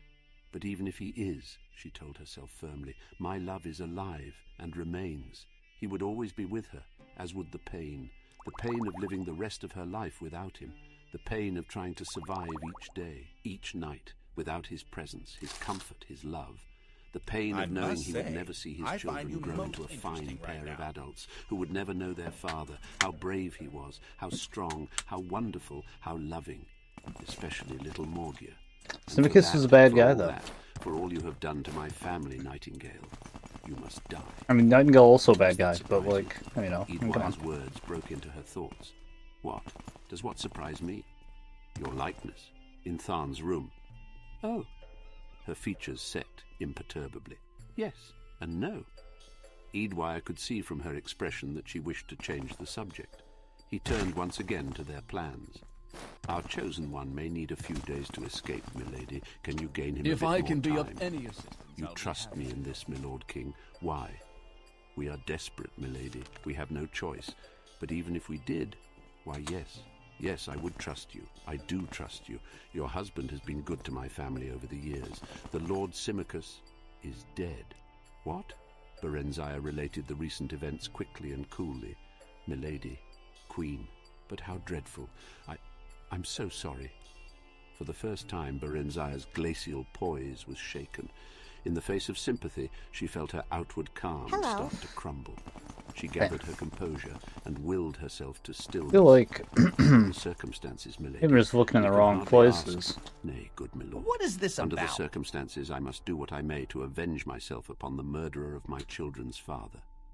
A single tear escaped the fortress of her eyes. She brushed it away impatiently. In return, I ask only that you protect my orphaned children as you may. Edwire drew himself up. A lot of people train, seems like. Willingly do I so pledge, most brave and noble queen. The gods of our beloved land, indeed Tamriel itself, be my witnesses. His words touched her absurdly, yet profoundly. I thank you from Glory my heart and my honor, soul, Emperor Lord and King Empire. Edwire. You have mine and my children's the everlasting grati. She broke down. Well. She did not sleep that night, but sat in a chair beside her bed, hands folded in her lap, thinking deep and long into the waxing and waning of the darkness. She would not tell the children. Not yet. Not until she must. She had no need to seek another audience with the Emperor. Glory A summons and honor, arrived Emperor at first light. and Empire. She told the children she expected to be gone a few days, bade them give the servants This no doesn't trouble, look like... and kissed Yeah, this them isn't like goodbye. crazy good or anything. Morgia whimpered a bit. Okay. She was bored and lonely. What can in I the do for you? Imperial That's basically city. all I need to see. Helseth looked dour, but said nothing. He was very like his father. At the Imperial Palace, Berenzia was escorted not into the great audience hall, but to a small parlour, where the Emperor sat at a solitary breakfast. He nodded a greeting and waved his hand toward the window. Magnificent view, isn't it? Berenzia stared out over the towers of the great city. It dawned on her that this was the very chamber. I mean, we have to where she mark first this met area, Tiber right? Septim Because all those years ago, centuries ago. getting back here, Tiber Septim, another man. be a she huge had pain in the loved. ass. It's gonna take Who forever. else had she loved? Symmachus, Tiber Septim, and Straw. She remembered the big blonde stable boy with sudden and intense affection. She never realized it till now, but she had loved Straw, only she had never let him know. She had been so young then, those had been carefree days, halcyon days, before everything, before all this, before him, not Symmachus, the nightingale. She was shocked in spite of herself. The man could still affect her, even now, even after all that had happened. A strong wave of inchoate emotion swept over her. When she turned back at last, Uriel Septim had vanished, and the nightingale sat in his place. You knew, he said quietly, scanning her face. You knew, instantly. I wanted to surprise What say you? You might at least have pretended. Berenzia spread her arms, trying to pacify the maelstrom churning deep inside her. I'm afraid my skill at pretense is no match for yours, my liege. He sighed. That's where you'll find him. You're angry. Just a little, I must admit, Who? she said icily. I don't know about you, but I find betrayal a trifle offensive. How human of you. She took a deep breath. What do you want of me? Now you are pretending. He stood up to face her directly. You know what I want of you. You want to torment me. Go ahead. I'm in your power. But leave my children alone. No, no, no. I don't want that at all, Berenzia. Got reason to go out there. He came near, speaking low in the old caressing voice that had sent shivers cascading through her body. The same voice that was doing the same thing to her, here and now. You seem like Don't you very see? good company. This was the only way. His hands closed. You don't know on anything? her arms. Okay. She felt her resolve. Oh, this is so fading, bright. My her eyes. disgust at him weakening. It You could hurts. have taken me with So you. bright. Unbidden tears gathered in her eyes. He shook his head. I didn't have the power. But now. I have it all. Mine to have, mine to share, mine to give to you. He once more waved his hand toward the window and the city beyond. All Tamriel is mine to lay at your feet, and that is only the beginning. It's too late. You left me to him. Maybe I should have spoken to the boat person here, but what do they matter? The children can be adopted by me, and we'll have others together, Berenzia. Oh, and what children they'll be. What things we shall pass on to them. Your beauty and my magic. I have powers you haven't even dreamt of, not in your most untamed imaginings. He moved to kiss her. She slipped his grasp and turned away. I don't believe you. You do, you know. You're still angry, that's all. He smiled, but it didn't reach his eyes. Tell me what you want, Berenzia. Berenzia, my beloved. Tell me. It shall be yours. Her whole life flashed in front of her. The past, the present, and the future still to come. Different times, different lives, different Berenzias. Which one was the real one? Which one was the real Berenzia? For by that choice, she would determine the shape of her fate. She made it. She knew who the real Berenzia was and what she wanted. A walk in the garden, my liege, she said. A song or two, perhaps. The nightingale laughed. You want to be courted. And why not? You do it so well. It's been long, besides, since I've had the pleasure. I'd be happy to talk. My As pleasure. you wish, milady Queen Shit, where did I Berenzia. come in Your from? wish is my command. He took her hand and kissed it. Now and forever. And so they spent their days in courtship, walking, talking, singing, and laughing together, while the Empire's business was left to subordinates. Talk is free. What do you want? I'd like to see the staff, Berenzia Really? said Oh, idly brought me here? one No. day. I only had a glimpse of it, you'll recall. He frowned. Nothing would give me greater Fuck, I don't remember pleasure than Mark's where it delight, put us. but that would be impossible. Donkey. You don't trust me, Berenzia Felt like a pouted, giraffe. but softened her lips when he leaned over for a kiss. Nonsense, love. Of course I do. But it isn't here. He chuckled. In fact, it isn't anywhere. He kissed her again, more passionately this time. You're talking in riddles again. I want to see it. You couldn't have destroyed it. You've gained in wisdom since last we met. You inspired my hunger for knowledge somewhat. She stood up.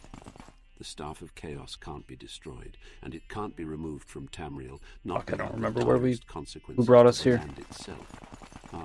You impress me, my love. All true. It is not destroyed, and it is not removed from Tamriel, and yet, as I said, it isn't anywhere. Can you solve the puzzle? He pulled her to him, and she leaned into his embrace. Here's a greater riddle still. Also, the Nightingale is just a piece of shit, huh? I mean, again, we knew this, but... And will show you. Their bodies merged, limbs tangled together. Later, when they had drawn a bit apart and he lay dozing, she thought sleepily, 1 of 2, 2 of 1, 3 of 2, 2 of 3. What cannot be destroyed or banished Sunset might be Hotel. split apart, perhaps. She stood up, eyes blazing. She started to smile. God damn it. The Nightingale kept a journal. He scribbled entries onto it every night after quick reports from underlings. It was locked in a bureau. But the lock was a simple one. She had, after all, been a member of the Thieves' Guild in a past life. In another life. Another Berenzia. Serve the Emperor. One morning, Berenzia managed to sneak a quick look at it while he was occupied at his toilet. She discovered that the first piece of the Staff of Chaos was hidden in an ancient dwarvish mine called Fang Lair, although its You want location was something, given friend? only in the vaguest of terms. The diary was crammed with jotted events in an odd shorthand and was very hard to decipher. Welcome to the establishment. You have full access to our facilities as well as the elegant coral suite, the next week. It's on the second floor. You know, the hall on the right. There was a cold emptiness Let where the staff his know if you have any heart should questions. be, a vacuum of which he was quite unaware, she thought. One could glimpse it now and then when his eyes would go blank and hard. And yet, though he had a different concept of it, he yearned for happiness too, and How contentment. interesting. Peasant dreams, Berenzia thought, and straw How was that flashed interesting? before This is her a eyes tourist again, spot. looking lost and sad. And then Theris, with a feline Khajiit smile, Tiber Septim, powerful and lonely, Symmachus, solid, stolid Symmachus, who did what ought to be done, quietly and efficiently, the nightingale, a riddle and a certainty, both the darkness and the light, the nightingale who would rule all and more, and spread chaos in the name of order. Berenzia got reluctant leave from him to visit her children, who had yet to be told of their father's death, and of the Emperor's offer of protection. She finally did, and it wasn't easy. Morgia clung to her for what seemed an era, sobbing wretchedly, while Helseth ran off into the garden to be alone, afterward refusing all her attempts to speak to him on the subject of his father, or even to let her hold him to her breast. Eadwire called on her while she was there. She told him what she had discovered so far, explaining that she must remain a while yet, and learn more as she could. The nightingale teased her about her elderly admirer. He was quite aware of Eadwire's suspicion, but he wasn't the least bit perturbed, for no one took the old fool seriously. Berenzia even managed to arrange a reconciliation of sorts between them. Eadwire publicly recanted his misgivings, and his old friend, the Emperor, forgave him. He was afterward invited to dine with them at least once a week. The children liked Eadwire, even Helseth, who disapproved of his mother's liaison with the Emperor and consequently detested him. He had become surly and temperamental as the days passed, and frequently quarrelled with both his mother and her lover.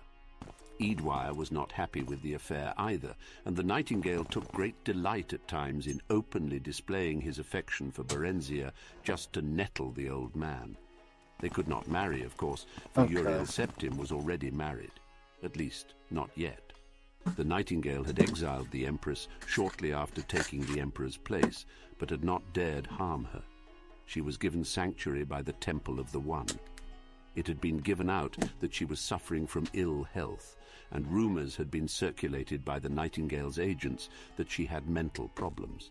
The Emperor's children had likewise been dispatched to various prisons all across Tamriel, disguised as schools. She'll grow worse in time, Nightingale said carelessly, we got a full week off. referring to the Empress. We did it. Eyeing Berenzia's swollen breasts and swelling belly with satisfaction. As for their children, well, life is full of hazards, isn't it? We'll be married. Your child will be my true heir. He did want the child. Berenzia was sure of that. She was far less sure, however, of his feelings for her. They argued continually now, often violently, usually about Helseth, whom he wanted to send away to school in Somerset Isle, the province farthest from the imperial city.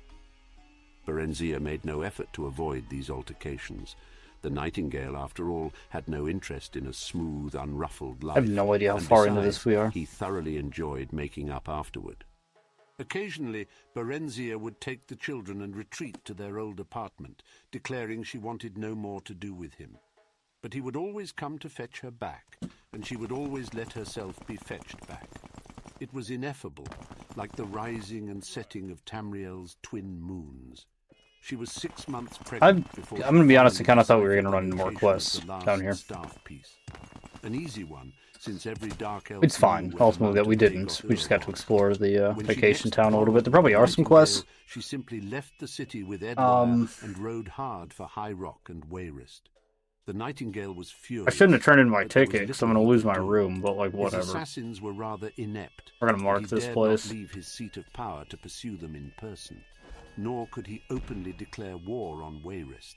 He had no legitimate claim on her or her unborn child. True to form, the imperial city's nobility had disapproved of his liaison with Berenzia, as they had so many years ago of Tiber Septims, and were glad to see her go. Wayrest was equally distrustful of her, but Eadwine was fanatically loved by his prosperous little city-state, and allowances were readily made for his eccentricities. Berenzia and Eadwine were married a year after the birth of her son by the Nightingale. In spite of this unfortunate fact, Eadwine doted on her and her children. She, in her turn, did not love him. Yeah, that's fine actually with that name. I will just switch the order. Whatever, fuck it. It was nice to have someone, and Wayrest was a very good place. A good place for children to grow up, while they waited and bided their time, and prayed for the champion's success in his mission.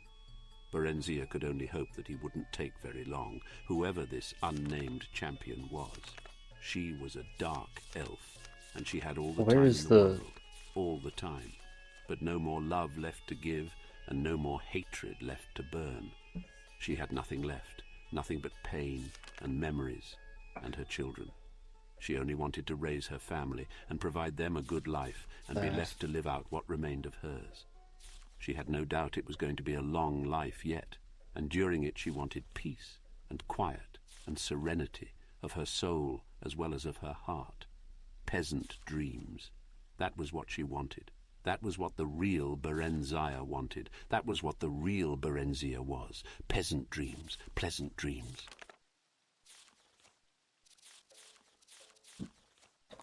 We were not on the last book. We're on 4. There's 5.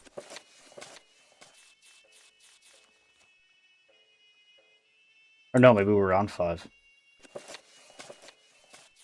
I was looking through the wrong book to see where we were. Yeah, we were. Okay. Yeah, it's fucked up. She had a fucked up life. I guess I didn't realize that. I think I've heard somewhere from like a video or something probably that the Nightingale took over the place of the Emperor for a bit. That's fucked up. Do they figure that out? Well, probably, obviously, yes, right? 'Cause it's in the book. So, someone figured it out at some point. It's a good book. It was a good book. Berenzia, real fucked up life. Jesus. It was interesting. The game was good. I really like Morrowind. This is the best Elder Scrolls game I've played. It kind of makes me want to try Arena. Because people, I think that's the second one. Or Daggerfall is the second one. Whatever the second one is. People say it's real good. I've looked at it. It's older.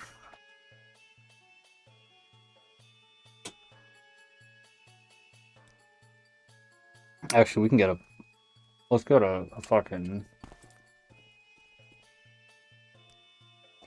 Looking at the sunset. We did it.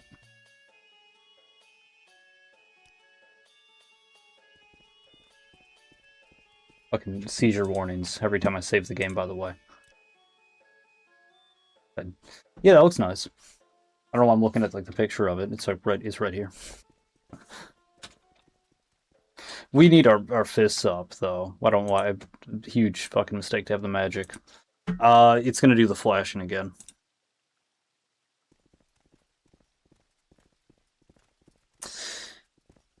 Yeah, it was good. It was a good game.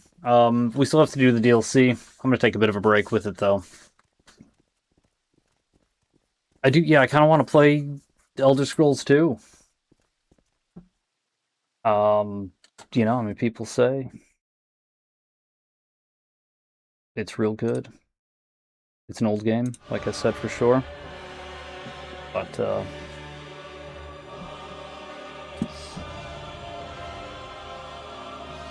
we'll see. I'm not going to rush to do it, but it might happen at some point.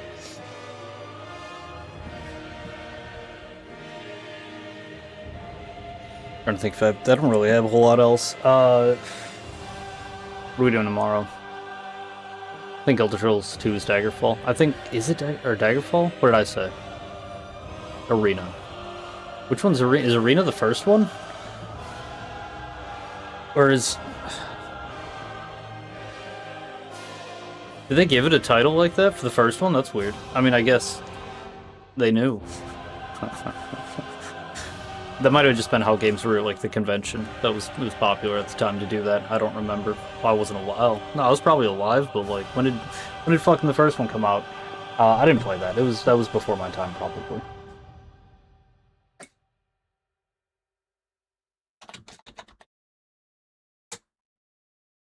'94. I mean, I was alive. That is Arena. Okay.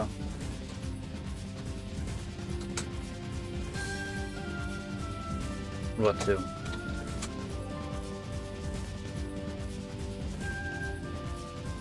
Two is Daggerfall.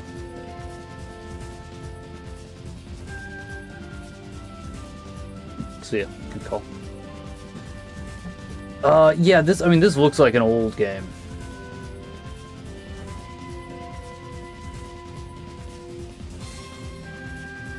I don't hate this, though. I don't hate this at all. We'll probably, I mean, like, shit, dude, I don't know. We'll probably give it a try at some point. Game's as old as Elder Scrolls 1. Yeah. Well, I mean, I was alive. Like, technically, okay? But I'm not playing games. I wasn't playing, not at that age. This one looks... Well, I'm gonna be honest, it's kind of hard to find pictures. Or I'm just not typing in what I should be. Yeah, this is old.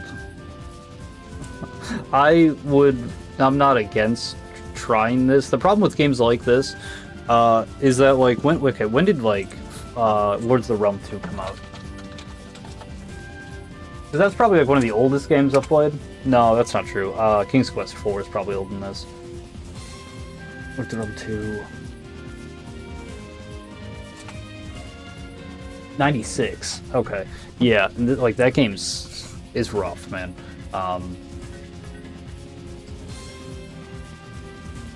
Yeah, when you start going back that far, it's like, and to get, like, it just gets, sometimes it just doesn't work out, it's the way that maybe you want it to. It's best left as a memory. Or if you haven't played it, just left where it is. When was King's Quest 4 out? I think it was 4. Was the one I played. Yeah, that's the one I played. That game was cool, dude. 1988. I never beat that game. Was so stupid. It's so dumb, dude. You had to, like... I don't even know how you'd have to write everything you did down, and then... It's like a puzzle game, but not really, like... It's hard to explain. It was cool. It's like a point-and-click adventure game.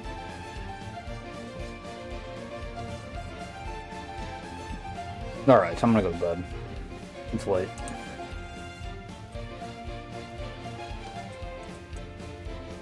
It's like Maniac Mansion. That was probably older than that.